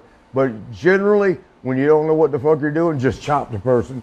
The whole match long. Well, can't throw a punch, chop. It always took Greg 15 minutes to get warmed up, right? As Gorilla Monsoon used to say. You mean at nighttime? Or? Oh, you'd have to ask Annie about that. But I mean, I'm talking about as far as his in-ring work goes. He loves, I hate to say it, ass-eating Annie, but he loves her so much. I love the stories, and you know I do. One of my friends said glows. He's trying to get with her. No. She works for Hulk Hogan's restaurant. Really? I don't know. That's what somebody said. Oh, wow. I don't know if that's true or not. Your friend or Annie? Annie. Annie works for Hulk Hogan's restaurant? Yeah. I don't think that. She lives up here. I don't know where his restaurant's at. He might have a restaurant up here. Well, I don't know. If he does, I don't know that it's true. I'm just trying to hook you up. Brother. I know he has one down in Florida. Are you married or not? No. Then let me hook you up. No, that's something. There's no attachment needed. By hand, arm, or any other bodily part. But the new Dream Team, they were pretty much done at that point. So you only must have had a couple of matches. Yeah. Oh my God! And it was that big ass 20-foot, 22-foot ring. You got rings, so you know how big they are. Oh yeah. The 22-foot is like a football field. You shoot up in the ropes, you got to run for half an hour before you hit the ropes. You're blowed up by the time you come back to take a hip toss. I think we use 16 by 16, so that's a big difference. Yeah. Yeah. That's a big difference. Huge difference. Those big guys even must the have way got you so bump, blown because up. On the 16-footers, you got to bump in closer. You hit the rope. Yeah. You know, the 20-footer, you bump any goddamn, any damn where. Did it? I got to stop cursing. What size of a ring did you have in AWA? Do you remember? 20. So, to the fans at home that may not really think along those lines, what was the adjustment like? How long did it take you to get? Yeah. How long did it take you to get used to a new ring that was just a little bit bigger on every side? Not that much, because when it started in Kansas City, it was an 18-footer, and sometimes they would use the 16-footer small, man. That's for the littler guys, like the Hispanic, what do they call them? Lucha Libre. Yeah. Luchadors, yeah. Because they're littler guys, so a 16-footer's, good for them. But we'd use the 18-footer, but sometimes go to the 16 with 18, and then Kansas City didn't have the 20-footer. We went AWA before we got the 20-footer, and that's like, well, gosh, damn, it's a football field. And then WWE, they even had a 22-footer. Like, fuck. I know it's only 2 feet more when you're in a wrestling match and you're getting thrown into the ropes and you got to run for a half an hour to get to the ropes. Not just that, your timing and your pacing. Everything's you try different. and get used to it. Yeah, because you got to be quick. Those extra 2 feet can mean a lot. Yeah, because your timing's so different. 16-footer, you better be quick. Like a ping pong going through that one. Yeah, man. All right, wrestling fans, we're having so much fun as we flash back to the year 1989. We're going to take a brief timeout. We're going to be back with more Party with Marty after this brief timeout. Stand by. Wrestling fans, I'm Dan Marati. And this is the man of the hour, Leo Rush. It's all over BostonWrestling.com and our social media. But Leo, brother, they got to check out some of this merch. They got to. Check it out, fans, right now available on eBay. At WrestleMania 37, she proved she is the EST, defeating Sasha Banks to become the new SmackDown Women's Champion. Here's your chance to own this limited edition collector's autograph print, personally signed by Bianca Belair, one of only 50 made direct from our friends at WWE. Also signed by original artist Rob Schamberger. Help keep wrestling legends working. Get this awesome Bianca Belair collectible for your wrestling collection now. All right, wrestling fans, welcome back to Wrestling Insiders as we begin to wrap up this week. Another question that came from the fans, Marty, was a man that WWF, I should say, tried to give a try with in the mid-'80s. They brought back for another chance, so to speak. Mega Man Tom McGee. He was given the Doc match. He died, didn't he? Recently. No, did he? I think he did. Hey, somebody check to see if Tom McGee died. Mega Man Tom McGee. I think he did, but he was a bodybuilder. Yeah, they brought him back. He died recently. They brought him back to WWF television taping. I hope I'm not misspeaking on that in case he's sitting there watching like I'm not dead. They brought him back for another tryout. They called him Bolt Upright. They called him what? Bolt Upright. Why is that? Well, because he was pretty, he could jump pretty good. So Oh, they really? called him Bolt Upright, yeah. He was a good athlete, man. I think he may have gone through Calgary at one point. Yep. So Brett made it a mission for his Doc match to look superb, to the point that, as wrestling lore goes, Vince McMahon and Pat Patterson thought they may have the next Hulk Hogan after watching the He had the a Doc body, match. man, because he was, I think he won something like Mr. Canada or some shit. He won a body, and he was, strongman. He was he won, like, strongman contest where you lift up bricks and put them on. He was like Patera Rastani. Yeah. Yeah. But do you I think he died. Well, that match became kind of I'm not sure, though. an underground legend where Brett made him look like he could be the main event guy of WWF. Then they put him in the ring with other people, and he was the absolute shits. Do you remember anything about that match? Do you remember, No, I don't do you remember remember anybody raving about Tom McGee as a guy that could potentially be the guy for WWF? Oh, yeah, that's when they called him Bolt Upright. That was that's what he was going as, Bolt Upright. He was a hell of an athlete, and we worked out at the gym. Like I remember in particular in California, the Gold's Gym that we all worked out there. Rich Menzer, took care of us out there at the Gold's Gym, and not like that. But yeah, Tom was in there like you could see he was built like your mother. Yeah. But he's in there working out light. I'm going light today, and he's doing heavier than we can fucking do on our power days. We're like, oh my god. And he was such a limber, flexible athlete. A lot of bodybuilders are stiff; they can't move too good. Like Bravo, as we were just talking about. Yeah. Yeah, But but his matches, they weren't. Nothing against you, Tom. I love you, brother. So you never saw the Brett one that became kind of a legend, no? no? I didn't see that. The other work that you did see of him, I've heard of it. I've never seen it. Yeah, I didn't see it either. I know that, I think on the 30th anniversary, a lot was made to be of the match because I don't know whether it surfaced on YouTube or on a WWE DVD release, but I mean, everyone that has seen it that I've spoken to said Brett made him look like he could be Brett could do that. the main event guy of WWF in '89, That's Brett. more That's how so good than Brett Hogan, was. more so than Warrior, and then every other guy they put McGee in the ring with was absolutely terrible. Which is a testament to Brett's work, I guess, Yeah, right? Brett could make anybody look good. Yeah. Did you? Tony Atlas thinks I'm a racist. Well, that's good. That's not good. Why you want to agree with it? Did you ever have any interesting insight with Tom McGee other than working out at the gym with him? We were boys. I mean, we loved each other. Not like that. Yeah. And do you ever travel? I don't think so. I don't think so that either. No, just pretty much. Yeah. And the gym, yeah. From what you saw, did you ever get the impression that he could be a main player in WWF? He looked the part, but he. That was it. Yeah. He looked good in an 8x10 in an action figure. Yeah. That's about it. Yeah. Well, that's too bad. But I mean, but at least Brett seemed like he gave him a fighting chance. I never got to see it, but I don't doubt because Brett can make anybody look good if he wanted to. He can make you look bad too. And you could be good. And if he didn't want you to look good, you ain't gonna look good. They put that guy on the road for months and months. I don't know if they were looking for someone to find the right chemistry with him for, or. Well, I think they were. Mine? Oh, shit, sorry. Oh, yeah, it did. Okay. Well, you never know what to expect. Is that better? Is that better, Cecil? Thank you. Okay. We don't want to get Cecil angry over there. They call him the raging beast for a reason. Well, you shouldn't know that. He's an animal. You shouldn't know that. Well, I can only go by what Gary said. You But anyway. told me, you promised me you wasn't gay. I'm not. I'm not upset with y'all, the LGBTQRS club. But I mean, I need to know the guys that are gay. Like, when we would take dressing, showers, like with Rick Martel, we would generally wait till he got in and out. Yeah. You know, before we'd go shower. But you need to know the ones that might be looking at your ass while you're showering. We don't dislike them, but you just don't want somebody staring at your thing-a-ling or your butt. How many people would you say in that era would you be uncomfortable showering around? Virgil, but they wouldn't because Virgil was gay. Virgil's thing he would hang but like this. Yeah. If he'd sling around real fast, it would sling and hit you in the leg. Like, God damn, get that off me. What about Lanny? No, Lanny always kept to himself. Yeah. Some people thought Lanny would go both ways.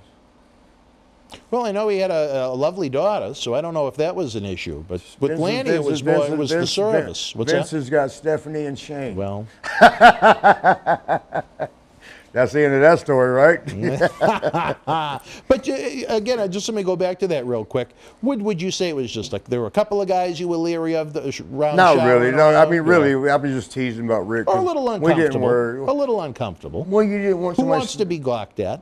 You know? Yeah, I mean, especially if your back's to them. Yeah. You know, and when you're looking at them, you can make sure you look at them and they don't look at you. But when your back's to them, they can be staring all up and down. They can be damn eye fucking your ass. Like Jacques Rougeau and the woman in the elevator. Yeah, he saved that memory. I may still remember it now for all we know. He probably does. She did. It was Donna. It was Electra. Oh, shit, I shouldn't have told. Oh, the one that broke into ECW? ECW, yes. Yeah? Oh. Hey, Don, I love you. I miss you. Well, I'll tell you, the party with Marty, it took her quite a while to break into the business. Yeah, but she was, her body was so good, she used it. Yeah, well. We'll take that for what it is, folks. Before we go to Marty, in case he is passed away, and I don't have Google in front of me. Hey, somebody check Tom Did McGee. anyone look up Tom McGee, the Mega Man? Is he still with us? They were talking about him on Strongman contest I was watching about a couple weeks ago. Oh, really? Yeah, and they brought his name up because he had a record. Yeah. For one of the events, like I think that big ass round ball that they put up on the thing. He had done it in like the fastest time or whatever, and then this guy beat his time, and he'd had it for like 20 years. Well, it's too bad he was so lousy because, like you said, he had a great Don't look. say it like he was lousy. He had a great look. Yeah. Like you said, if you wanted to market action figures, posters, and things like that, I mean, there's a guy. I mean, who knows how he got the physique, but you got well, that don't even matter. You still got to work out. No, you sure do. You sure do. But you got to remember, back then, they didn't have all the Ronda Rouseys and all the, the football stars and all that. They were trying to get the crossover. Yeah. So you had, Ken Matera, strongman, Olympic strongman. Dino Bravo did something. I think he had a Canadian record with bench press for a while. And you were getting stars from crossovers, what we called it. He died?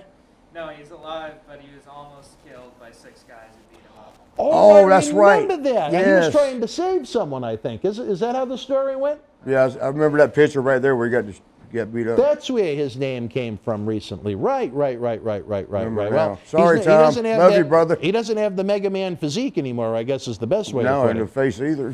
Well, the face, yeah. Maybe California? I don't know. We have he was our Cali. crack staff, John C. Riley here of Boston Wrestling, looking it up. It doesn't say?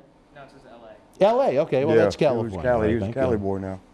Well, sorry, Tom. You tried to do a good deed love you, and it brother. went wrong. Sorry, I didn't try to mean to put you in the grave. Parking dispute. Parking dispute. Okay, well. It was from what I understand, it was some brothers, about 5 or 6 brothers. He said 6, I think. Well, who counted? Neighbors, I would guess. It was in a Or parking security cameras. I think it was near his house, if I remember. I remember now that he's reading it. I'm sorry, what did you say? His driveway. It was his driveway, okay. His own driveway? Oh, man, that sucks.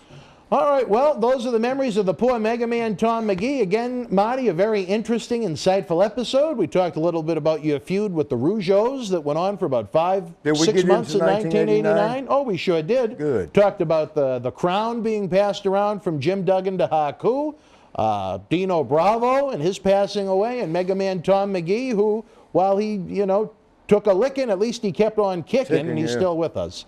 For my partner in crime, Mr. Marty Jannetty, we'll be back next Thursday night, 10 p.m., for another Wrestling Insiders Party with Marty. Don't forget, tomorrow night, 10 p.m., when the lights in the Thunderdome on SmackDown go down, the light on his head is just turning on. John Cena Sr., if we can pry him away from Margot Ouellette, hopefully he'll be with us for another fabulous Fridays. You and yours, be well, stay healthy. Good night. Electra has a hell of ass. You can catch brand new episodes of Wrestling Insiders Party with Marty every Thursday night at 10 p.m. Subscribe to our YouTube channel to be sure that you never miss an episode. Again, fans, if you're enjoying all of the great content tonight, give us a big thumbs up. Subscribe to the YouTube channel. It is absolutely free. As we round out our 5 Wrestling Insider Shoot interview episodes this week, we're joined by the one, the only, the debonair, John Cena Sr., otherwise known as Margot Ouellette's main squeeze. Apparently, the two may be appearing together on USA Network's Temptation Island next season. This week, on Fabulous Fridays, Cena shoots on Night 2 of WrestleMania 37, the Bella Twins, and more. Here's Johnny. All right, Johnny, as we approach what's turned into something you and I have talked a great deal about, the annual Make-A-Wish Day on April the 29th this month. Those great little kids, I don't know how many of them get to experience WrestleMania this year. Usually WWE, as always, goes above and beyond to try and help out those Make-A-Wish kids, where health is such an issue right now, and there were such limitations within Raymond James Stadium. I don't know if it was the annual impact that WWE has with the Special Olympics kids and the Make-A-Wish kids, but I'm sure if not this year, certainly next year they'll make up for it and then some if Dallas is open to full capacity. I'm sure next year we'll see a whole different world, I hope. And I would say that this year it would be very difficult to take these young men and women because of their situations and their immune systems and bring them into they got to be really careful. An environment that may have been fully safe, but you can't take the chance. So I would say next year will be the big year for Make-A-Wish and for the Special Olympics. Well, fans, continue to monitor programs, social media, as we're trying to come up with something really cool for Make-A-Wish Day on April the 29th. It is one of those causes that's near and dear to our heart. It's one that we've done a lot for. I've never been one to publicize or over-publicize a lot of the charity work we do unless it's something we're trying to raise money for direct. But, you know, I'm looking forward to what we have cooking for Make-A-Wish Day. But, Johnny, the fans wanted us to continue our trip down memory lane from WrestleMania 37 as we try and figure out what the new schedule for Wrestling Insiders is going to be. We know we're going to have the podcast-style show with Oscar is the lead into Raw. I mean, Oscar, the superstar from the WWE in the mid-90s. Wow. Every week he's going to join us before Raw as kind of a lead-in. Huh? That's right. And then who knows who is going to take that Tuesday night slot from the Hall of Famer himself, Mr. USA, Tony Atlas. Will Tony's common sense come back to him and have him return? Will we find someone new from Wrestle House? Will we find someone outside of Wrestle House for that Tuesday night slot? It's going to be interesting to see what happens. Definitely interested to see what happens. So, Oscar, just out of curiosity, we doing this every Tuesday night? No, he'll be doing it Monday night before Raw. Really? Podcast style. Every Monday night? Yes. So he'll call in, or you? Will we speak via telephone? Nice. In the podcast suite we have in the other doing room. that Zoom or Switchblade or whatever it is. Yeah, it works out well. I've done several look podcasts kind of lousy, that way. though. I'm not a big fan. I tell you what, I just did a podcast. Matter of fact, I've done almost 9 now, where they used a different, something different other than Zoom. Was perfect. Worked out very well. I've had a few bleeps with the Zoom, but this other one, I can give you the name off the air. Maybe we can worked take a out look perfectly at that. well. That way, it's face to face. Works out well. The fans get a chance to see you and who you're speaking with. Works out really, really well. I'll give you the name. Yeah, that's something to look into. Yep. And as always, Wednesday night, 10 p.m., we have our Wrestling Insider Special Edition. It's a different guest every week to keep you guys on your toes, to give you guys some variety, almost like those cable news shows at night on CNN and Fox and MSNBC. You never know who you're going to see. Thursday night, as always, it's that no-holds-barred sex, drugs, and rock and roll look at the 80s and 90s as we party with Marty Jannetty. And then Friday night, we wrap up the week with this guy himself, the old Johnny Cash of Boston Wrestling MWF. I know, Johnny, you're getting ready for the big one. Saturday night, November the 13th, back to the 80s at Memorial Hall as we celebrate in-ring 20 years of the MWF. Our 20th anniversary. You know it is going to be a blockbuster night, unless they cancel on us again. I kind of think that this COVID will be hopefully in check. I've got a lot of weddings, as you know, my Justice of the Peace. I had very few last year. I'm booked for like 16, more coming in. Wow. So I think that what you're going to see is more and more venues will be opening up. You'll have more and more people coming through. I just hope they don't do this COVID passport or things like that. I have a whole opinion on that, which we're not going to discuss here. But I'm looking forward to the 13th of November. It's going to be a slobber knocker. Fans have wanted to know, Johnny, to really make a special 20th anniversary weekend something in addition to the legends that will be taking part in the event November 13th, in addition to the hungry young athletes of yesterday, today, and tomorrow competing in the squared circle. What about, at some point that weekend, the debut of about almost a new generation of the fabulous women of wrestling? Do you think the legends would outshine them? Actually, want to bring in some female wrestlers? On its own separate event. Maybe the Friday night, maybe the Sunday. The fabulous women of wrestling live. Always food for thought. You know how I feel about that. Well, I know you have had the idea for the platform for a while. Maybe our 20th anniversary as we begin a new decade, a new adventure, a new journey. Maybe now is the time to launch these fabulous women. You know my thoughts on the women's wrestling, but I am also a man that is open-minded. And I think if it's something that'll make wrestling fans happy, if it can be its own separate platform like I'd like to see WWE give the great women they have on their roster, maybe the 20th anniversary is the time to introduce the fabulous women. Food for thought. I know that a lot of the young ladies in the indie circuit anyway, a lot of them got out of the business with the COVID situation. They just gave up. They just said, you know what, I enjoy doing it, but at the same time, I'm not making any money. Nobody's looking for anybody new. So unfortunately, a lot of the young women that I used to work with probably are just working for one promotion or taking only one booking. You know, I guess the good news is we have about 7 months if we were to put something like that together. You know what? I think that should be a plan in motion.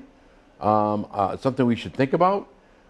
Certainly, if we're going to do it, and you know me, and I know you, it's got to be the best of the best. Yes, we don't want garbage. No, I don't want somebody that said, I've trained in the ring for 4 months, I'm ready.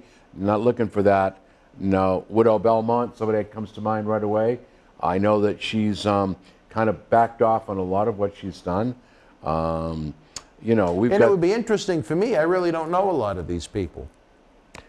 It's going to be difficult, I'll tell you right now. And I will say this, to their credit, women's wrestling, trying to find young ladies to work in this business or perform is very, very difficult because it's like the little people. It's on a limited basis. You know, you can get I'm ready, but they're not. I mean, when you look at people in that ring, I work with young ladies who could probably outshine some of these guys. So that's the kind of matches you want to see. I remember the match with Widow Belmont and it slips me. I'm sorry. It must have been a classic. Yeah. Well, it was. They were bloodied out. You don't even remember who she wrestled. No, she's on the tip of your tongue. No, she's been around a long time and she's great at what she does. It's just that my mindset isn't on it right now. But they had a match, and I will tell you this: you talk about juicing and bleeding. Wow, what a match! And it was a tables, ladders, and chair match. Wow. So, do you think it would be better to give, if we were to go the route of the fabulous women of wrestling, during our 20th anniversary. Do you think it would be maybe better to give them their own weekend or to tie it into the big event itself on maybe the Friday or the Sunday? I would think that if you're going to do it, it might be nice to, like a WrestleMania, like NXT or whatever, might be nice to tie it in. Anniversary weekend. Yeah, just to say if we're going to do it, we debut it. But I will tell you this, it might not be received as well as the gentleman, only because another promoter tried it, and it didn't work out well at all. So, But they're not John Cena Sr. But he's a good promoter. He's been around a long time. So, you know, let's give it some thought. We'll give it some thought. We got a long way to go. How about the fans give us their input? Fans, we'd love your thought, fans. Would you like to see the Fabulous Women of Wrestling promotion launch? We'll put that out there as John Cena Sr.'s mind is always working. If you're joining us during the premiere on Friday night, chat away in the little chat box. If you are watching after the fact, leave your thoughts in the comment section below, or you can go really old school, send us an email, bw@bostonwrestling.com. We'd love your thoughts. Do you want a live all-women's wrestling promotion as part of what we do under the Boston Wrestling Sports umbrella? If you want it, I think we should do it. I think it would pay off and the fans would see a different type of wrestling. As I say, the young women that I'm associated with, that I know, I'm telling you, some of these young ladies could outshine some of these young men. Now, would you want to see any female legends appear on this show? Yes, definitely. You would? You'd have to. Yeah, in order to make this a tribute and in order to professional wrestling, for the women's professional wrestling, that would be the best way to kick it off. All right, well, maybe Annie could be the commissioner of the group. Another story for another time. All right, wrestling fans, you want to talk about another story? WrestleMania 37, Night 2. Everybody was evacuated again for the second night, which, as you can imagine, thrilled me to no end in my rain poncho. But it wasn't as bad as Night 1 as far as the rain goes, definitely. It was much more toned down. It made for a much better atmosphere, I think. By the time the glitz and the glamour began at 8 o'clock, the pyro, it was a beautiful sight, Johnny, to be there in that nice, warm Florida weather at night, nice breeze. The rain had stopped, maybe a little mist here and there, but overall, it was just a great night. I thought Night 1 was better than Night 2. That's my personal opinion. I don't know if you agree or disagree with that. I think Night 1 was okay. Night 2 was good. Really? So you like Night 2 better? Well, you know what? It's pretty difficult to say one was better than the other. I don't think so. Well, I don't like to do that. You know, I suppose if I've got to give the devil his due, I would go with Night 1 only because of what we had for matches. I would do that. But I think everybody worked their ass off to try to make it a great 2 nights. Sure did. We saw on Night 2, Tamina and Natalya challenge Big Nia and the Herman Munster look-alike there, Shayna Baszler, for the tag team titles in another concession stand match. Your thoughts on that all-out war that we saw? No comment. It wasn't that good in your opinion? No. I was disappointed. I really was. I expected more, especially from the people that were involved. I expected more. I was disappointed. In the Women's Raw Championship match that night, though, Johnny, you saw Asuka lose to Rhea Ripley. And Surprise. I thought that was the right call, because I think if you had Rhea lose, she turns into just another face on the show. I think by giving her the title right off the bat like that, at least she has some credibility and she comes across as someone important. Agreed. I think they did make the right move there. The writers made the right decision. And I like Asuka an awful lot. She's one of the few. Outstanding. Is she not? Yes. Outstanding. Every time I hear she's going to be on a show, I'm there. I watch it. She's just so good at what she does and how she brings it across. They should learn from Natalya. They should learn from the Oscars. See, I don't think they tap what they have. They just go out there, and I get so on my high horse on this. They just do their own thing. Anyway, I think it was a great move. I think it was the right decision, and now we've got a new champion. Unbelievable, Johnny. I tell you this, be interesting to see where things go next with Asuka. Charlotte Flair made her return on Raw the next night, so I'm sure Charlotte will be in the mix as well. What about a match that had a lot of people talking, good or bad? Kevin Owens defeated Sami Zayn with the involvement of, I guess, social media star Logan Paul involved, Johnny. What did you think of Kevin Owens and Sami Zayn? Frenemies almost. Zayn has been pushing this ridiculous documentary that no one cares about on television for quite a while, and a feud with Owens that just, to me, really didn't connect. I'm not a fan, professionally, really, of either guy. I think Sami Zayn almost looks like he's a neighbor of Oscar the Grouch with the way he's presented, and Kevin Owens, to me, is just, after the great work he did for the first couple of years, is just kind of repetitive, kind of boring to me. He doesn't really have a wrestler's look. It's almost like now that he does the stunner, he's like trying to be a Halloween Steve Austin. I like Kevin Owens. I do. I really think he's got a lot of potential there. Once again, he came on strong for 2 years. He got the rub. He got the rub from Cena. Because of JC. Yep, he got the rub. He did well with that rub. And I'll tell you, I've watched him several times. I'm a fan of Kevin Owens. I think we're right back where we started from. It's all about the writing. It's all about what I'm being asked to do and how I'm being asked to do it. I think what I see, I may be wrong, but I think the balloon's getting deflated. You know, he was really, and all of a sudden I don't see that anymore. I see a little bit of it. The stunner, you know what, been there, done that. How many times you're going to play the game? I just think they're selling this Kevin Owens kid shot. He's got the potential. He's got the look. Really? Yeah. Really? You know what? You'd push Owens higher up the card. I think if you did. We saw him in the SmackDown version of the main event at the Royal Rumble in that no-holds-barred match with Roman Reigns. I believe we have the poster right there on the set. It is available in the eBay store, folks. I believe it's one of only 100. If you're interested, it's signed by Owens, Roman, and Paul Heyman. Let me tell you, I'd buy that because, let me tell you, that was an excellent match, except for the referee screw-ups. The nonsense. That was stupid. And also, if they were a fan of Survivor Series, Johnny, we have the Survivor Series event poster that's signed by SmackDown Universal Champion Roman Reigns, his advocate Paul Heyman, and the, at the time, WWE Champion Drew McIntyre. Available in the eBay store, folks. Link in the description box below. Well, I mean, put them over, brother. I like that. You know, that one, there's a Which comic one do you book. like more? That looks like a DC comic right there. That's a great, great poster, as is that one right there. You'll never see that again. Ever. No. Ever. And you talk limited edition. One of 100? Are you kidding me? Yeah. Are you kidding me? If you got something like that, wow, awesome. Awesome. If you want to see pictures of it, there's some zoomed-in pictures of the number. There's an authentication What number do you sticker have by. there? I don't even remember. Oh, geez, Johnny, you really want it?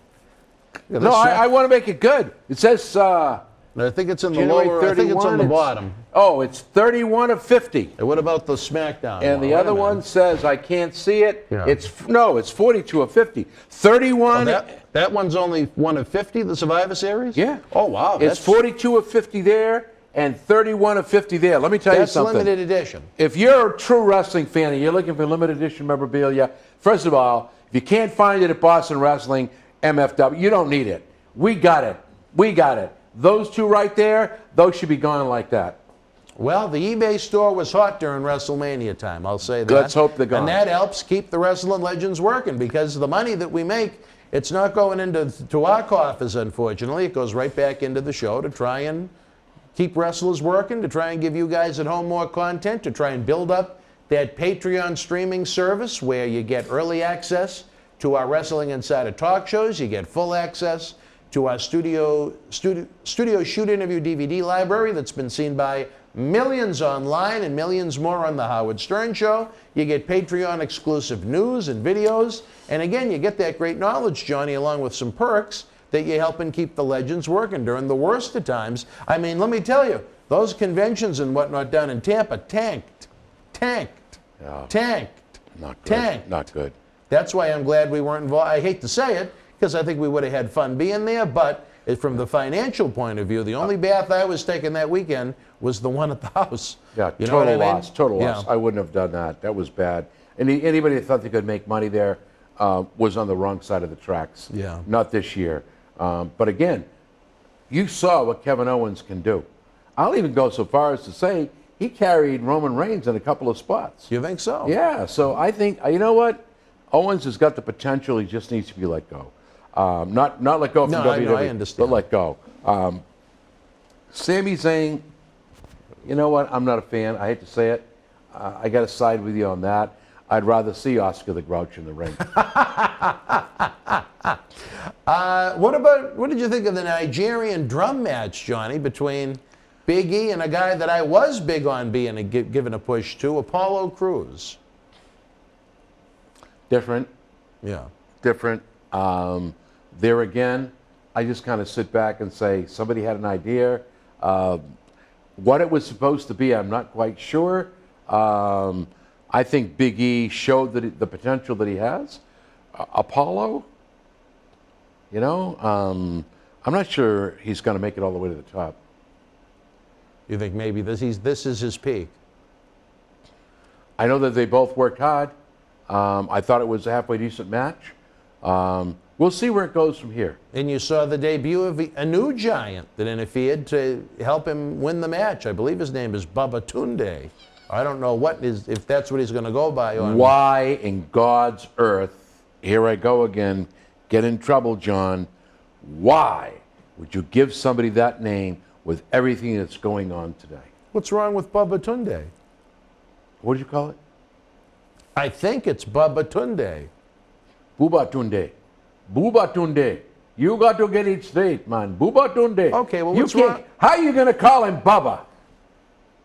Or Buba Tunde. There you go, because it's a Nigerian drum match. That makes sense. No, I agree with that. No, but if you're going with Bubba, you might as well. What's wrong with Bubba?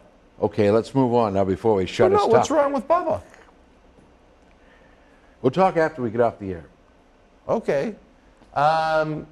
I think maybe it would have been better if they introduced the man before WrestleMania, because no one knew who he was. Thank you. Thank you. I'm sitting here with my son, Sean, and all of a sudden I go, who's he? Where did he come out of? Who is he? They pick the most inopportune times, and they pick the craziest spots. You know, you're right. Even if there was somebody in the shadows, even if they just showed the shadow, even if they just had this weird voice, you know, from Nigeria, we're going to Bango. Or Apollo talking to someone off camera. Absolutely, like that, anything with just the shadow. You know, we'll show them the shadow of Nigeria. We will survive. We will be. No, they didn't even do that. Here's what's killing me about the whole thing, Johnny. I have been an advocate of my own for Apollo Crews getting a stronger push than he had in recent years, almost since day one. When you see his matches at the non-televised events or house shows, as you may call them, I think his work is superb. It's outstanding. Yes, I was very happy that Paul Heyman chose to give him a big push on Raw last year before they cut ties as far as him working in creative. And then Apollo kind of went back to no man's land. Then he got a fresh coat of paint on SmackDown, but to go to the length where they gave this man an accent that he didn't have for the first 5 years of his career in WWE, I just thought it was complete and utter nonsense, and it takes away from the credibility of the work that he's doing because it's just nonsensical to me. Thank you. And that's what I mean when I say Nigerian drum match. Why? There was no need of that. You've got two outstanding people working this match, working the show. That's why I say it lost a little bit of luster. Outside of that, it is what it is. It is what it is. A surprise of the night, maybe, to me. You saw the veteran Sheamus come away with the WWE United States Championship with the win over Riddle. Riddle me this, riddle me that. Will Sheamus keep the belt, or will the Riddler be back? Only we know, the next show will tell. I hope Sheamus keeps it, and Riddle go to hell. You know what I'm saying? It's like, Sheamus deserves this. Sheamus, my man, you deserve it. Great guy, personal friend. I mean that truly. I haven't seen a whole lot of him lately, but he's a great guy. He's got some great stories. You know, that guy really knows how to mix it up. You talk about somebody in the business outside of Brock Lesnar and McIntyre and Lashley and a few others. This guy can really mix it up. I think it's about time. He's just been kind of in these goofy roles, and, you know, they've always Cesaro and him. Great. They were a great tag team. They were great and together. They did nothing for them. So kudos to my friend. All right, wrestling fans, as we continue to break down the weekend that was WrestleMania 37 at a sold-out Raymond James Stadium, at least with the seats made available, we'll continue our look back at WrestleMania and that U.S. title match after this brief timeout. Wrestling fans around the corner, around the world, I'm Dan Marati. And I'm Mr. USA WWE Hall of Famer Tony Atlas. The road to WrestleMania has begun. Wrestling fans are looking to add to their man caves. You got to see what we have in the eBay store. Check it out. At WrestleMania 37, she proved she is the EST, defeating Sasha Banks to become the new SmackDown Women's Champion. Here's your chance to own this limited edition collector's autograph print, personally signed by Bianca Belair, one of only 50 made direct from our friends at WWE. Also signed by original artist Rob Schamberger. Help keep wrestling legends working. Get this awesome Bianca Belair collectible for your wrestling collection now. All right, wrestling fans, welcome back to Wrestling Insiders as we break down WrestleMania Night 2 and Part 2 of a 2-week series of WrestleMania highlights, maybe even a couple of lowlights. I think what loses me with Riddle, Johnny, is everything except the bell-to-bell work. I think Riddle, with his MMA background as a real-life shoot fighter and whatnot, in the ring, he's very, very good when the bell rings until the point the bell ends. Everything else other than that is some of the worst creative material I have ever seen for someone with talent, where they present him as a complete and utter imbecile. I don't think it's funny. I don't think it's fun. I don't think him riding around on a scooter is going to sell merchandise or sell tickets when fans come back to the arena. I think his promos are childish, absurd, and ridiculous. I think his music is childish, absurd, and ridiculous. I think his flip-flops are childish, absurd, and ridiculous. I hate the entire presentation of the man outside of his actual body of work inside the ring, which I think is very good. But if you're going to present him as a moron before he even comes out, how are the fans going to become attached to him as a wrestler? Having fights, simulated violence, sports entertainment. The entertainment part is not entertaining. The sport part of him is very good. Well, the one thing I can say is this, that, we saw it happen before with Nick Dinsmore. Yeah. This is what's going to happen with this kid, too. Really? Nick Dinsmore has outstanding talent. I worked with Nick a couple of times in the ring as the heel, Johnny Fabulous, great guy to work with. What they're doing is they're doing the same thing with this young man as they started out. He started to be over, this guy with the zippered on, jacket, his uncle, Eric Bischoff, and then what happened? He just went the way of the albatross.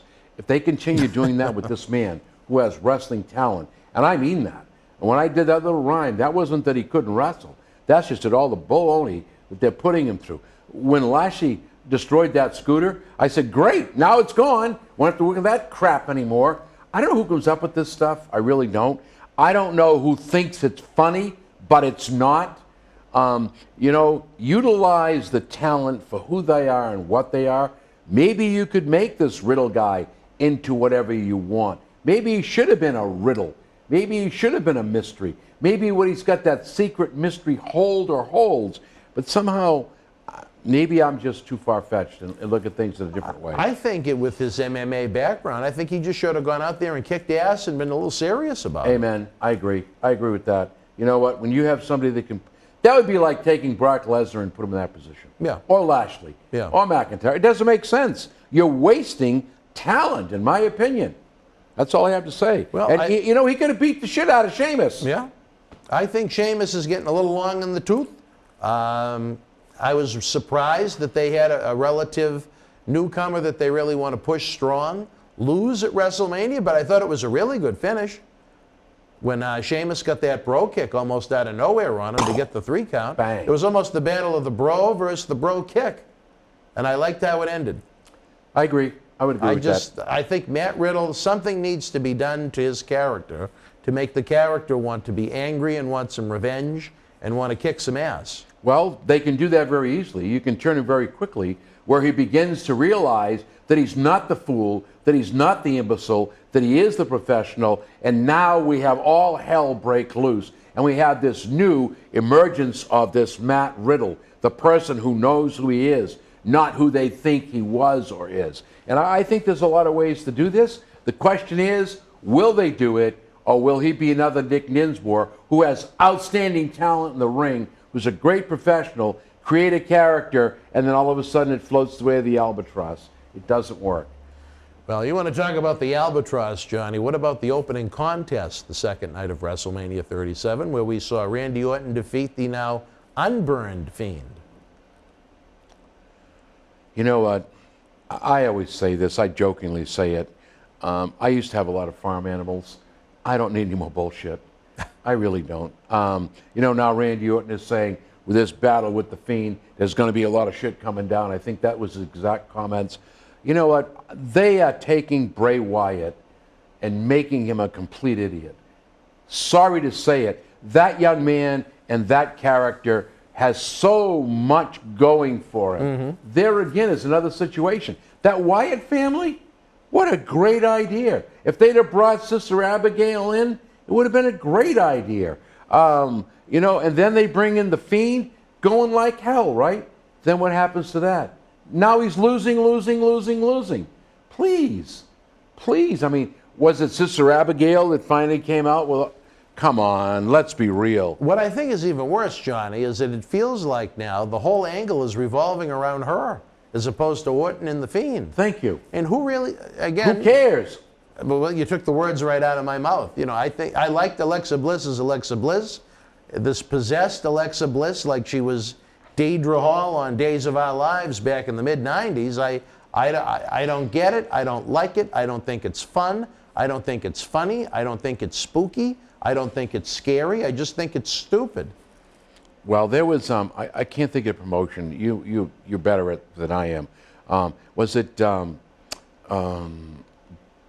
WWC, New Japan Pro? Her name was Rose, a Japanese wrestler Rose, but she was just like way out spooky. They brought her in a coffin. It was really deep, really dark. If you're going to play the game, play the game. Don't do this half-ass thing. You don't think her coming out of the Jack in the Box with the black ooze coming out of her head was the way to go? So somebody thought that would be the birth of Sister Abigail. Are you kidding me? Come on. You know what? They did more to destroy the character and the match with that stupidity. Whoever thinks of this stuff? You know, I got to be honest, Johnny. When they started that, I didn't even think it was him. I thought it was someone disguised as him, and the burnt Fiend was going to come out. I guess apparently the burns have disappeared, huh? Yeah. Either that or he lost a lot of weight, because he looked, at least from being there live, he looked, I don't know what to say, skinnier, but he wasn't as bulky as the last time I had seen him. He looked shaped up. So I thought that maybe they were going to pull an angle where there was another Fiend, almost like they did with the Doinks at one point back at WrestleMania 9. Good idea. I thought maybe that would have been a way to reintroduce Bo Dallas, maybe as the unburned Fiend, and then eventually in the match, the burned Fiend came out, but no, the Fiend was the Fiend. And this monster, this destroyer, this man of evil, all of a sudden lost because Sister Alexa Bliss came out of the Jack in the Box with ooze coming out of her head, which was apparently enough to distract the man from this top match at WrestleMania against Randy Orton and be hit by the RKO for the loss. Randy comes away with the win. I liked how Randy had the white tights on. That was something different for him. Sometimes for the big pay-per-views, he mixes it up, as he's usually almost like the cowboy, always in black tights, black boots. He had the white on for WrestleMania. But you talk about a flat reaction from the crowd. They did not particularly care for that finish with Alexa Bliss coming out of the Jack in the Box with the ooze on her face. Hearing these words come out of my mouth just says to me how ridiculous it is. Who thinks of these things? Who thinks it's funny? Who thinks it's meaningful? Tell me, what is the purpose? What was the purpose of that? What's going to happen? How do you carry that forward? I don't get this. I don't get it. Unless it was, you say, distraction so Orton could win. How stupid. Did it make you want to see more of it? No. That's the problem with it. That's the problem. And that's been my point all along. I've said that in several of the matches. like the Sasha Banks. Bianca, I'm saying, wait a minute, would you want more? No, it's over. What they're doing slowly, I don't care what anybody says, and I may be out of line again, but they're slowly killing the Fiend. And I hate that because it's a great character. One of the best. That should He's be the new Undertaker. They won't look at it that way. Right out of my mouth. They won't look at it that way, and they should. I said that when I first met Bray Wyatt backstage. I said to him, you know what? I just have to tell you something. You probably have one of the best gimmicks going right now of anybody in this locker room. And he did. He did. It should have been him, and you don't agree, that kind of did battle with the Taker and had fun with that. Can you imagine the number of matches they could have got out of that? And then when Taker finally did retire, guess who would have taken the urn and dumped the ashes, destroying him once and for all? There's so much there. What's wrong with the writers? And they're slowly destroying the Fiend. You know what? And I also don't like the Mr. Rogers version of the Fiend either. Well, that was kind of funny. You mean the Fiend House? The Fun House. Oh, you know what? When they first introduced it, it was cute. Okay, and that was over a year and a half ago. Yep. So it gets old. It gets very old. And now what'll happen? We're gonna have a Randy Orton Fiend fire match like Kane and Undertaker. I can imagine that's coming. Oh, sure. Somebody's got to get burned. History repeats itself. I think that they're doing a disservice to Orton. They're doing a big disservice to the Fiend, and they're even doing a bigger disservice to this young lady, Bliss. You know what? Who am I? I don't see how Alexa Bliss recovers from it. Well, I mean, at least the Fiend was this dark character all along. With her, she was, very, very, very pretty young lady that, her work was okay. It was fine, I would call it. As far as this nonsense, I hate it, Johnny. I hate it. I think because they handled it the wrong way. I think Sister Abigail, if that's who she's supposed to be, should have been introduced in a different way, should have been a different character, should have been part of what they're trying to bring in, not what they're trying to imagine that I want to see. It doesn't work. It's a bad horror film. You want to know what I think is going to happen in the end? I think that, I don't know how, why, and it's probably not going to be anything to write home about, but Fiend and Bliss will separate, turn on each other or whatever, and then as revenge, the Fiend is going to bring in Sister Abigail to feud with Bliss. You know what? I think they've waited so long that they shouldn't even do it. They shouldn't even do it, because I said to somebody, if they were doing this and I did it with a professional wrestling gimmick, if they're doing this the right way, you know that movie with the doll? Yeah, Annabelle. That's exactly how Sister Abigail should have been handled. Well, Alexa has a new puppet now, and maybe that's going to be like the Annabelle doll. I don't know if you saw that on Raw. No. There's a new puppet, a female puppet. No. That was on the swing set with her. And she speaks. To call inch by inch?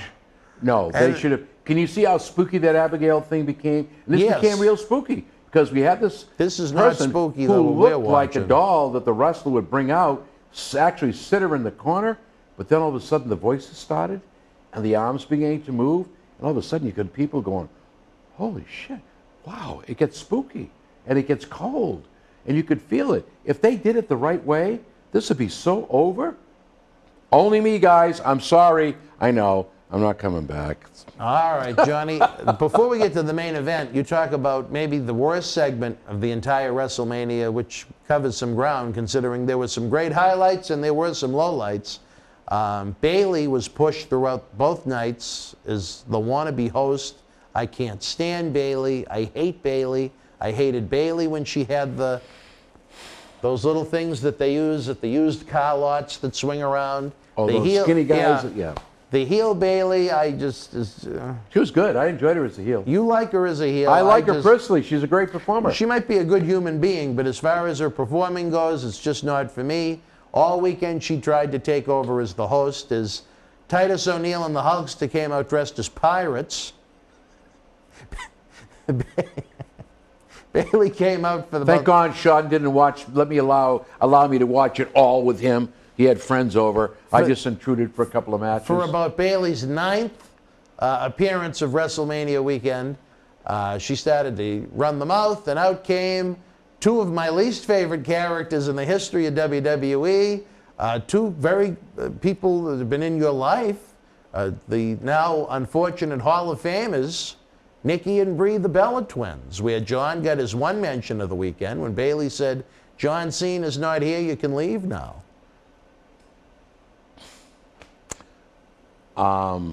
Then they threw Bailey down the wet ramp, and then Hulk and Titus, dressed as pirates, danced to the Bellas theme song with the Bellas.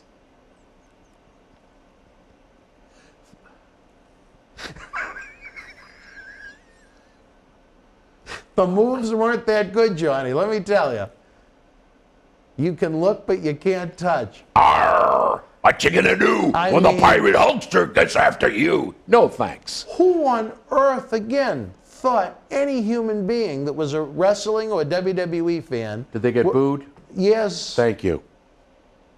Oh, Thank you. It was just awful. It was just awful. I thought the John Cena line was a little... That cracked me up for a second, but... I thought it was good. Why not? Should be there, right? What's that? John Cena's not here? Yeah. Yeah, what's wrong with that? I just thought it was kind of funny. The Yeah, line. yeah, That was yeah, about yeah. the only saving grace. Bailey is a great, great heel. She's got a great persona about her, and she can work.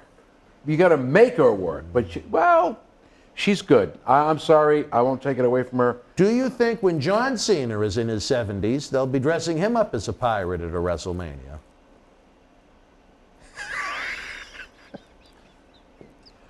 You know what? All I'm going to say is this, and you're going to agree with me 100%. What's the check say? Yeah, you're right. You're right. Right? They could have put Hulk Hogan in lays and a hula skirt as long as the check had zeros. So, you know what? Again, I call it like I see it. I get in trouble for doing that. Maybe that's why people don't call me anymore. And I don't mean that facetiously. And I'm not talking about WWE, and I'm being wise. But, you know, that's the name of that game. I think no ill of the Bellas. No ill at all. I do. But you know what? It ain't time to bring them back. Please don't do it. I just have to say it, because it's not going to go over well. It's not going to be well for them, and it's not going to be well for the people they're involved with. Because the feud will go south, the fans will go south, and it'll be a lost cause. They'll get booed out of the building. They have made it very clear that they want to return to be involved in the women's tag team picture for the next two WrestleManias. And did they get booed on that? They didn't say that at the show. This is just in different interviews. You know what? Please don't do that. Please don't do it, because what will happen is you'll take two young ladies who, it was a TNA era, so they provided what the fans wanted. You know what? I think that people realize enough is enough. People aren't interested in them anymore. It's time to move on. I hope that the WWE writers, Pritchard, and all the other people involved realize this, because it will be an embarrassing moment for them and the people involved. I'm all belted out. I was all belted out when they were there the first time. I was all belted out, especially the second time. I don't care about their reality show. I don't care about their mother, other than that I hope she's recovering well from her surgery. Please, she's a wonderful person. As far as their professional presentations go, I have no interest in it ever again. Ever.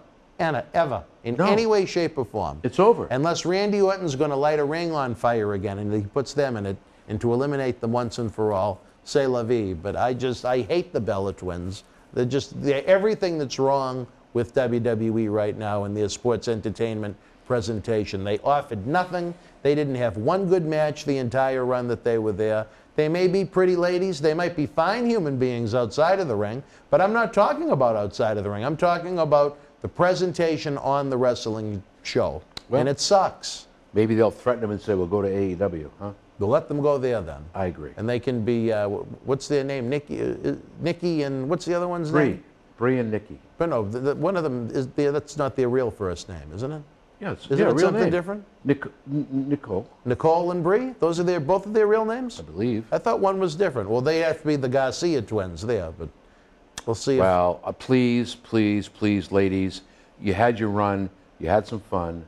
No. You know what? The red Go sign's make your up. wine. That's right. And they have a lot of, believe me, I'm going to say this. You really know that these two ladies are very ingenious when it comes to marketing and ideas. There's no flies on them. But you know what? They did their spot. They had their night in the sun, so to speak. It's time to let somebody else have the shine. Tried to get your son, but that's a different story. Well, no. But you know what? If you do this, they're going to go over and hold the tag team championship? Come on. Let's be real. And what a waste, you know, not for nothing, but what a waste of a WrestleMania moment to do that nonsense they did in Orlando. I know you were mad that you felt a little slighted at the time, but in the end, you lucked out by not being there. I won. You won. All right, wrestling fans, we're going to take a quick timeout. We'll be back to wrap up the shows. Stand by. Wrestling fans around the corner, around the world, I'm Dan Marati. MJ in the house. Future WWE Hall of Famer, mind you. Let me tell you this. I'm not in there yet? No, not yet. Okay. But you will be. Yeah, I will. You know Sean wants to be the first three-timer. Three-timer, yeah. yes. There you go. Let me tell you, you enjoy the in-studio shoot interviews 4 times a week. It isn't cheap to put these productions together, folks. We need your help. No, because they got to pay me. Okay. Coronavirus has killed the nightlife in a lot of ways. We are night owls, Marty and I, but that's a different story for a different time. One way you can help is to check out the great merchandise we have in the Boston Wrestling eBay store. It is perfect for any wrestling man cave or any collection. That's right. Check it out. Support Wrestling Insider's in-studio shoot interviews on eBay with this brand new personally autographed WWE Royal Rumble 2021 11x14 poster signed by WWE Universal Champion Roman Reigns, his advocate Paul Heyman, and Kevin Owens. Reigns and Owens battled for the Universal title in a last standing match January 31st in the Thunderdome in Tampa. This limited edition collector's poster is number 31 of only 50 produced. Comes with WWE authentication hologram on the poster itself. Also comes with an on-air shout-out from WWE Hall of Famer Mr. USA Tony Atlas and a bonus autographed 8x10 photo. Get this rare, awesome collectible for your man cave and help keep wrestling legends working now. All right, wrestling fans, welcome back. Before we go, we have to talk about what I considered maybe to be the true main event of WrestleMania 37. One hell of a match. I wish they didn't turn it into a triple threat match, one man's opinion, but the head of the table, the chief, the tribal chief, Roman Reigns, retained the SmackDown WWE Universal Championship over both Edge, the winner of the Royal Rumble, and Daniel Bryan, who was kind of needlessly inserted. Paul Heyman even wore a lei coming out for the match. It was such a big night. That's Heyman. I think the world of that guy, too. And I don't know if I'm a true mark. I guess I am. But I had a chance to see him one-on-one at one of the WrestleManias, and I said, you know, you're probably one of the best heels out there. And he said, thank you. Coming from you, that's something. I'm nobody. Please. Well, he respects what you've done. Well, I hope so. I'm nobody. But that man is a genius. He's a genius. And look what he's done for Roman Reigns. He's proved that McMahon and AEW, any of them, need to rethink the position of managers. And you know, Roman Reigns went out and did what he did with these two other guys, and they put on one hell of a match. And I really mean that. And you can see how Edge, the veteran, brought the best out of everybody in that ring. And that's why I say to these young men and women, if you've got a Hall of Famer involved in a match, or you've got a retired professional wrestler on there, if you don't take advantage of that, you're crazy. They all work so well off of each other. I could have watched that match a dozen times. Let me ask you this, Johnny. Do you think they needed to put Daniel Bryan in the match? No. I think that was an afterthought. I think it was, and you made the word needlessly. I would concur and agree with that. You know, we don't agree all the time, but I would concur with your comment. Why? I don't know. Why? Maybe because I think, personally, and it's only me personally, I think Daniel Bryan is winding down.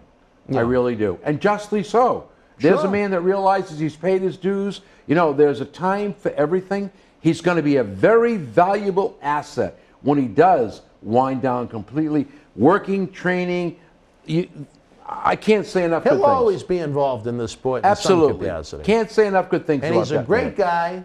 He's a great talent. I just don't think he needed to be involved in that angle. It was a waste. Yeah. It was a waste. Certainly was. But you know what?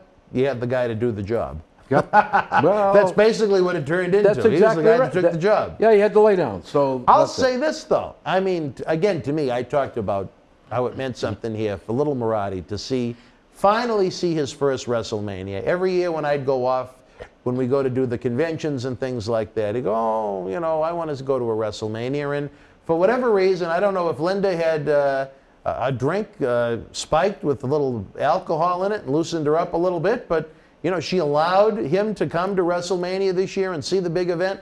And for that match, he was up on his feet almost the whole time, yelling and screaming and cheering. He wanted Edge, though. He wanted Edge. I thought we were going to be in for a great swerve, Johnny. I thought someone in WWE went on their own network, went back to Bash at the Beach 1995, and watched the triple threat match between the Nasty Boys, Harlem Heat, and Buckhouse Punk and Dick Slater, where they did a finish where, almost like what Roman did, piling them on top of each other, and then went for the pin. It was the guy that was sandwiched in the middle that came away with the win because he was over the guy with his shoulders on the mat. Correct. I thought after a second, they were going to, you know, Roman Daniel Bryan was going to get it. No, Daniel Bryan was the one on the bottom. The pin. But Edge was in the middle. Edge was on top of him. Where Edge was technically on top of Bryan for the pinfall, Roman was kind of holding him down. I thought they were going to announce seconds later that Edge was the one that won the match because he was on top of the guy who was on the bottom. Now, wouldn't that have been interesting if they went with that for a finish? That should have happened. Yeah. That should have happened. But I was trying to explain to him, I said, I don't think it might not be over quite yet because he was, you know, a little disappointed that Edge didn't win. But no, the Tribal Chief came away with the championship. Maybe someone will remember that match and they can go forward with it where they can say, you know what? Edge can say, I pinned him. I was on top of Bryan for the 3 count. If the writers have any of this and they do what you're doing, that would be another way to continue the feud with Edge and the Tribal Chief. I think that would sell tickets anywhere after seeing that match. Are you kidding me? Absolutely. And you're 100% right. When the pin came, said, hey, Edge is going to win. I predicted it right. Edge is going to be the swerve. How the hell do you pin 2 guys that way? It's been done before, but usually you see it in a tag team match where it's 2 tag team partners doing it to one guy. Yeah, but this was a situation where it was a triple threat match. One-on-one. Edge was on top of Bryan when that pinfall came. Winner, chicken dinner, right in the middle. I thought maybe, who knows, maybe going forward, maybe they have an idea in the back of their head that they're going to go with on SmackDown. We're taping this just a couple of days after WrestleMania aired, so we're not sure what direction the TV show is going to go in, but I think it would be creative. I think it'd be something a little different. Bryan can come back kind of pissy saying, you know what, I didn't get pinned by 1 guy, I got pinned by 2. How are you going to kick out of that? You know, I don't like that idea. There's a couple of different branches on the tree. Yeah, Edge had him down, and then, you know, the big boy came in and finished it off. But I think you have a good mind there. I think we have an argument. I think we could file a lawsuit now on behalf of Edge and make him, there you go, see that? Here you go. I'll be in as the attorney. We'll file the lawsuit. Edge will become the new champion, and we'll have that match all over again. That's good. Usually when an event ends, and you know me, I don't move with great speed, but that's about as fast as you'll see me move to get out of the building. But I sat with him and we watched the whole thing just to see if there was going to be anything until the time came. Roman went to the back and they said, thank you for joining us for WrestleMania. I expected a swerve of that match. Yeah. I really did. I predicted a swerve. I have to say that was the match of the weekend to me. I agree. I would agree. Lashley, McIntyre, good. 2 matches and right you know there. What? The 2 world champions for their respective promotions, those should be the best matches. And they proved it. Yeah. Finally. Yes. Finally. At least when it comes to the main event picture, for all the knocks that we found in different matches in different parts of these shows, right. The 2 champions right now in the championship pictures have been done very well. Yep. So we can't complain about that. Nope. That's something very positive about it. And again, would you give a score overall to WrestleMania on a scale of 1 to 10? I thought it was a halfway decent show. If it wasn't for those 2 championship matches, I don't think they would have had a whole hell of a lot. They'd be a lot less positive. Yeah, I really would have. I don't know. I'd probably bring it up there around a 5 or a 7, right around there. You know, like again, I'm rating the 2. You just said the 2 champion, 10. 10, no question in my mind about it. Everybody worked hard, but I don't think it's at that level of WrestleMania that you're so used to. We have those strong matches. So I think that's where I'll stay, probably a 7. I gave night 1 a 6. I gave night 2 a 5. There you go. So average them out. But again, that's including those 2 matches. If those 2 matches, we didn't have those 2 blockbuster title matches. Down around 3. There wasn't a heck of a much to write home about. No, it was I just agree. kind of there. You know Well, what it's I mean? another Raw and SmackDown show. Yeah, That's right, all it was. right. Yep, that's all it was. With some outstanding production values. That stadium was out of this world. The pyrotechnics, the set. I mean, it was just, you know, I could have gone maybe a little higher being there in person because the ambiance was just out of this world. To be around fans again was just cool. You know what I mean? I hear you. I can't think of, it was the last time I was at a live wrestling event was the one you were at with, when they shot the initial angle with John and The Fiend for WrestleMania last year at the Garden. So it has been quite a while since we saw wrestling in person. That part of it I enjoyed quite a bit. And again, the memory, just to have little Marty there, just seeing the excitement. He loved it. And to tell the mother it was a couple of the greatest nights of his life, that meant a lot to me. And that made me happy that we went down and did it for what was a very long Wrestle House week that you guys are going to enjoy the fruits of our labor of, like Mojo wants to enjoy his fruits. Listen, folks, get those posters right there. Never mind Mojo, it's his show. I'm telling you to show and get those 2 posters. They won't be around long. They are available in the eBay store, folks. The link is available in the eBay store. The link is available in the description box below to go to our eBay store. Again, don't forget the same thing can be said for the Patreon, where you can help keep Wrestling Legends working and stream hundreds of studio shoot interviews, plus get that early access to Wrestling Insiders. If you're watching Friday night after SmackDown on the Premiere Chat, give us your thoughts. Type them in. The Super Chat button is always open if you want to help keep the shows on the air. Tip the bartender. And again, if you watch after the fact, leave some thoughts in the comments section below as we approach Make-A-Wish Day on April 29th. Johnny and I are trying to put together something unique, something fun, something special, maybe something live on April 29th, who knows? But for my partner in crime, old Johnny Cash himself, the real JC, I'm Dan Marati. We'll see you next Friday night for another Fabulous Fridays. You and yours be well, stay healthy. Good night. Fans, thanks so much for joining us tonight on Wrestling Insiders Week in Review. As always, a big-time thumbs up is appreciated. It helps YouTube know that you love us so much. Subscribe to the channel for free so you never miss an episode, including tomorrow night's live Impact Wrestling Rebellion pay-per-view watch-along. That's really going to be interesting. If you could, share the link to our interviews with friends and fans so we can continue to grow our community. If you had fun tonight, the little gray dollar symbol, the Super Chat button, is open for business. Don't forget to tip the bartender. Again, we've had a really bad month due to Wrestle House.